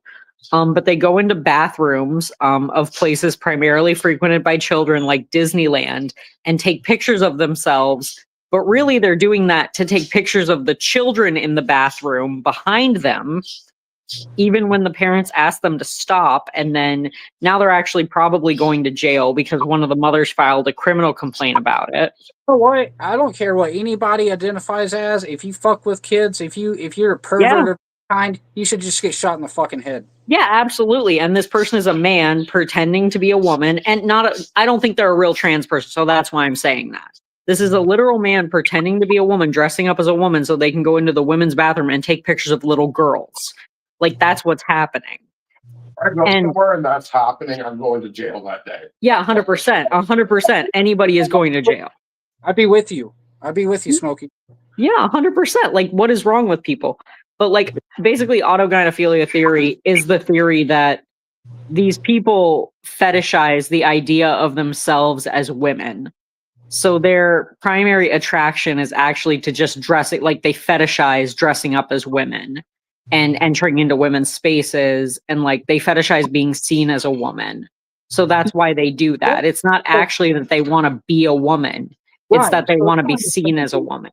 It's not even a trans issue at that point. It's like sexual deviant issue. That's just another form of Like a fetish. It's a fetish. It's a deviant fetish. And here's the thing, I don't care if you have a fetish and you want to act on it, but don't make me participate in that, because that's a violation of my consent. Yes. And I don't want to engage in it. So if you want to dress up and cross-dress and pretend to be a woman, you go ahead and do that all day. But do it in the privacy of your own bedroom. I don't want to engage in it. And hey, look, I'll tell you, and this. Hey, hold on real quick. I'd like to show you, Smokey, and Lowe something. Lowe, is Smokey watching as well? I'll make him go watch. I got to bring it to him. He's in the kitchen. Oh, you guys are going to Now love he this is. Sorry, now he All is. right. Are you You guys gotta watch both looking something. at the screen? All right, yeah, I got 3 little clips that I want you guys to see and see what you think. Okay. Here's one that you guys might think is cool.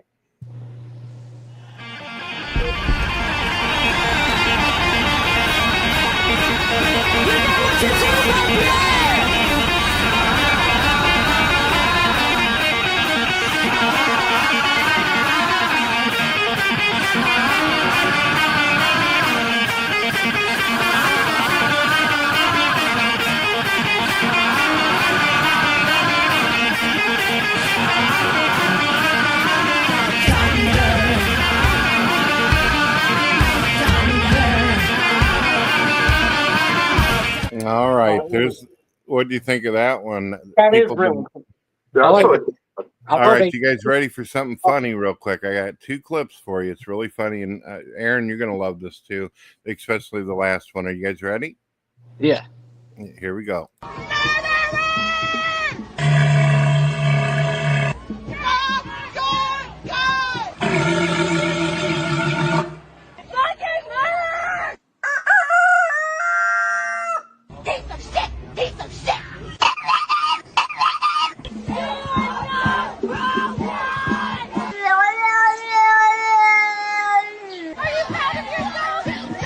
Where is your gun now? You need a gun because you're weak. You need a board because your voice is small.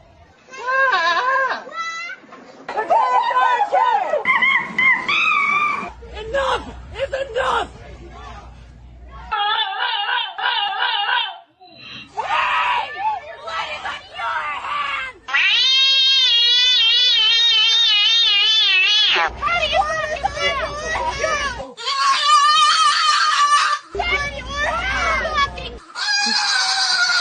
Thumbs up! Thumbs up! Can't stop! I'm gonna go fucking celebrate! My choice! My choice!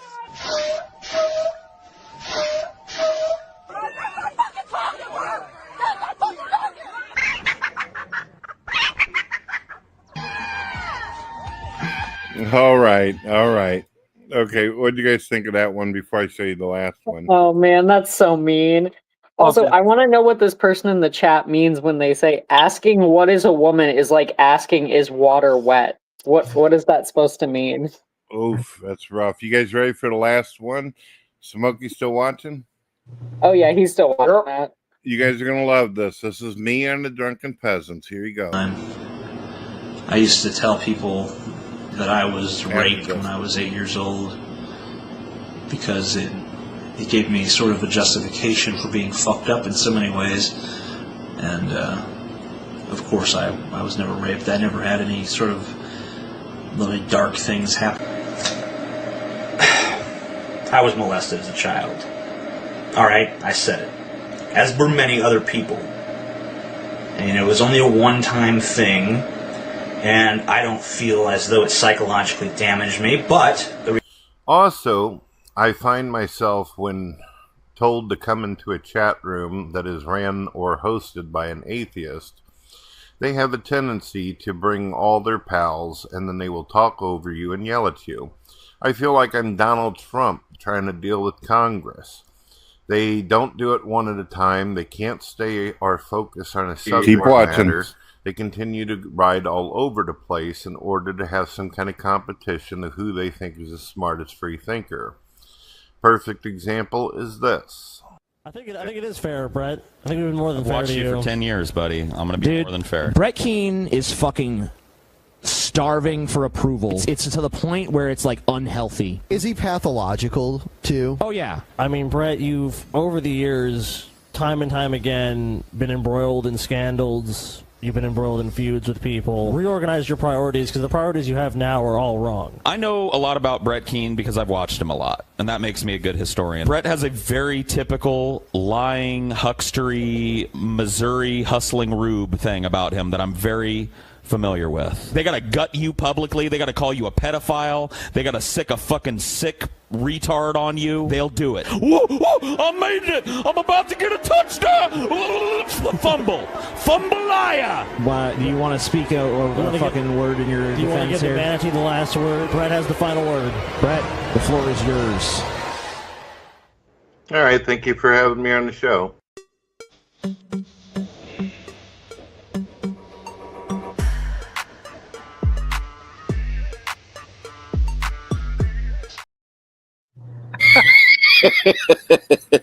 Oh my god. Dude, that brought me back. That was free money right there. Dude, that was so, I swear to God I watched that when it happened. I swear to God I watched that when it happened. Hashtag we were there. Hey, can you hear me? Yeah. Yeah. Yeah, that took me back.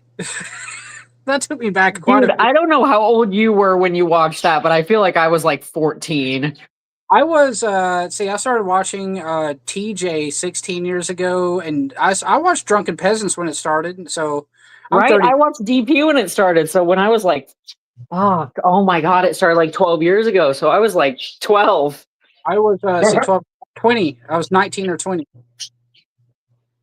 Well, what do you think about that Smokey and Low, the way I responded to him? You're just like, okay. Like, okay, thanks. Hey, thanks for having me on the show. No, I felt that. No, I do that all the time.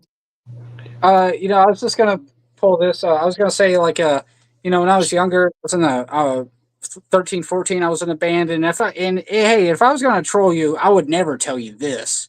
So, my friends and I that were in that band, we played a bunch of Poison, Van Halen, and 80s glam metal stuff like that. We used to wear makeup and curl our hair, and wear sometimes some like cut up women's tops or whatever and shit like that, just to look like Van Halen on stage or something. And then, like, man, in the town I lived in, rural town I lived in, we got shit for that. We got called the F slur and all this other stuff and all that. But like, and so when people tell me, when gay people or trans people tell me you don't know what it's like, I'm like, I don't know what it's like to be like gay and deal with that your whole life, but I got a touch of that just from like dress and glam, trying to look like Van Halen. People that grew up listening to him were calling me the F slur. And I said, yeah, honestly. Yeah, so I'm like, no, I know what it's like. And sorry to pull this card, but I was an atheist in a small Christian town. I know what it's like to be discriminated, feel discriminated against and stuff. And, so yeah, if I was trolling you, I would have never told you I used to dress like that. But no, I got shit for that. And so I tell trans people and gay people, look, hey, everybody's getting shit in their life. Whether they're black is because they're black, or is because they have a mental handicap, like what happened to Cobes. He got bullied for that. Or they want to dress a little glam, like, look like the guys in Poison because they play in a band, and they, whether it's that or they really are gay or, trans or whatever. Yeah, everybody knows what it's like to get fucked on and be made fun of and told, to be discriminated against. And I understand that there are laws now, or, there are people who, some of them feel in danger depending where they live or whatever. Some trans people feel like that. Okay, but at the same time, like, black people can feel that way too, where they live, you know, or poor people can feel that way where they live. It's not a unique thing to trans people to feel oppressed or to feel like downtrodden or to feel like people are giving them shit, you know, for being who they are. I got shit for being a metalhead, you know. I got shit for being an atheist. I got shit for dressing glam. You know what I mean? Yeah, no matter what, somebody's going to give you shit for something. So these it's people that ridiculous. are screaming at 5-year-old kids or yelling at people or like Chris Chan Mason people in a GameStop or whatever because they, misgendered them or used the wrong pronouns. Like, it's like, dude, I don't know who the fuck you are. You ain't too good for me to call you a motherfucker. Man, has anyone seen Chris Chan's wife? Like, that's fucking weird. Yeah. Like, not to sound like a hypocrite, but if anyone has seen Chris Chan's wife who supposedly got pregnant, that's fucking creepy. She looks like a little girl. I'm sorry. You look like a little. I do not look like a little girl. Oh, compared to me, you fucking do. Well, you know, I'm 24. No. She looks like she's fucking 12. That's different. She does look 12. She looks fucking. You've seen it, right? Chris Chan's wife? What's her name? I don't remember her name, but they call her some weird, stupid thing. But she looks like a little girl, and she's like 30. So I don't know if something's wrong with her or something.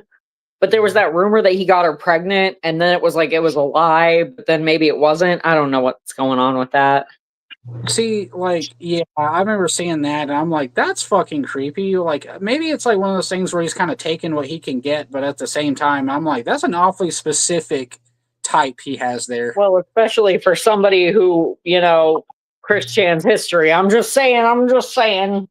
Oh my God, you guys will love this. I interviewed Megan Schroeder, the girl he had a massive crush on like his whole life. You're gonna kill me. Where is this? Where do I find this?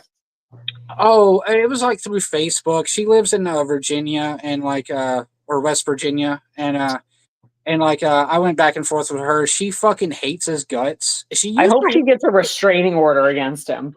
He used to genuinely care about the guy. She was like his only real friend for years, and he would not stop like harassing her. And then she showed me some old messages where he basically said he wished he could take her in the woods. He wanted to go on a walk with her in the woods, and then implied that he was gonna like force his love on her and stuff or something like assault her. Oh my God. That's why they stopped. Creepy. That's where she drew the line. And like I call the cops. She was cool as shit. Like, by the way, like she's a big metalhead herself, and she herself is actually pretty Christian. But like she was very cool. I was like, I'm so sorry to ask you about this. I'm sure you've had so many assholes just like DM you about this guy. She said, no, it's all good. I'm used to it. And so I got to interview Megan Schroeder. If I can find my old Facebook messages, maybe I can copy and paste them somewhere, you know? Well, I'm sure you probably realize this since you love music so much, but a lot of the greats are God believers claiming to be Christian. Alice Cooper actually, I believe he said his father was a preacher, and he talks about how Jesus impacted his life all the time. Dave Mustaine's a Christian as well, Megadeth. Yeah. Randy Rhoads, my favorite guitarist of all time with Quiet Riot and Ozzy Osbourne, he was a Catholic, you know. And Phil Lynott from Thin Lizzy, one of my favorite bands, the singer and bassist, Phil Lynott, he was a Catholic. So it's like, you know. Well, we're only talking about real Christians, okay? I'm just kidding. All the cool Catholics people are are fine. Christians. You see, Lo, all the good Christians are only real Christians, not Catholics. I'm just kidding. No Catholics, huh? Oh no, they're fine. They're fine. You eat your cannibal cracker and shut up. Don't steal my line. I've said cannibal cracker before. You didn't make up cannibal cracker. Keep telling yourself that. Keep telling yourself that. But no slurs on the show now. So I got some topics for you guys. What do you guys, if you don't mind, Aaron, what is your thoughts on this? This is based upon stats. Substance abuse.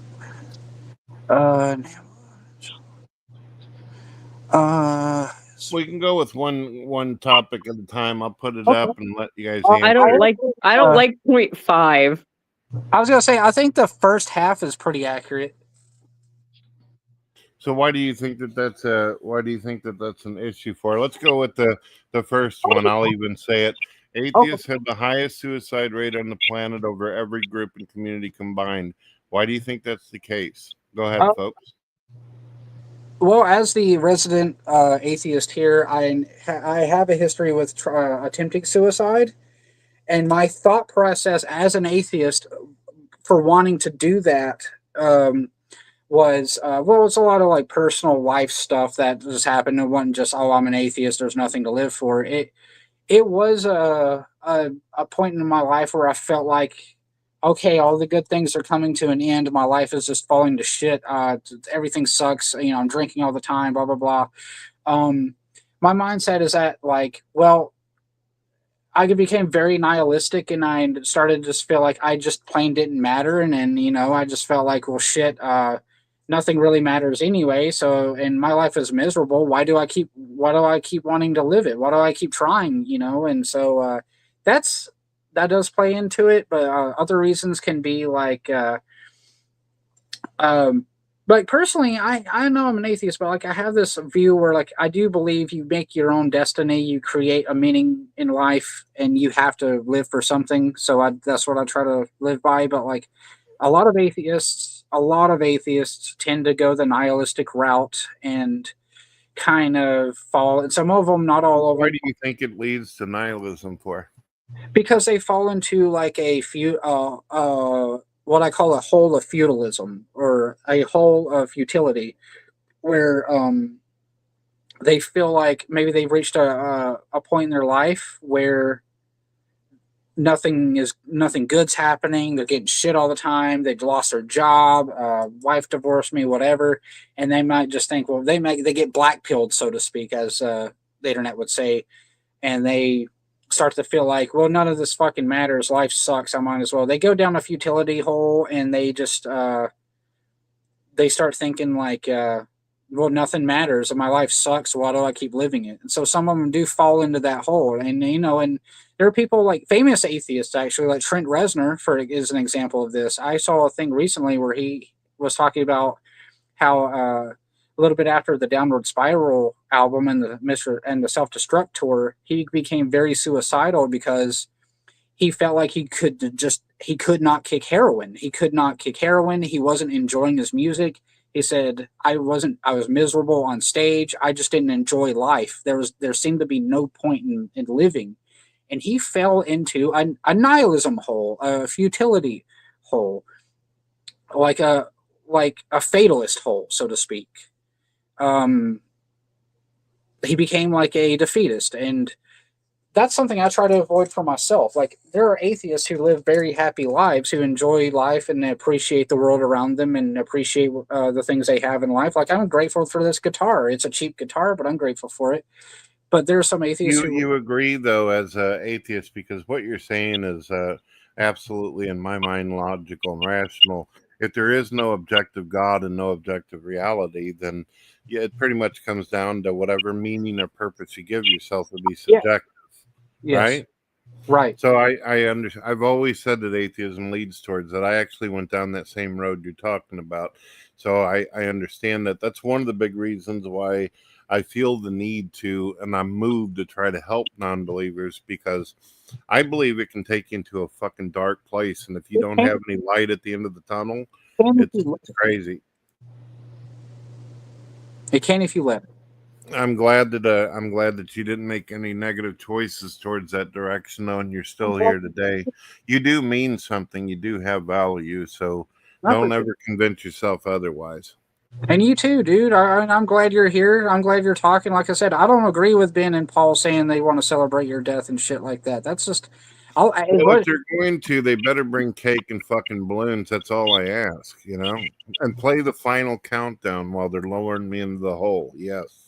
I'm going to copyright strike the video if they do that. Okay, Brett? I think that's copyright. Let's be real clear. In terms of like accomplishments for my life, if every human being that I've regarded as the biggest piece of shit alive, celebrated my death, I'd consider then I accomplished my goal. I did something right. So if I piss them off so fucking much, that's what I get out of it. You know what? I win. Well, I'm just saying, I have love all around, brother. Like I said, I really am trying to put that effort in to be kinder to people and be more understanding. And it's like I love all those guys, and I've grown to really enjoy my conversation with you guys. I like you guys a lot, and I like those guys. And I wish people could be cool with each other, you know. And I hate that whether it's perpetuating it or not. You know, I hate that it's happening, and I wish everybody could just get along. And I hope that you realize that the reason why Ben does this, there's not any kind of real hatred between me and this guy. This is about him wanting to get views so he can fucking pay his bills each month, and that's it. I understand that.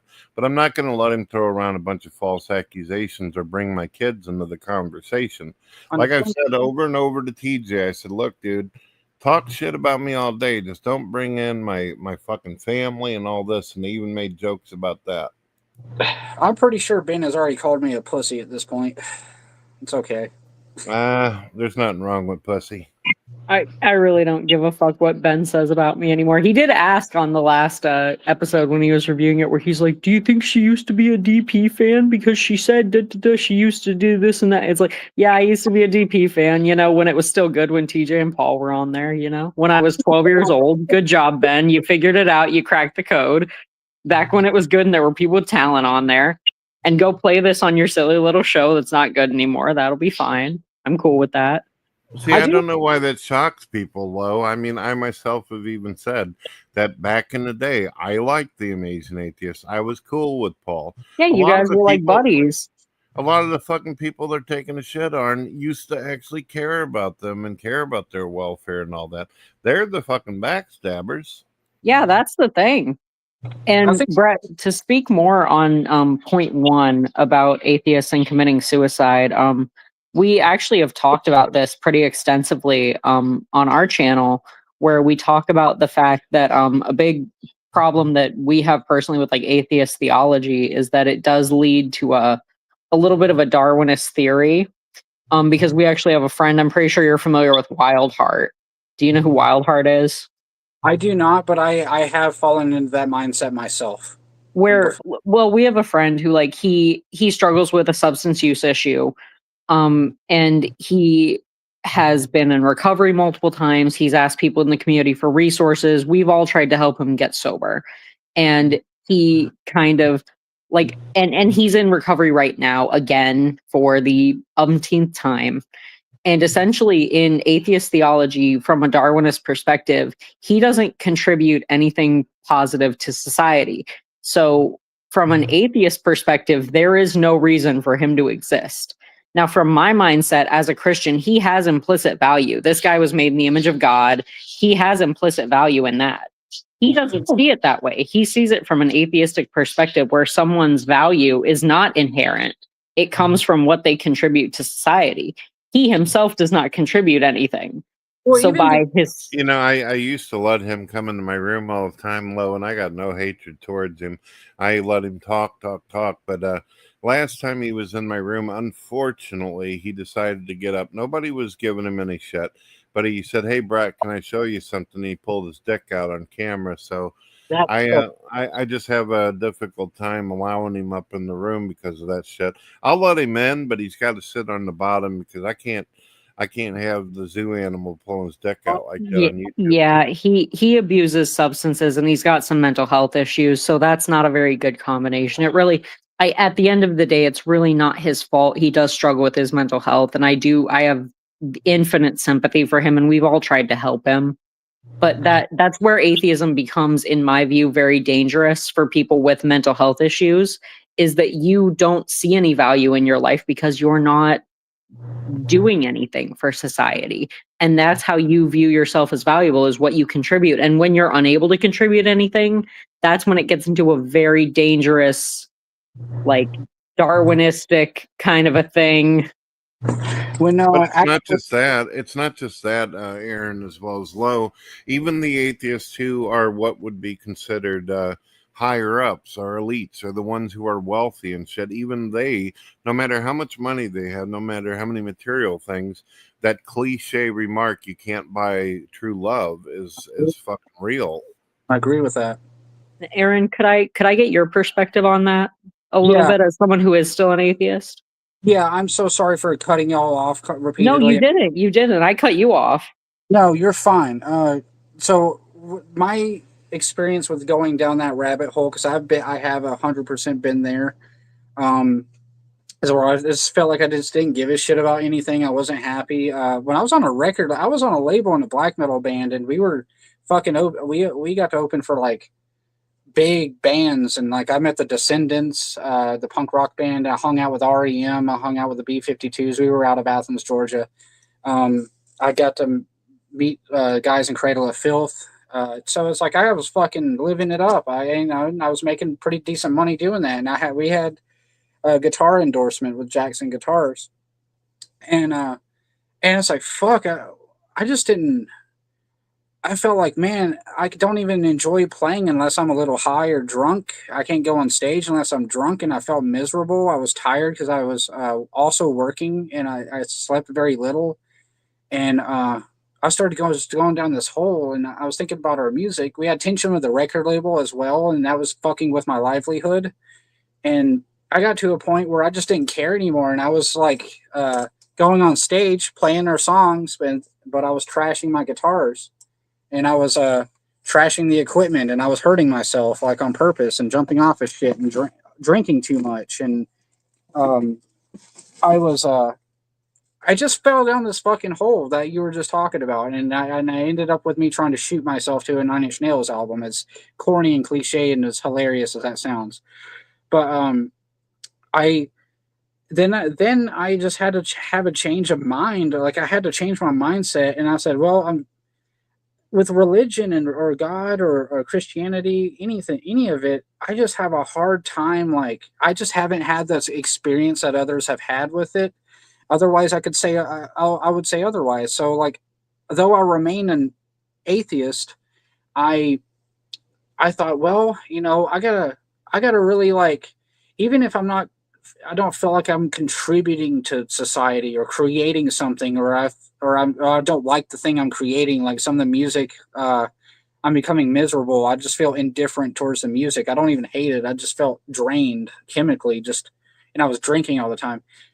I was like, well, instead of shooting myself, I can live I have my little kitty cats, and I have my mom, my elderly mom, who wants to hear from me once in a while, and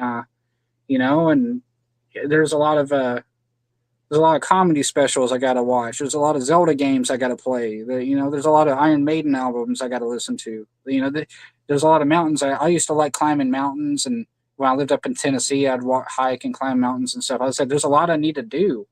I said, if I shoot myself, I can't turn that around. I can't undo that. Like so I had to change my mindset, and it wasn't finding religion or finding God. It was just changing my mindset. Like that feudal, defeatist, suicidal mindset.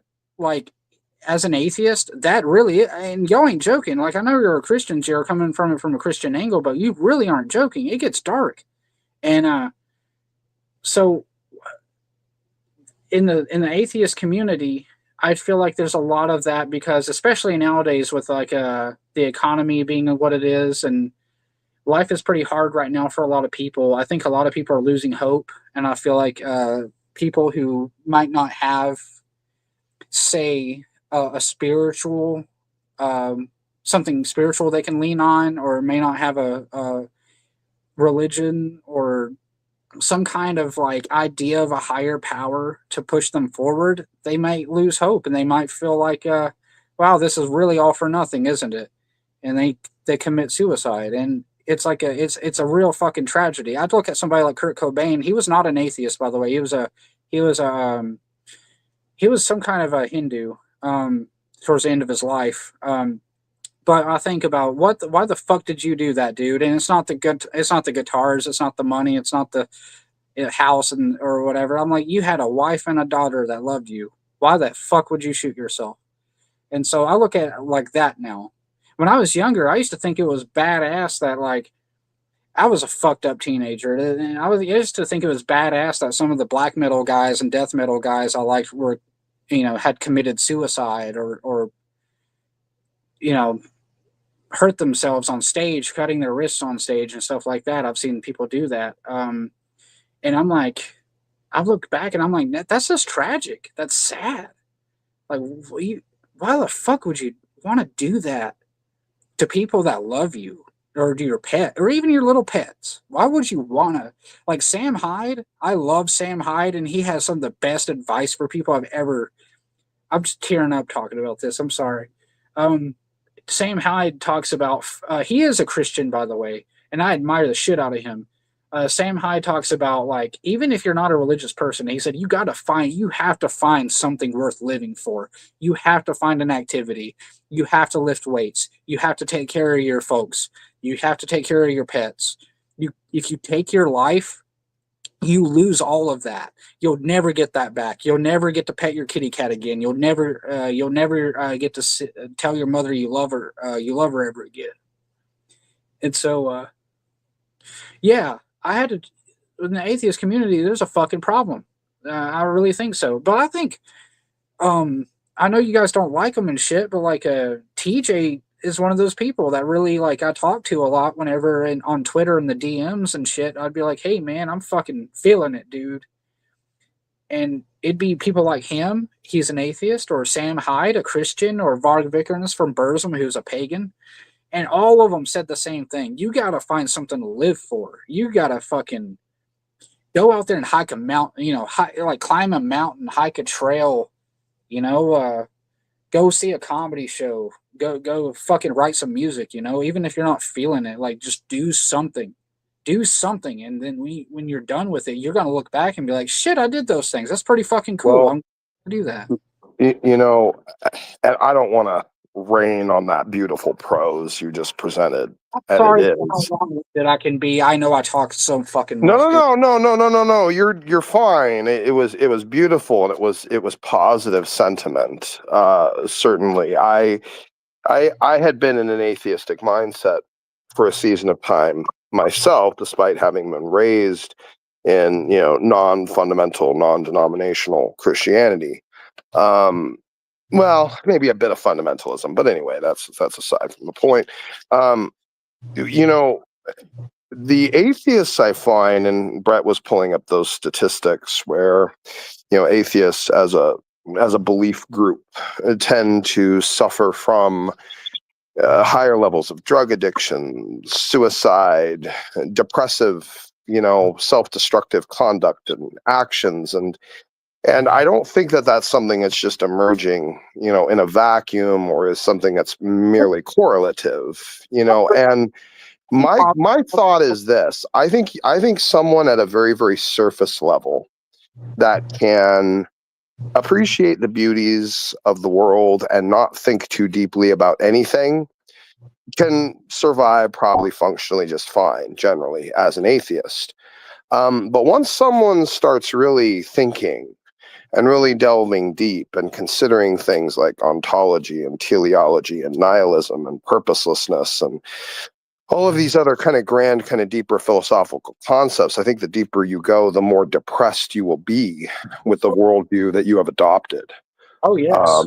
Yeah, because when you take it to its fundamental level, you're nothing other than a universal accident. You're just matter in motion. All your emotions, all of your desires, all of your experiences, all of these non-material things that you value are irrelevant to the material universe and will disappear as fast as they're experienced. And to take the atheistic or try to justify an atheistic approach as to justify your life as nothing other than a collection of experiences. And that's fine if that's really how you want to gauge your existence, but you'll never escape that core meta at the foundation that it's all just ultimately meaningless. Whether you the universe will go on for 1 billion more years, and certainly, maybe humanity won't even survive that. You're just a random collection of matter in motion, no intention, no purpose. Nothing is really right or wrong.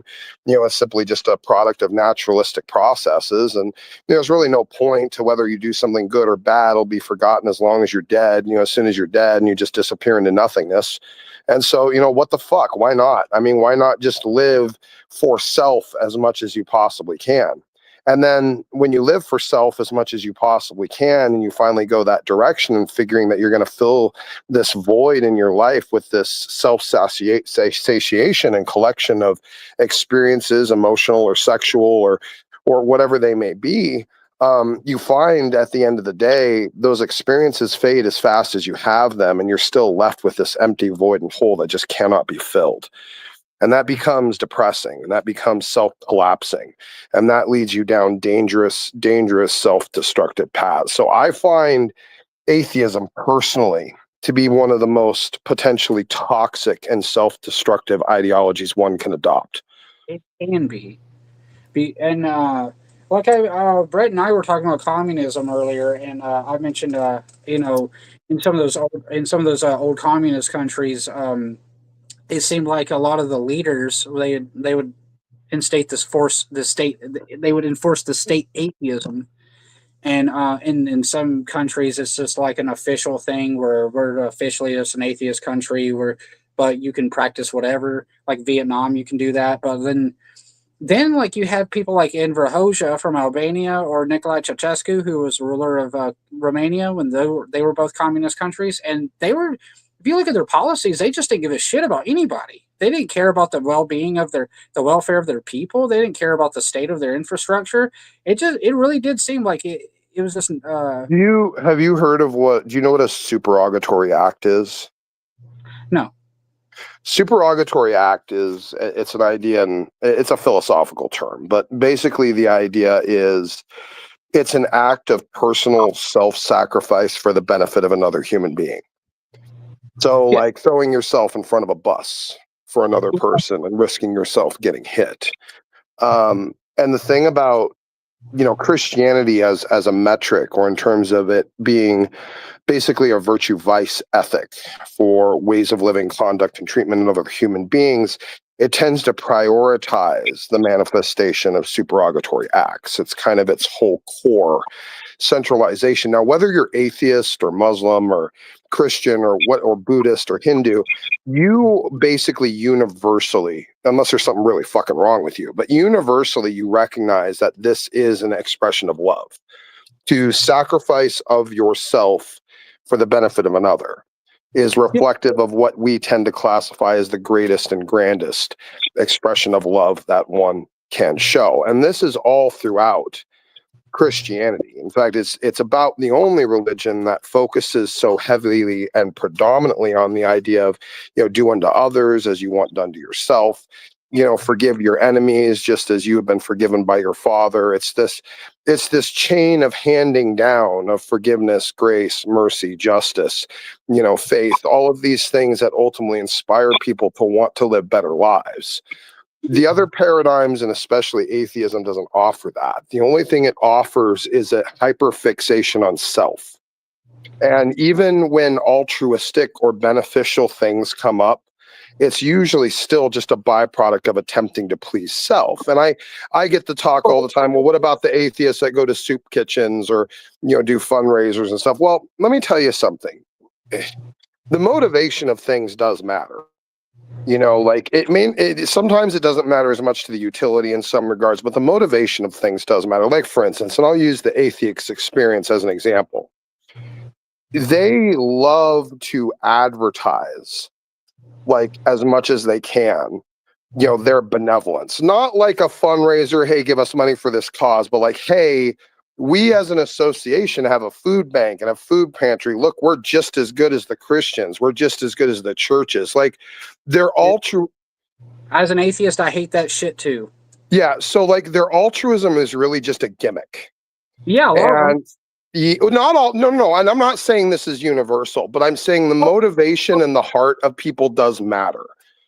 So There are a lot of people like that. No, yeah, like earlier I mentioned my friend Rodney and I, both atheists. We volunteered frequently volunteered at Niagara Gospel Rescue Mission up in Niagara Falls, New York. And we did it because, like, man, we knew some of the people that were staying there, and they were good people. And we knew some of the staff, and they knew we were atheists. They didn't give a shit. And we just wanted to help people. And it's like, but there are people, we didn't do it to pat our backs or anything. Shit, we were tired from work, And, but we could just went off and smoked weed somewhere. But there are people who do. I don't like it when people do that. We're like, yeah, look how good we are. We're so good. We're pat ourselves on the back. We're doing this thing. We're better than you are. It's like, I don't like that. I don't like that at all. It's Well, and at the end of the day, what I would argue is that there's no way from an atheist paradigm, and I don't doubt your sincerity. That's not my point. My point is that from the atheist paradigm, you will never be able to tell which is which. Is someone doing this for some form of self-gratification, or is someone doing this for genuine benevolent altruism? Because there's nothing in the atheist paradigm to justify that conduct, or to encourage it, or to say that it's required or morally virtuous. In fact, I approach it from like just like genuinely wanting to help people I think deserve the help. And just like I used to I did this thing where well, yeah, but why do you want that? Like what? Like, in fact, one could beg the question: why do you even care? I mean, they're just fellow primates, that are found themselves in a different situation than you. Why do you want to compromise your life for them? Like, what is the thing in atheism that tells you should do that? For me, I've been poor as dirt before, and I know what it's like. And it's like I see someone down on their luck. I don't want to pat on the back. I don't even want them to tell anybody. I'm just like, hey man, you need $20. You need something to eat. I'll do that for you. It's not about like, I don't care if anybody sees it or not. I don't care if anybody tells anybody. It's, to me, I've been poor as shit before. I've been starving before. I know what it's like, dude. And You understand what And you smoking's getting accept at, you though? accept from your paradigm that that's not a good or a bad thing at all. It's just neutral, right? Like, because the empathy that you have is nothing other than a byproduct of naturalistic processes and evolution that managed to rise to the top through natural selection, and therefore empathy is just a mechanism for survival. It's not actually anything good. I mean, you're okay with that, right? Ultimately. But I mean, as we treat people, I mean, I think rape and murder is bad because it's just like, to me, if you Why would that be bad? Why would that be bad if that's a way to propagate the species? Like, if that, you know what I mean? I don't believe in invading somebody's personal space to harm, violate, or kill them because you're Well, but that's inviting. just your opinion. But that's just your opinion, and that's not falling in line with naturalism. So, with naturalism, you want to increase the amount of copulation as much as possible for the survival of the species. So, that's generally how that. In the naturalistic paradigm, you're actually violating what would be the natural paradigm of evolution, what it would teach your brain to be. I also view it from a cultural standpoint. Like, for example, I come from a German and Dutch and Scottish family, and like, I take like a German. Growing up with a European in a European household, it's just like over thousands of years. Some societies, some cultures developed. Well, yeah, but you wouldn't say killing Jews was at one point good because it was okay in society. But that's not. But that's something we built up to accept over thousands of years. Whereas like being virtuous or being charitable or chivalrous. Yeah, but even the definition of virtue changes from culture to culture. I mean, in 1942, it was virtuous to turn over a Jew to go to a concentration camp. No, well, I'm looking at it like for example, like the idea of like when we started. Where do your morals come from? Just tell me where your morals come from. Where do you get them? My morals come from like so like thousands of years ago when we started to build societies up and create these laws and that worked, organize society together and like accept like, okay, yeah, let's not bother anybody. Let's not bother each other. Like, let's not kill each other and rape each other and stuff like that. And we can have our houses here and we got somebody who protect us in case somebody does want to hurt us. It's like, so I'll look at it from like over thousands of years, we developed this sort of mindset of like just generally wanting to keep our society running in a clean manner. Like it's a social thing. Like for me, it's like you know, we develop these societies to. But why? I mean, when we get down to it, and I think where Smokey's wanting to go with this is, you and I and Smokey are nothing but fucking chemistry. We're animated hamburgers. If there is no God, we're just mindless fucking determined chemicals that are just products of our environment. What does it matter if I kick over a bottle of Windex or take out 5 bottles of shit over here? Who gives a fuck?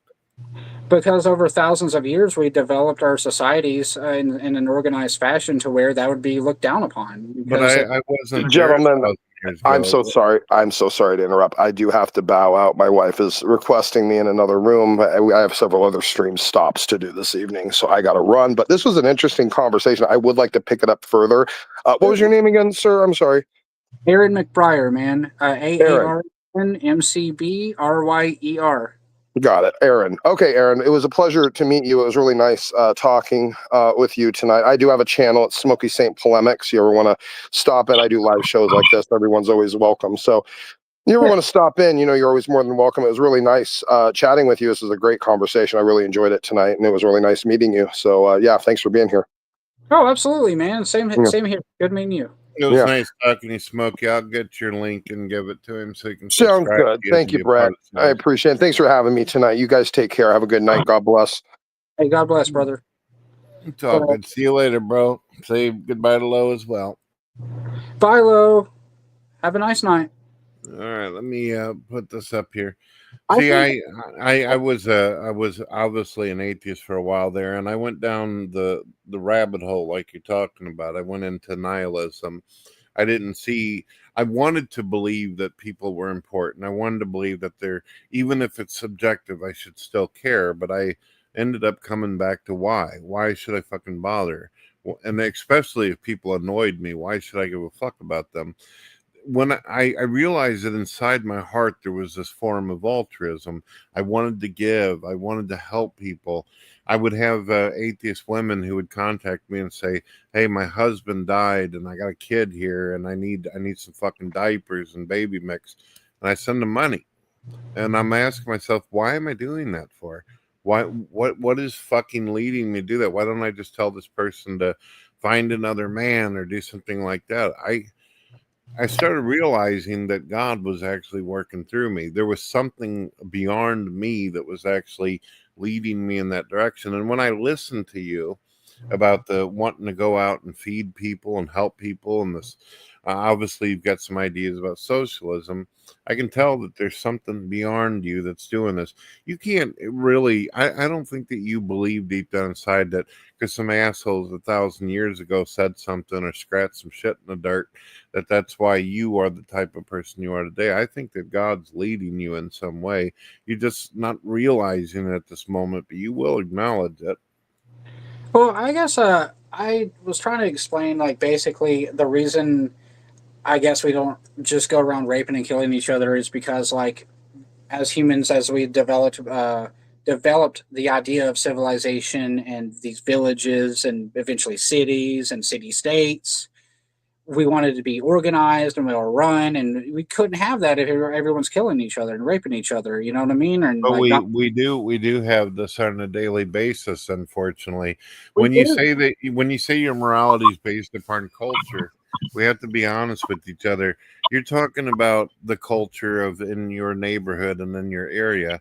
Just a couple weeks ago, over 50,000 Christians were beheaded and murdered by extremist Muslims. Atheists in Bangladesh were murdered just because they blogged disagreements with Islam. So obviously, there's people out there who think it's absolutely fine for them to fucking murder, kill, and rape at random. You see what I mean? So where are you specifically getting your morality from? From European culture. I was referring to like ancient European culture. But you know, every culture has had a history of fucking barbarism and tribalism. I think even today, actually, I make the argument like today in the modern world, and while I'm appreciative of the certain modern conveniences like this phone I'm using right here, we live in a fucked up society, man. Like we live in a cold, heartless society, and the modern world to me, it's like there's cool things about it, sure, but it's like at what fucking cost? I'm seeing like the way people treat each other and talk to each other, and it's like I've lived around America, and it's like, man, people. It doesn't even feel like America anymore. It just feels like people fucking hate each other, and I don't like that. You know. See, you've experienced all this negativity, yet there's something still inside of you that's like it's worth giving a fuck for. You should try. You should do all this personal impact. Well, That's I what also feel Smokey was asking you why. You can't tell me because of some people 1,000 years ago. You and I don't know motherfucker 1,000 years ago. Jesus. Well, Jesus is one of the people. I mean, I know I'm an atheist, but I like what Jesus had to say. You know, I'd say he's one of the. Why one do of you the, like what Jesus said? Because it's like, to me, it's common sense. You should help people. You should lift people up. You should treat people as you want to be treated. Like if I'm treating somebody like shit, like Brett, if I came on here and I trolled you and I was an asshole to you, like maybe you thought I was going to, I would expect no less that you would tear me apart. No, I've actually had non-believers in the past who've done the exact same thing. I got a friend named Will Kincaid who come from the DP corner. He was a big time fan, loved TJ Kirk, even named himself after TJ's last name. Yeah. And he came at me a little funky and shit in the beginning. But as he got to know me and I got to know him, I loved him like a brother, and he's still hanging with us in Smokey's room and stuff. After many, many years and all that, he's still with us. I mean, I told you, man, I worked for a church. I played guitar for them. I stood there and listened to the services, and they knew I was standing there. I didn't believe in any of it, but I'm not gonna lie and be like, yeah, this Jesus shit's a load of shit. It's like, no, it's like even philosophically, if you're an atheist, you can't tell me you read Jesus's words in the Bible and to be like, oh, that's nonsense. It's like, is it nonsense to treat people how you want to be treated, or to want to help the sick and the unfortunate? You know, it's the less fortunate people. Like, of course, like, and so it's like that, and also like you know, I said raised German. That doesn't necessarily mean Nazi. You know, like my family were driven from Germany and the Netherlands by the Nazis because they didn't want to be Nazis. So they, you know, and so to them, German behavior, German culture is not Nazism in any regards. That's Nazism. That's not German. That's not German at all. That's Nazi. Nazi's not German. German culture to me, German etiquette and behavior to me, and Dutch and Scottish is the same way. It's like European etiquette is to treat people how you want to be treated, regardless of who they are, and like be understanding, be intelligent about it, go at things with like an open mind. Like that's kind of where I got that from. It's like just the way I was raised, and you know, my dad was an atheist, and my mom's a Christian. And so, and my grandpa, who was my dad, my atheist dad's father, he was a preacher, and we loved him. We thought he was fantastic. And so it's a little bit, I mean, you could say, yeah, there's some Christianity in there, but there's a little bit of like Old Norse philosophy and Celtic philosophy, and there's you know, just growing up around some of the people I grew up around, like how you know, some of the older Southern people acted and treated people, and how you ought to act and treat people, and you know, behave around a certain company. Like you don't cuss around women and children, and you treat elderly people with respect. And to me, Let me ask you a hypothetical question. Sure. And this will be able to this question, although it's very simple, it answers a lot of things for me. I'm able to figure out things real quick. Let's say tonight you go to bed, you wake up tomorrow, and you find yourself in an extremely dark room, very little light. And when you get up and your eyes adjust, you notice that there's two doors up against the one wall. All right. Imagine you're in a very small room, two doors. Now, one door says, if you go through this door, your reality becomes a universe without God. And the other door says, if you go through this universe, it is for a fact that this universe will be run by Jesus Christ. Now you have a choice. If you go through either door, the door will disintegrate behind you, and that will be the universe that you will spend the rest of reality in. Which one would you choose, and why? Well, if there's a real Jesus and he is who he said he was, why wouldn't I follow him? So you would accept that even though you have the option of being in a universe without God? Well, if I know Jesus is behind that door, why not? You're definitely being led by something then.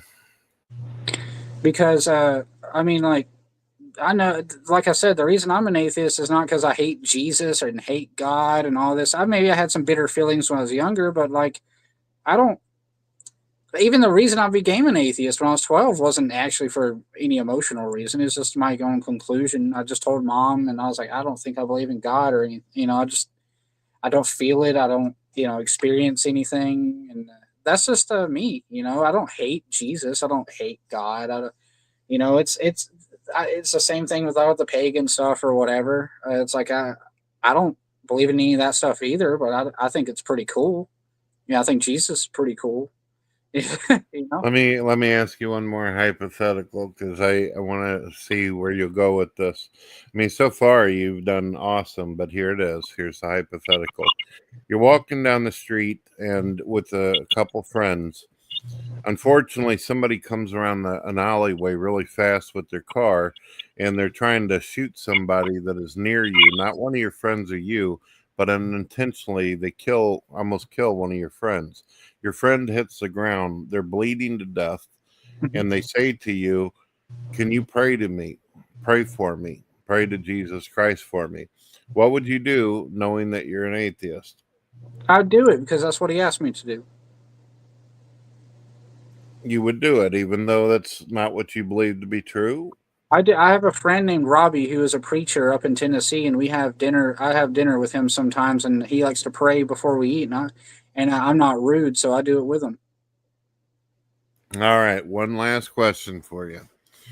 So you had said earlier that you like to climb mountains back in the day in Tennessee, right? Yeah, I love Tennessee. We're having some feedback. Oof. Do you know how to mute the mic so it doesn't cause an echo? Well, I could mute it for you just for a moment, and I'll unmute it immediately after I give you my hypothetical. So you climb up a big old hill in Tennessee, all right? You find yourself towards like a cliff where you're able to see the beautiful horizon and the sun and all that as it's rising. It's just the most beautiful scenery you ever seen. Well, suddenly you start hearing some weird noises behind you, and as it starts to clear, you notice that it's a big woman. She appears to be pregnant. She's heading towards the cliff, and she says, "It's my life. It's my body. I can do with it whatever I want." And she starts heading towards the cliff. What would you do? Let me unmute you. I would stop her. I would grab her and stop her. I say, you have that baby to live for. If you take your life, you're taking that baby's life too, and you're gonna, you're gonna lose two lives, not just yours. And even if she wasn't pregnant, I'd be like, you don't need to do that. You got shit to live for. There's something to live for out there. And but she's telling you up and down, it's her body, it's her life, her choice. I'm going to do my goddamnedest. Oh, excuse me. I'm going to do my damnedest to keep her from jumping, because I'm telling her, nothing in this world is worth killing yourself over or killing your baby over. Now that is beautiful. That is beautiful. So I take it you don't agree with abortion. Circumstantial, like rape and shit like that. Do you believe that the baby's guilty and deserves it? No. All right. See, my goodness, man. A lot of the views that you have are very, very theistic. You're into fairness. You're into justice. You're into the value of intrinsic existence in life. You feel like life is worth existing, that there's a point to it and a purpose. Dude, you're very, very theistic, whether you want to believe that or not. I guess I just don't believe in, like, I guess I just view all of it in a philosophical sense, because, like, though I've never had any kind of experience with, like, God or any or multiple gods or what goddesses or what have you, any kind of entity or I've never had a supernatural experience in my entire life, and so that's kind of why I'm the way I am. But like I said, it's not like I'm just wholesale against it. I'm just philosophically, I mean, I'm perfectly fine with Jesus and what in his words. I'm perfectly fine with. There's some things with the church itself I have gripes with, but that's more organized religion than the religion itself, so to speak. Well, me and Smokey aren't really too happy with organized religion either. That's why I always say I'm just trying to open people's mind to God. I'm not trying to, if you do accept God one day or accept Jesus Christ, I'm not going to like hand you out a pamphlet and say, well, go to this church then. Not going to happen. In fact, I'd rather you stay the hell away from religion. Just hold in your heart the concept of God. Like it's one of those things where I've seen a lot of corruption in religion, and I've experienced it myself. Like people who run churches who are stealing money from people or taking advantage of people, mentally ill people, especially and women sometimes. Whether it's Christianity or Judaism, Islam, Satanism in some cases, or whatever, what have you. Atheism. Sure. It's like I have a problem. What I have a problem with ultimately is hypocrisy, and I have a problem with people taking advantage of people. Right. And yeah. And I'm the same way. It's I don't really care for these people who scam the shit out of people in religion and all that, and I don't like it whenever it's down the other spectrum either, whether it's atheist or religious. I agree with you. And another thing also is like I do find shit like, and it's like I said, I don't give a fuck about Satanism or anything like that. But it's like I can listen to Deicide, Morbid Angel, I can listen to Mayhem and Emperor, like all this crazy shit.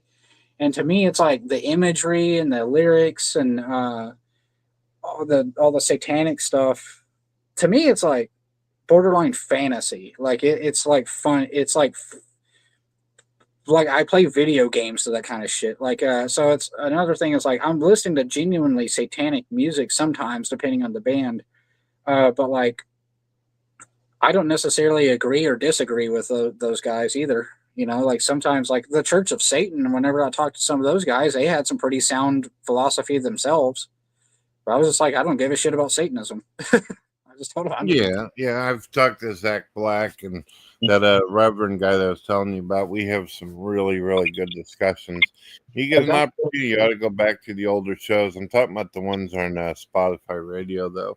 It's pretty much StreamYards, what we're doing now, just simply uploaded to it. And it's in another. So one of the things that's like, people are like, well, man, even if you were to believe in God, you can't listen to Morbid Angel and Deicide and Venom.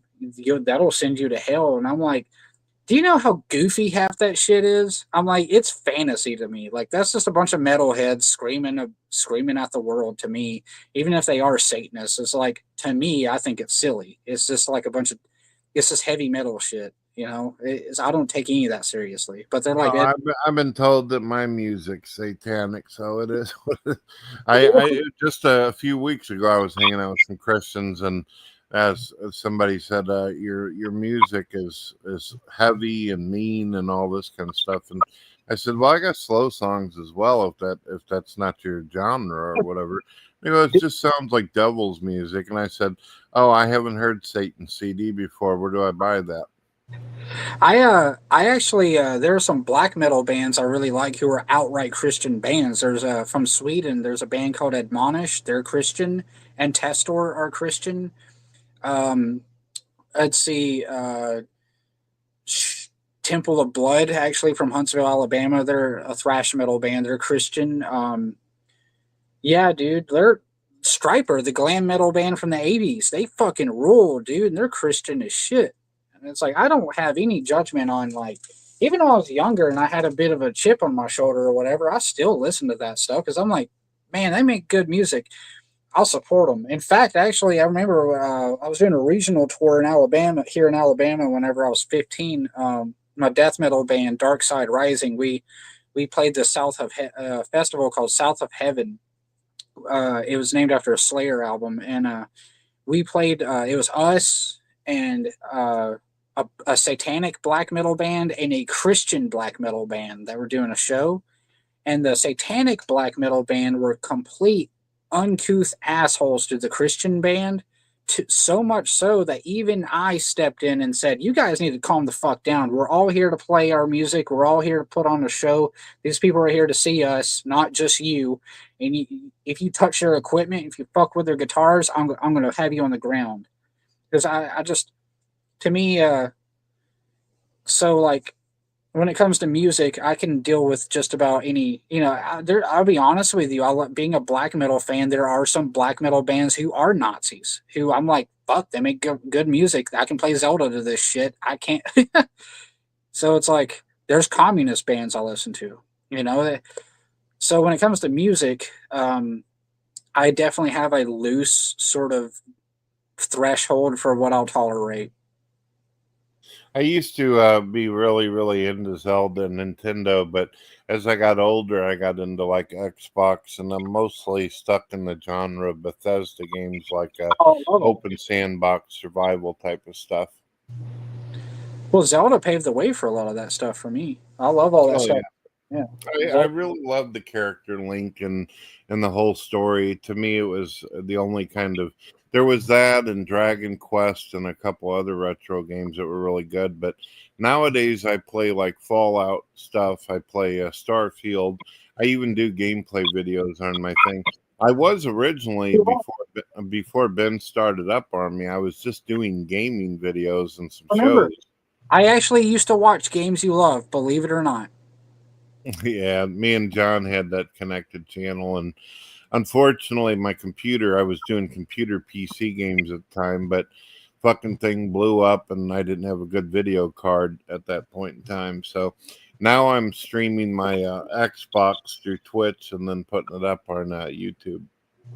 That's what I want to do eventually. I don't really have, I'll be honest with you, I'm so busy anymore. Like, I hardly ever get to play video games, but like, I've been talking to a buddy I hadn't seen in 12 years. He moved back to Alabama recently, and we're actually wanting to get together and do like a little lighthearted gaming channel and stuff like that, and just something for fun. We want to do I know this is kind of like what I said before about drinking. I'm not a heavy drinker, but we want to do a thing where I have to, and I'm a Zelda veteran, but he wants me to play through the Water Temple in Ocarina of Time, and every time I fucking die or get lost, I have to take a shot. Oh boy. Yeah, I'll be gotta be careful. Alcohol is an antidepressant. It'll fuck you up, man, if you're already having depression issues. Oh, this will be just for like a bullshit stream thing, just because it's funny. It's all good. You might want to seriously try Fallout 4 or Starfield. I think that you'd really get into that. Like Fallout 4.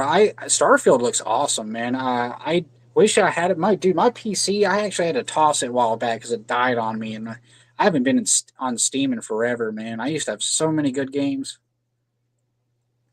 Will you have any kind of machine or console over there where you can play? I think actually Jared, I'm going to try to buy his old PS4 from him since he has his PS5, so we can both sort of stream independently if we're not together. So that's what I'm going to try and do. Oh, I was recently, it was a little while ago, but I was playing with some atheists on a game called Elder Scrolls Online. It's a MMO for Elder Scrolls, and we had a pagan in our group called Vaughn. And he knows that I told him, I said, look, I got to use the restroom. And we were at the beginning of a dungeon we were getting ready to take on. And he goes, all right. And I know he fucking heard me because he actually said, yeah, all right. So I went to go basically do my my manly duties and shit like that. I come back, he's fucking dead. He's screaming and yelling, what the fuck? Why am I dead? And he goes, you were supposed to heal me, Brett. And I'm like, dude, I told you I was going to take a fucking piss. You run right into a fucking mob of junk and everything and garbage, and you think I'm going to be able to take a piss and move my controller at the same time? He got real. He actually took that very fucking personal and shit.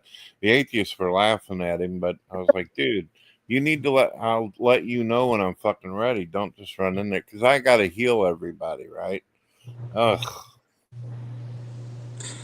Dude, I used to love playing this game on Steam. It's basically a rework. It's been around a long time. It's a rework of the original Half-Life. It's like a multiplayer version of it called Spin Co-op.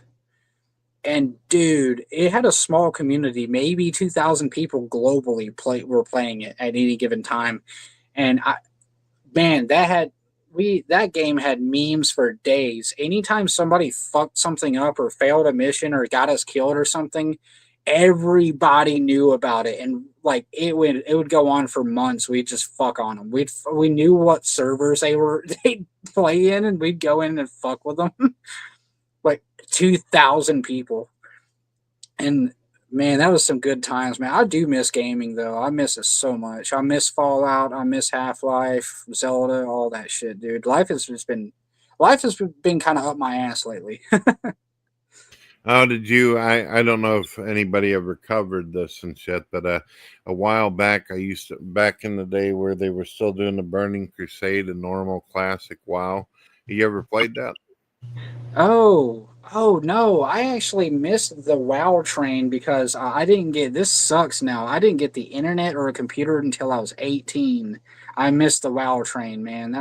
I really wish I got to play it because like I know you can still play it, but like WoW looks so much fun, and I never got to play it, to be honest with you.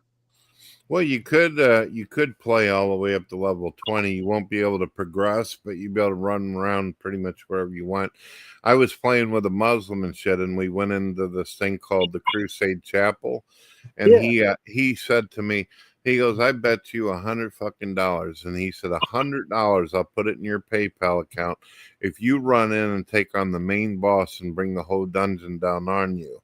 What happens is if you attack the main boss, you can run right up through the church, attack the guy, and then hundreds of fucking assholes come out and start slamming on you. They want to kill you, obviously.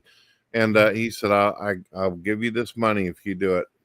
So I was like, all right, hold on a second and shit. My wife turned on the recorder and I said, I'm going to do this. And this is back when Warcraft was actually fucking hard and strategic.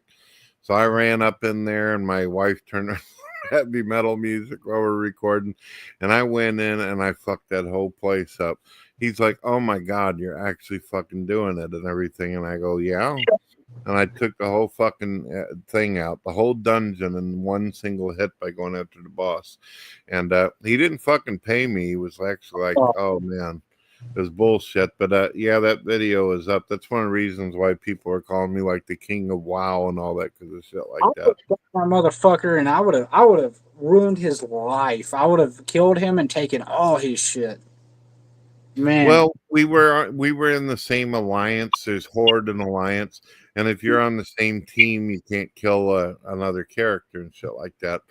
So I don't believe that they've since then made PvP to where you can kill another fucking player if they're on your team.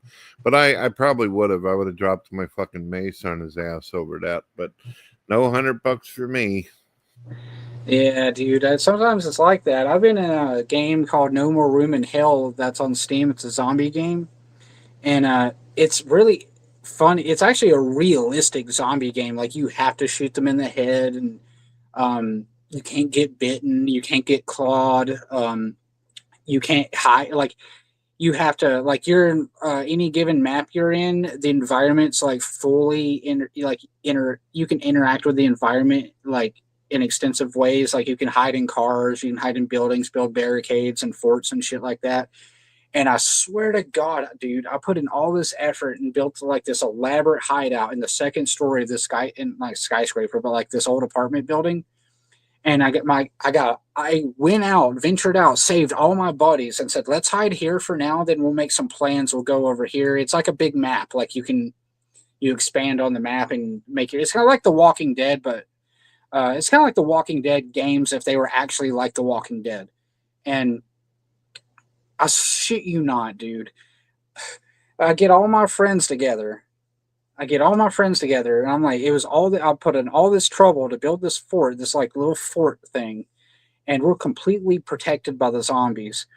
And my asshole friend Will, I don't talk to him anymore. It's a long story, but like my asshole friend Will just says, "Hey," says, "Hey, Aaron, don't turn around." I said, "Why?" He said, "Don't turn around."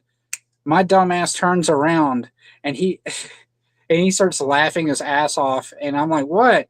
And I turn around, and and he made his character commit suicide, and basically like you can commit suicide like if you're cornered or you're bitten or something, and then you'll respawn. And like he committed suicide, respawned on the other side of the fort, then set the fort on fire with me in it. And I was like, "You son of a bitch!" Oh, that's big of it. That's big of it. Let me grab me some water real quick.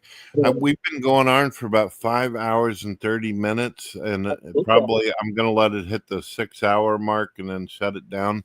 But I want you to know, if you check the front of my YouTube channel, I do upcoming scheduled shows, and you're always welcome. So we can talk for about 30 more minutes. I got to get some water real quick, though. I got you, man. I'm subscribed. Go ahead and talk to people. Plug your channel if you want to. I'll be right back. Hello, chat. How are you? Again, my name is Aaron McBrier, Aaron McBryer, named after Elvis Aaron Presley, or the brother of Moses Aaron.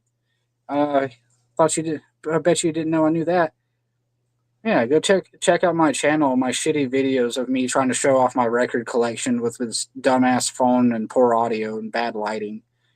In my guitar videos where my hands are hurting and it's like the 80th take in a row, and I'm playing like shit. Yeah, but hey, for real, in the future, check out the channel. Look out for the channel Super Fist. It'll be a gaming channel that will have sketch comedy.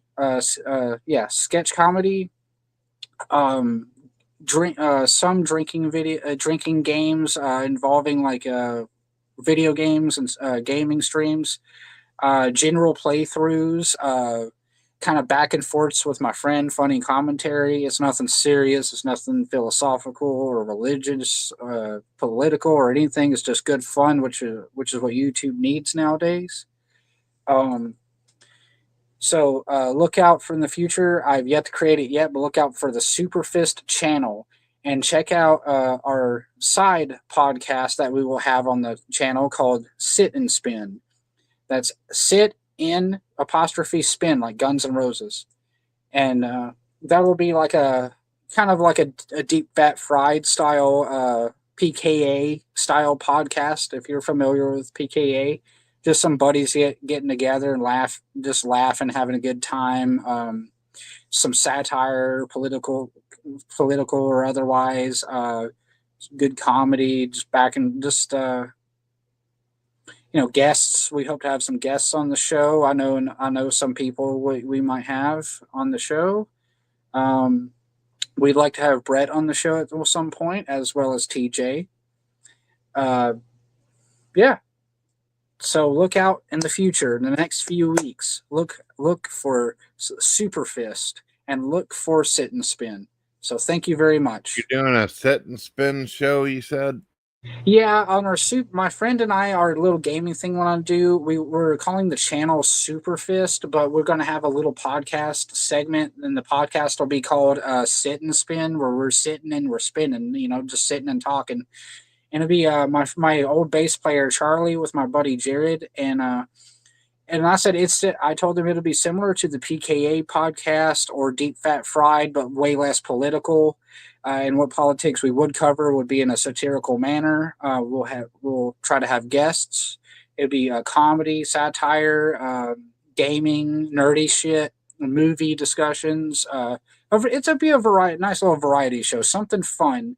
Like think back in the days of Rooster Teeth or like 2014 YouTube or 2012 YouTube when it was still fun. So that sort of thing. Nothing serious, nothing heavy, just people having a good time. I invited you onto the show. You're officially invited. And I invited TJ Kirk. Sounds good. I put the link to Smokey over there. Smokey does shows throughout the week and all that. And when he goes live, I usually go over there and hang out and all that. So it's Absolutely. cool. I appreciate you letting me plug myself, man. Yeah, I come in here with the good intentions. I did not come in here to bait you or to fuck with you or anything like that. So, and I appreciate the time you've given me. You've given me like a night shift's worth of time. It's all good. And remember, I've got scheduled shows on the front of my channel. You can always come in whenever I do it. Now, I do have to warn you, there are some Christians that we get in the room. We get a lot of people of different faiths and beliefs, and some of them are a little bit more intense than I am, where they feel like they're obligated to get after people. So you got to prepare for that. Hey, man, like I said, dude, I've interviewed Nazis, commies, Muslims, Christians. I've gotten along with all of them. So, have you ever used StreamYards before, or is this the first time being in one? This is actually my first time using it. Well, I don't know if you'd be interested in this. If you sign up for a StreamYards account, you could actually, when you see that I'm going to be going live in a little while, you could come in and there's a button at the top that says connect your channel. Okay. And you would be able to stream any show or broadcast that we do to your channel so you have extra content. Okay. Yeah, and you wouldn't feel any kind of way about me having TJ on the show that my friends and I are going to do? I don't have as much issue with TJ. TJ, I don't think he's done like a... Whoa, we're having some major feedback. It's kind of screeching in the ear. Hold on. I don't really have as much problem with TJ and shit.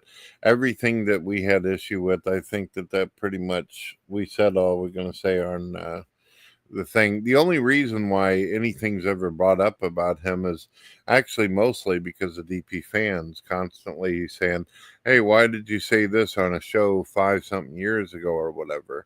And then you got to fucking either respond to it. I've tried doing the just ignore them and don't even bother, but they won't ever fucking stop until you say something. You know how it is. If you don't respond, you're a fucking coward. And if you do respond, oh, bullshit, I don't believe it, kind of thing. It's fucking nonsense. So what can you do? Yeah, dude, I actually have a remark about. I actually have a thing I want to talk about regarding DP fans because you're going to appreciate this actually.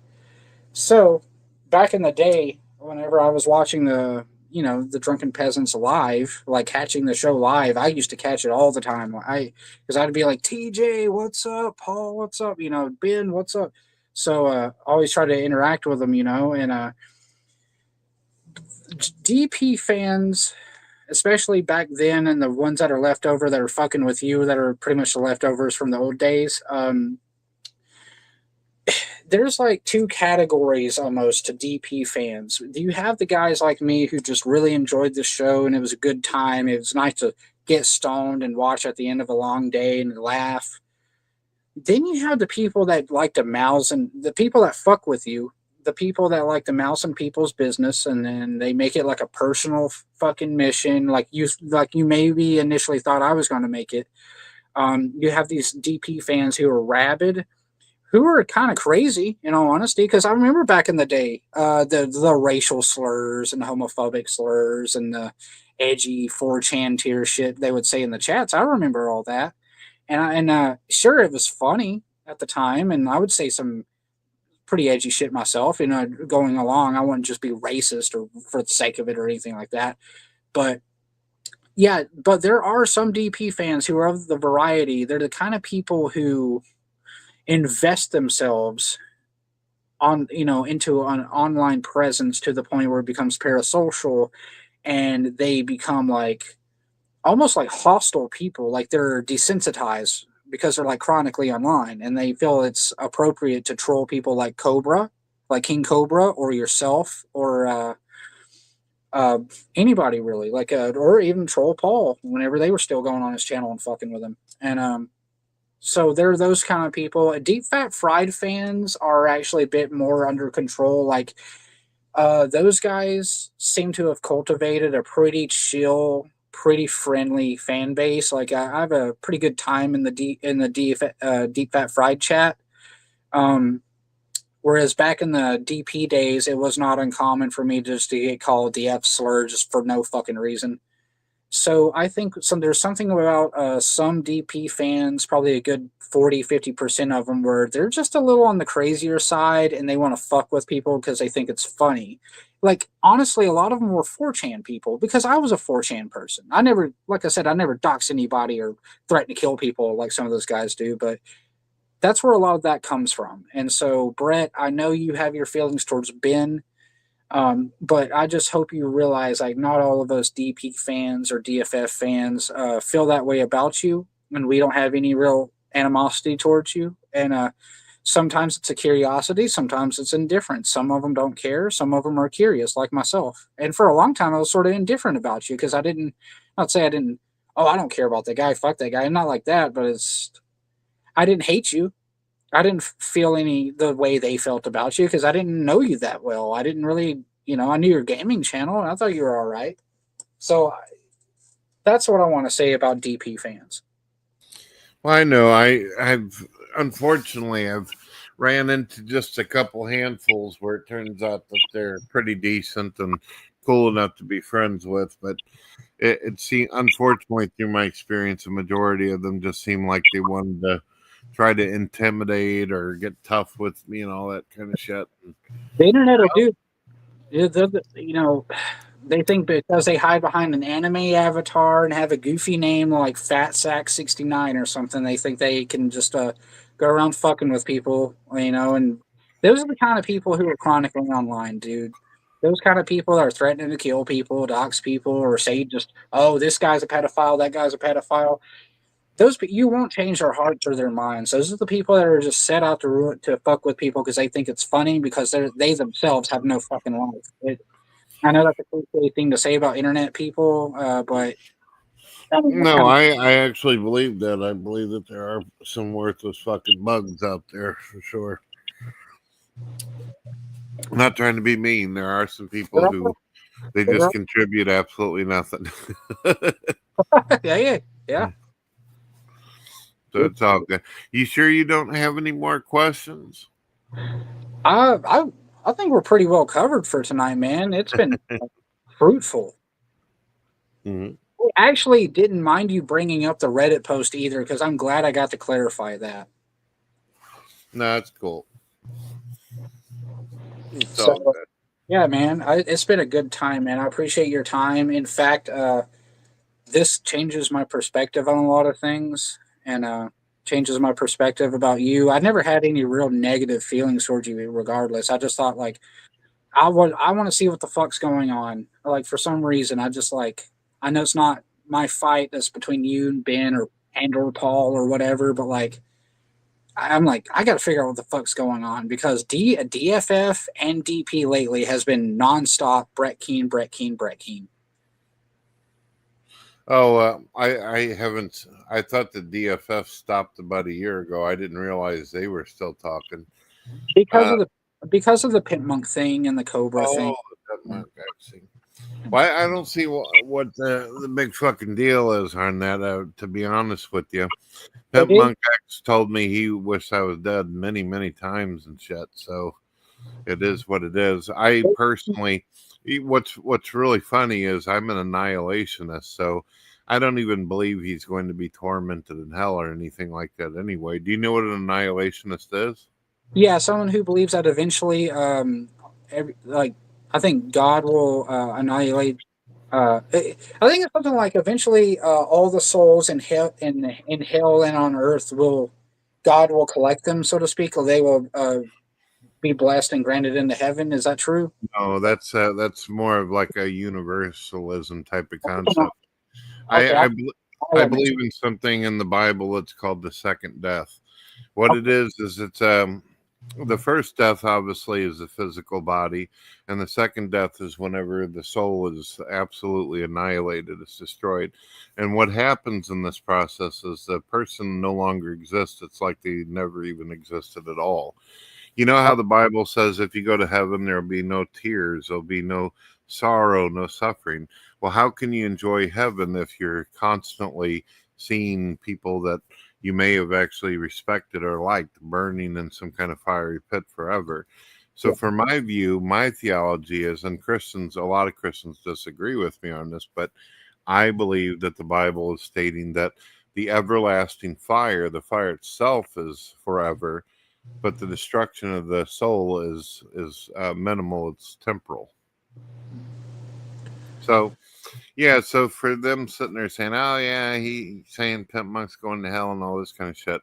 If you think about it, I'm pretty much stating exactly what atheists believe, right? Well, the problem they had with it, what Paul and TJ and Scotty said that they see, Ben was a little more fuck you about it, but Paul was a bit more fuck you about it. But how TJ and Scotty put it is that they didn't like the description that you put, because they said they felt like at least they felt at the very least it was disrespectful, because especially since he passed away so soon, and they felt the descriptiveness of it was a bit uncalled for. That's how they felt about it. Which part? About roasting in hell, screaming for his mama, his skin melting off, stuff like that. Well, that's not what I actually believe, and I even clarified that towards the end of the video. I said I'm an annihilationist. I don't believe that that's actually going to happen. So the reason why I even worded it that way, I knew that would be a little bit goofy. It was intended to aggravate the piss out of him. Unfortunately, even though I'm an annihilationist, I do believe that there could be some suffering involved with the soul being destroyed. But Pimp isn't just some guy that I randomly decided to make a video about that. He has repeatedly made fun of my mother's suicide. He's made fun of my grandmother dying from cancer. He's implied that I beat the fuck out of my daughter who had a disability there. So, I mean, you got to understand that from a religious person's point of view, someone with that kind of personality, they simply cannot, if the Bible is true, that they're not going to be able to pass go collect $200. It's not an insult. There could be very well some Christians out there that are on their way to fuck around, find out type of deal. You understand? If Ben or DFF, if DP or DFF see this and they hear you say that, like, oh, Pit Monk said this about my family and about me and stuff like that, They know because Pimp Monk X did this in front of Ben many times on his show. So it's not like Ben doesn't know this shit. And you got to remember too, before this video was ever even made, they have made over 10 years worth of fucking content about me. So it's no surprise. It's not like, whoa, holy shit, where'd that come from?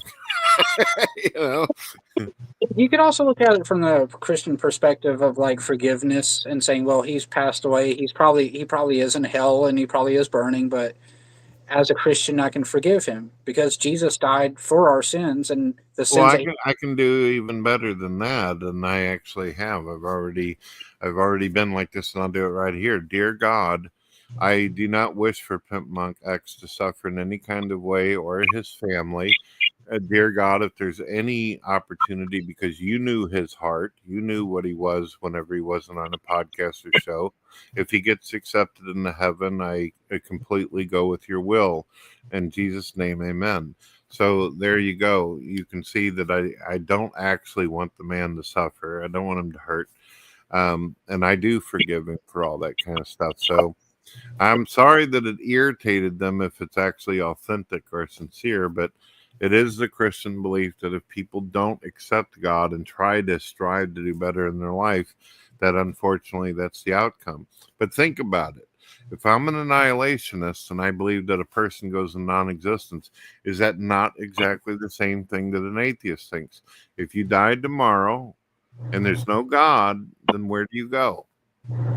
Yeah, like I personally think it. The way I personally think it's gonna be, like if there's not a God or heaven, any kind of afterlife, I think it'd be kind of like the way it was before you were born. You wouldn't remember. There'd be just like, it'd be like before you were born. Like the old Mark Twain quote. Yeah, because like I think Mark Twain himself, wasn't he an atheist? He was skeptical, and he definitely had some quotes. I'm not really sure where his view went beyond that, but that was one of the things he said. I suspect that death will be just like before I was born. I simply won't have any awareness of that. That was actually something I used to say whenever I was talking to religious folks, and they go, "Well, that's an interesting way of putting it." And I'd say, "Yeah, that's Mark Twain. That's what he believed." And they go, "Oh," and I said, "Oh, and Mark Twain was also a fucking racist, by the way." So there you go. Well, some of those brilliant people in the past were a product of their time. Like my favorite composer of all time, the German composer Richard Wagner, had a Jewish best friend, made some of the most beautiful music ever made, in my opinion. He wrote these majestic operas about Norse mythology and Germanic mythology. But he, despite having a Jewish best friend, was pretty anti-Semitic, and it was just like, I can't do anything Well, about. remember, just because somebody had like some fucked up ideas, even in our modern day, if someone has 10 fucked up bad ideas, but they invent something that's really positive or do something that's productive in society, I'll give them their dues. Like, for instance, earlier you said that you were gloomy and you were falling into nihilism, and it was starting to get to the point where you were even questioning existence. You said TJ Kirk did something or said something that helped move you out of that, and I think that's very positive. That's fucking great that happened. I'm glad you're still here and rocking it and all that, and I give him credit. See, I can do that for him. I bet they can't do that for me, though.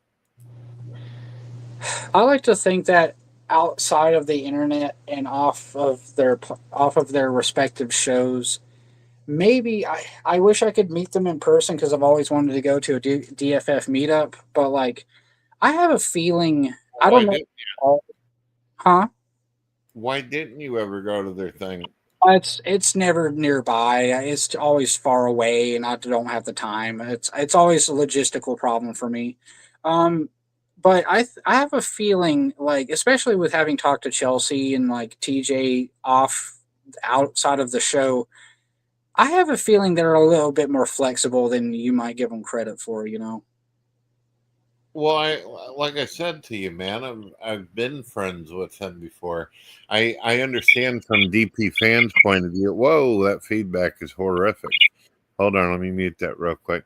I used to talk to him on Skype and shit and have conversations in the background with them.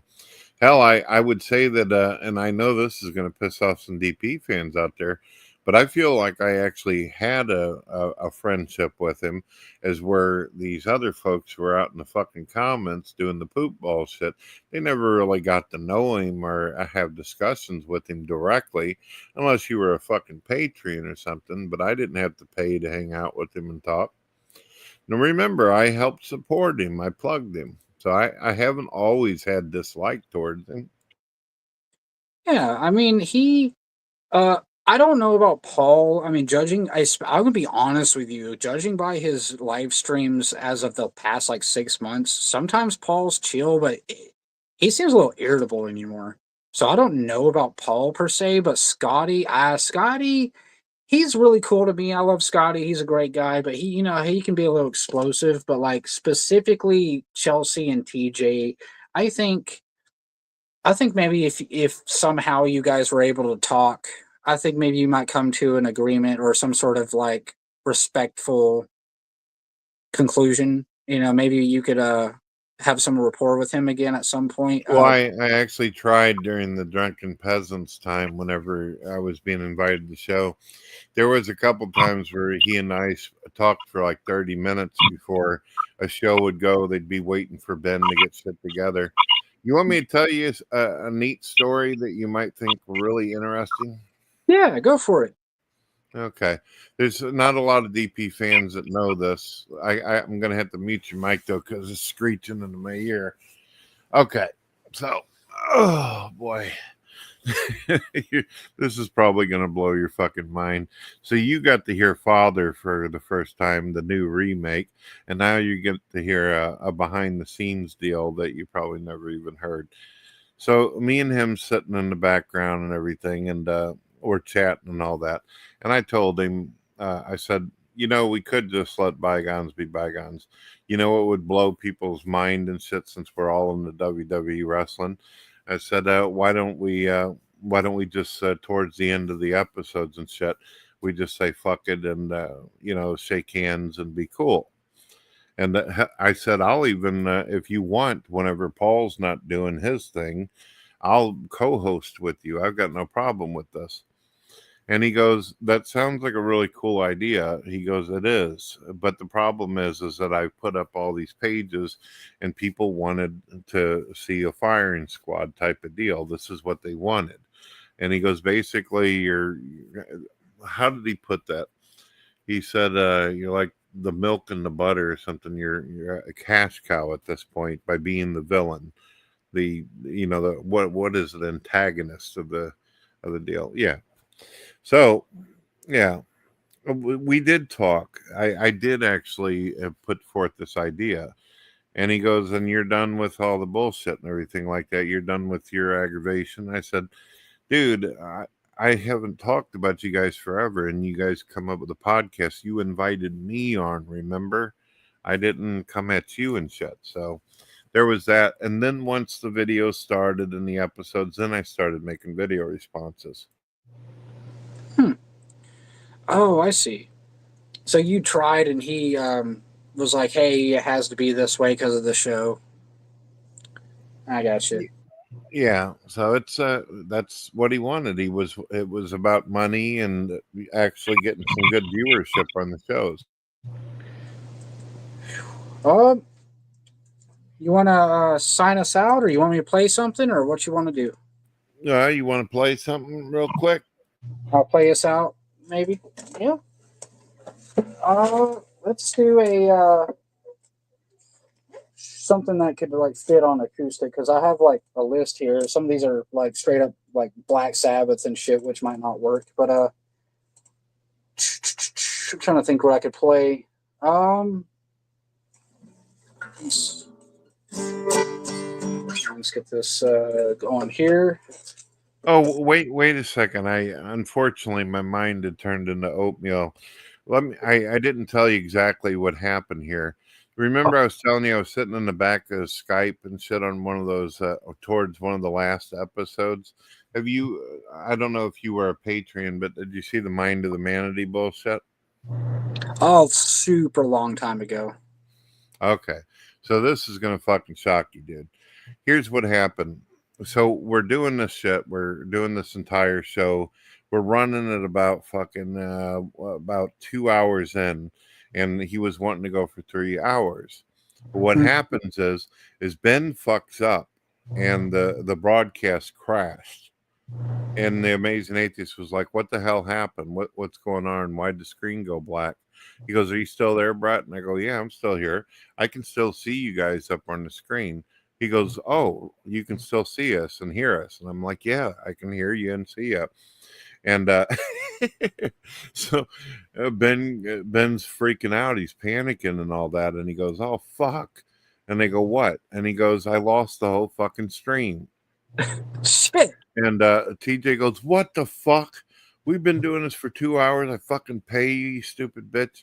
And you fucked it all up." And I go, "You guys are still going to pay me, right?" And he goes, "Yeah, I'll fucking pay you. I just can't believe the whole fucking thing was ruined. This was supposed to be exclusive." And I said, "I'll tell you what. You give me $2,000 instead of $1,000, and I'll get you your copy, and we'll finish this out." And he goes, "What? How the hell are you going to do that?" And I said, "I fucking am recording the whole thing. I got the whole damn thing sitting back here." And he goes, "You got a copy of it, Mr. Keane?" And I said, "Yeah." I said, "But you're going to have to pay me an extra grand since I'm doing the tech work over here for you to fucking roast my ass. You know, I deserve to make some money off of that." And he was so fucking happy.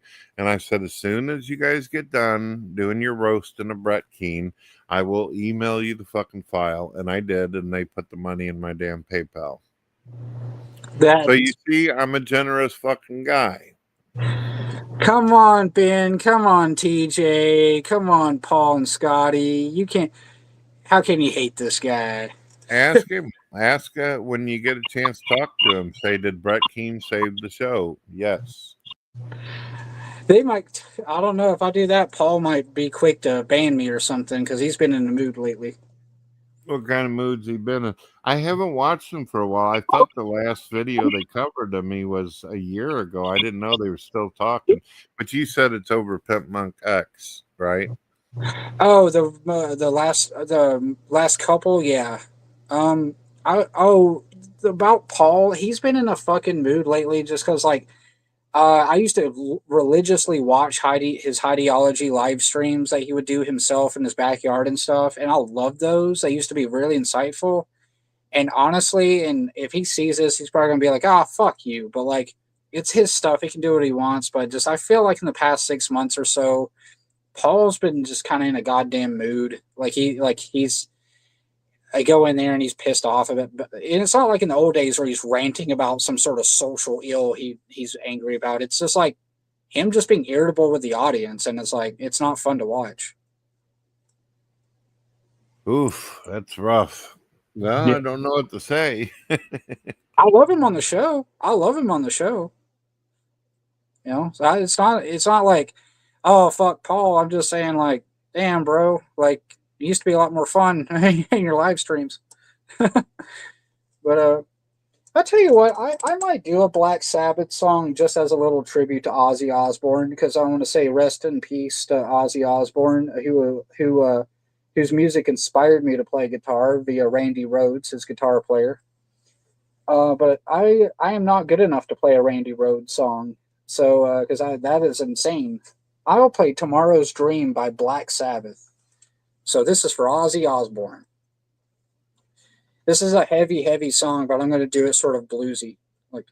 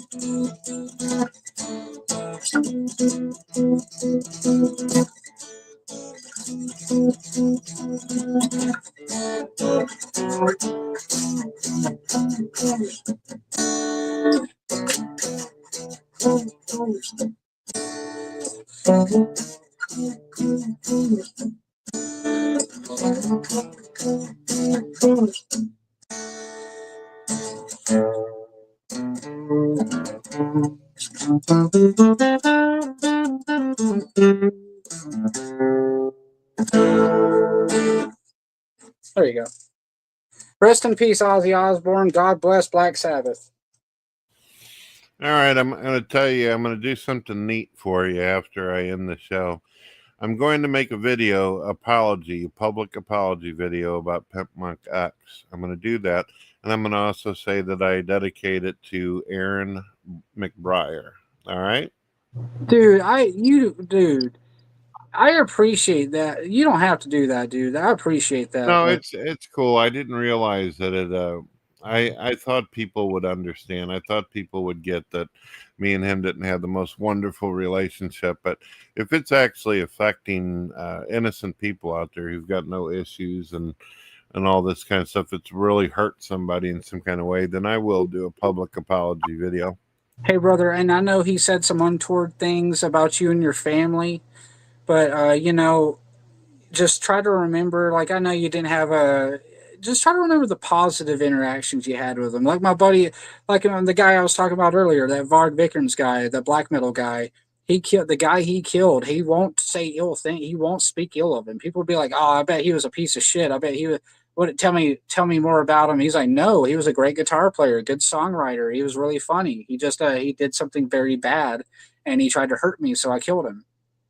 And so I believe in like when someone passes away, we try to remember the best we can about them, even if they crossed us. So rest in peace, Pimp Monk, and rest in peace, King Cobra JFS. They're not claiming I said something negative about King Cobra, are they? Oh, Ben kind of, not exactly nothing negative, but Ben said that you didn't know him, you never talked to him, you have no room to talk about him or anything like that. But like, it's Well, whatever. I've been around for 20 years. King Cobra has been around for a very long time too. And Ben's got to realize that King Cobra wasn't always. He didn't always have a lot of subscribers. There was a time when guys like Asmon Gold wasn't super big, and PewDiePie. They built themselves up, but there is opportunities. Just like you're talking to me now and stuff. I used to have almost fucking 50,000 subscribers on one account, but here I am talking to you now. It happens. People talk to each other. And I think I really hope that one of these days, maybe, I don't know about Paul and Ben. I'm sure you don't want a fucking thing to do with Ben, but like Paul, TJ, and Scotty, I hope maybe one of these days, and we can, you guys can just get together and laugh again and just have a I good have time. absolutely nothing against Scotty whatsoever. The only thing I've ever called him is the echo chamber. Back in the day, when you remember back in the day with Drunken Peasants, the only thing he really did to me was the Amazing Atheist would say something and he would go, yeah, man. Yeah. Oh, dude, I'll tell you a funny. I don't even know if you know about this. You'll love this. There was this old Amazing Atheist video where TJ was responding to something Paul's ego said before they were friends, and TJ was like, "That's fucking stupid. You're an idiot." And blah blah blah to Paul, and then Scotty walks into the room and looks at Paul from TJ's computer and says, "Who's this F slur?" And then, or who's this fucking idiot? And then TJ said, "Oh, some fat F slur I'm debating with," referring to Paul. Oh, that's rough. It's funny. It's an old video it's before they were friends. It's pretty fun. All right. Well, I'm going to play like some kind of outro. Hey, man, thank you for having me so much. Thank you so much. Thank you for being patient with me and for having me on as long as you've had me. No problem. Remember, I'll do more shows. You're always welcome, and Smokey will have you too. I'll look forward to. All right, here we go. Video, and I look forward to coming on here again. And I'll let everyone on the DP Reddit know how well this went. I promise. You can go check. Well, before you post anything over there, wait just to give me about less than 20 minutes, and I'll put that video up, and then you can share that as well. All right? You got it, brother. All right. And you can tell him I forced him at gunpoint. Fucking guy did it. All right? Okay. Fair enough.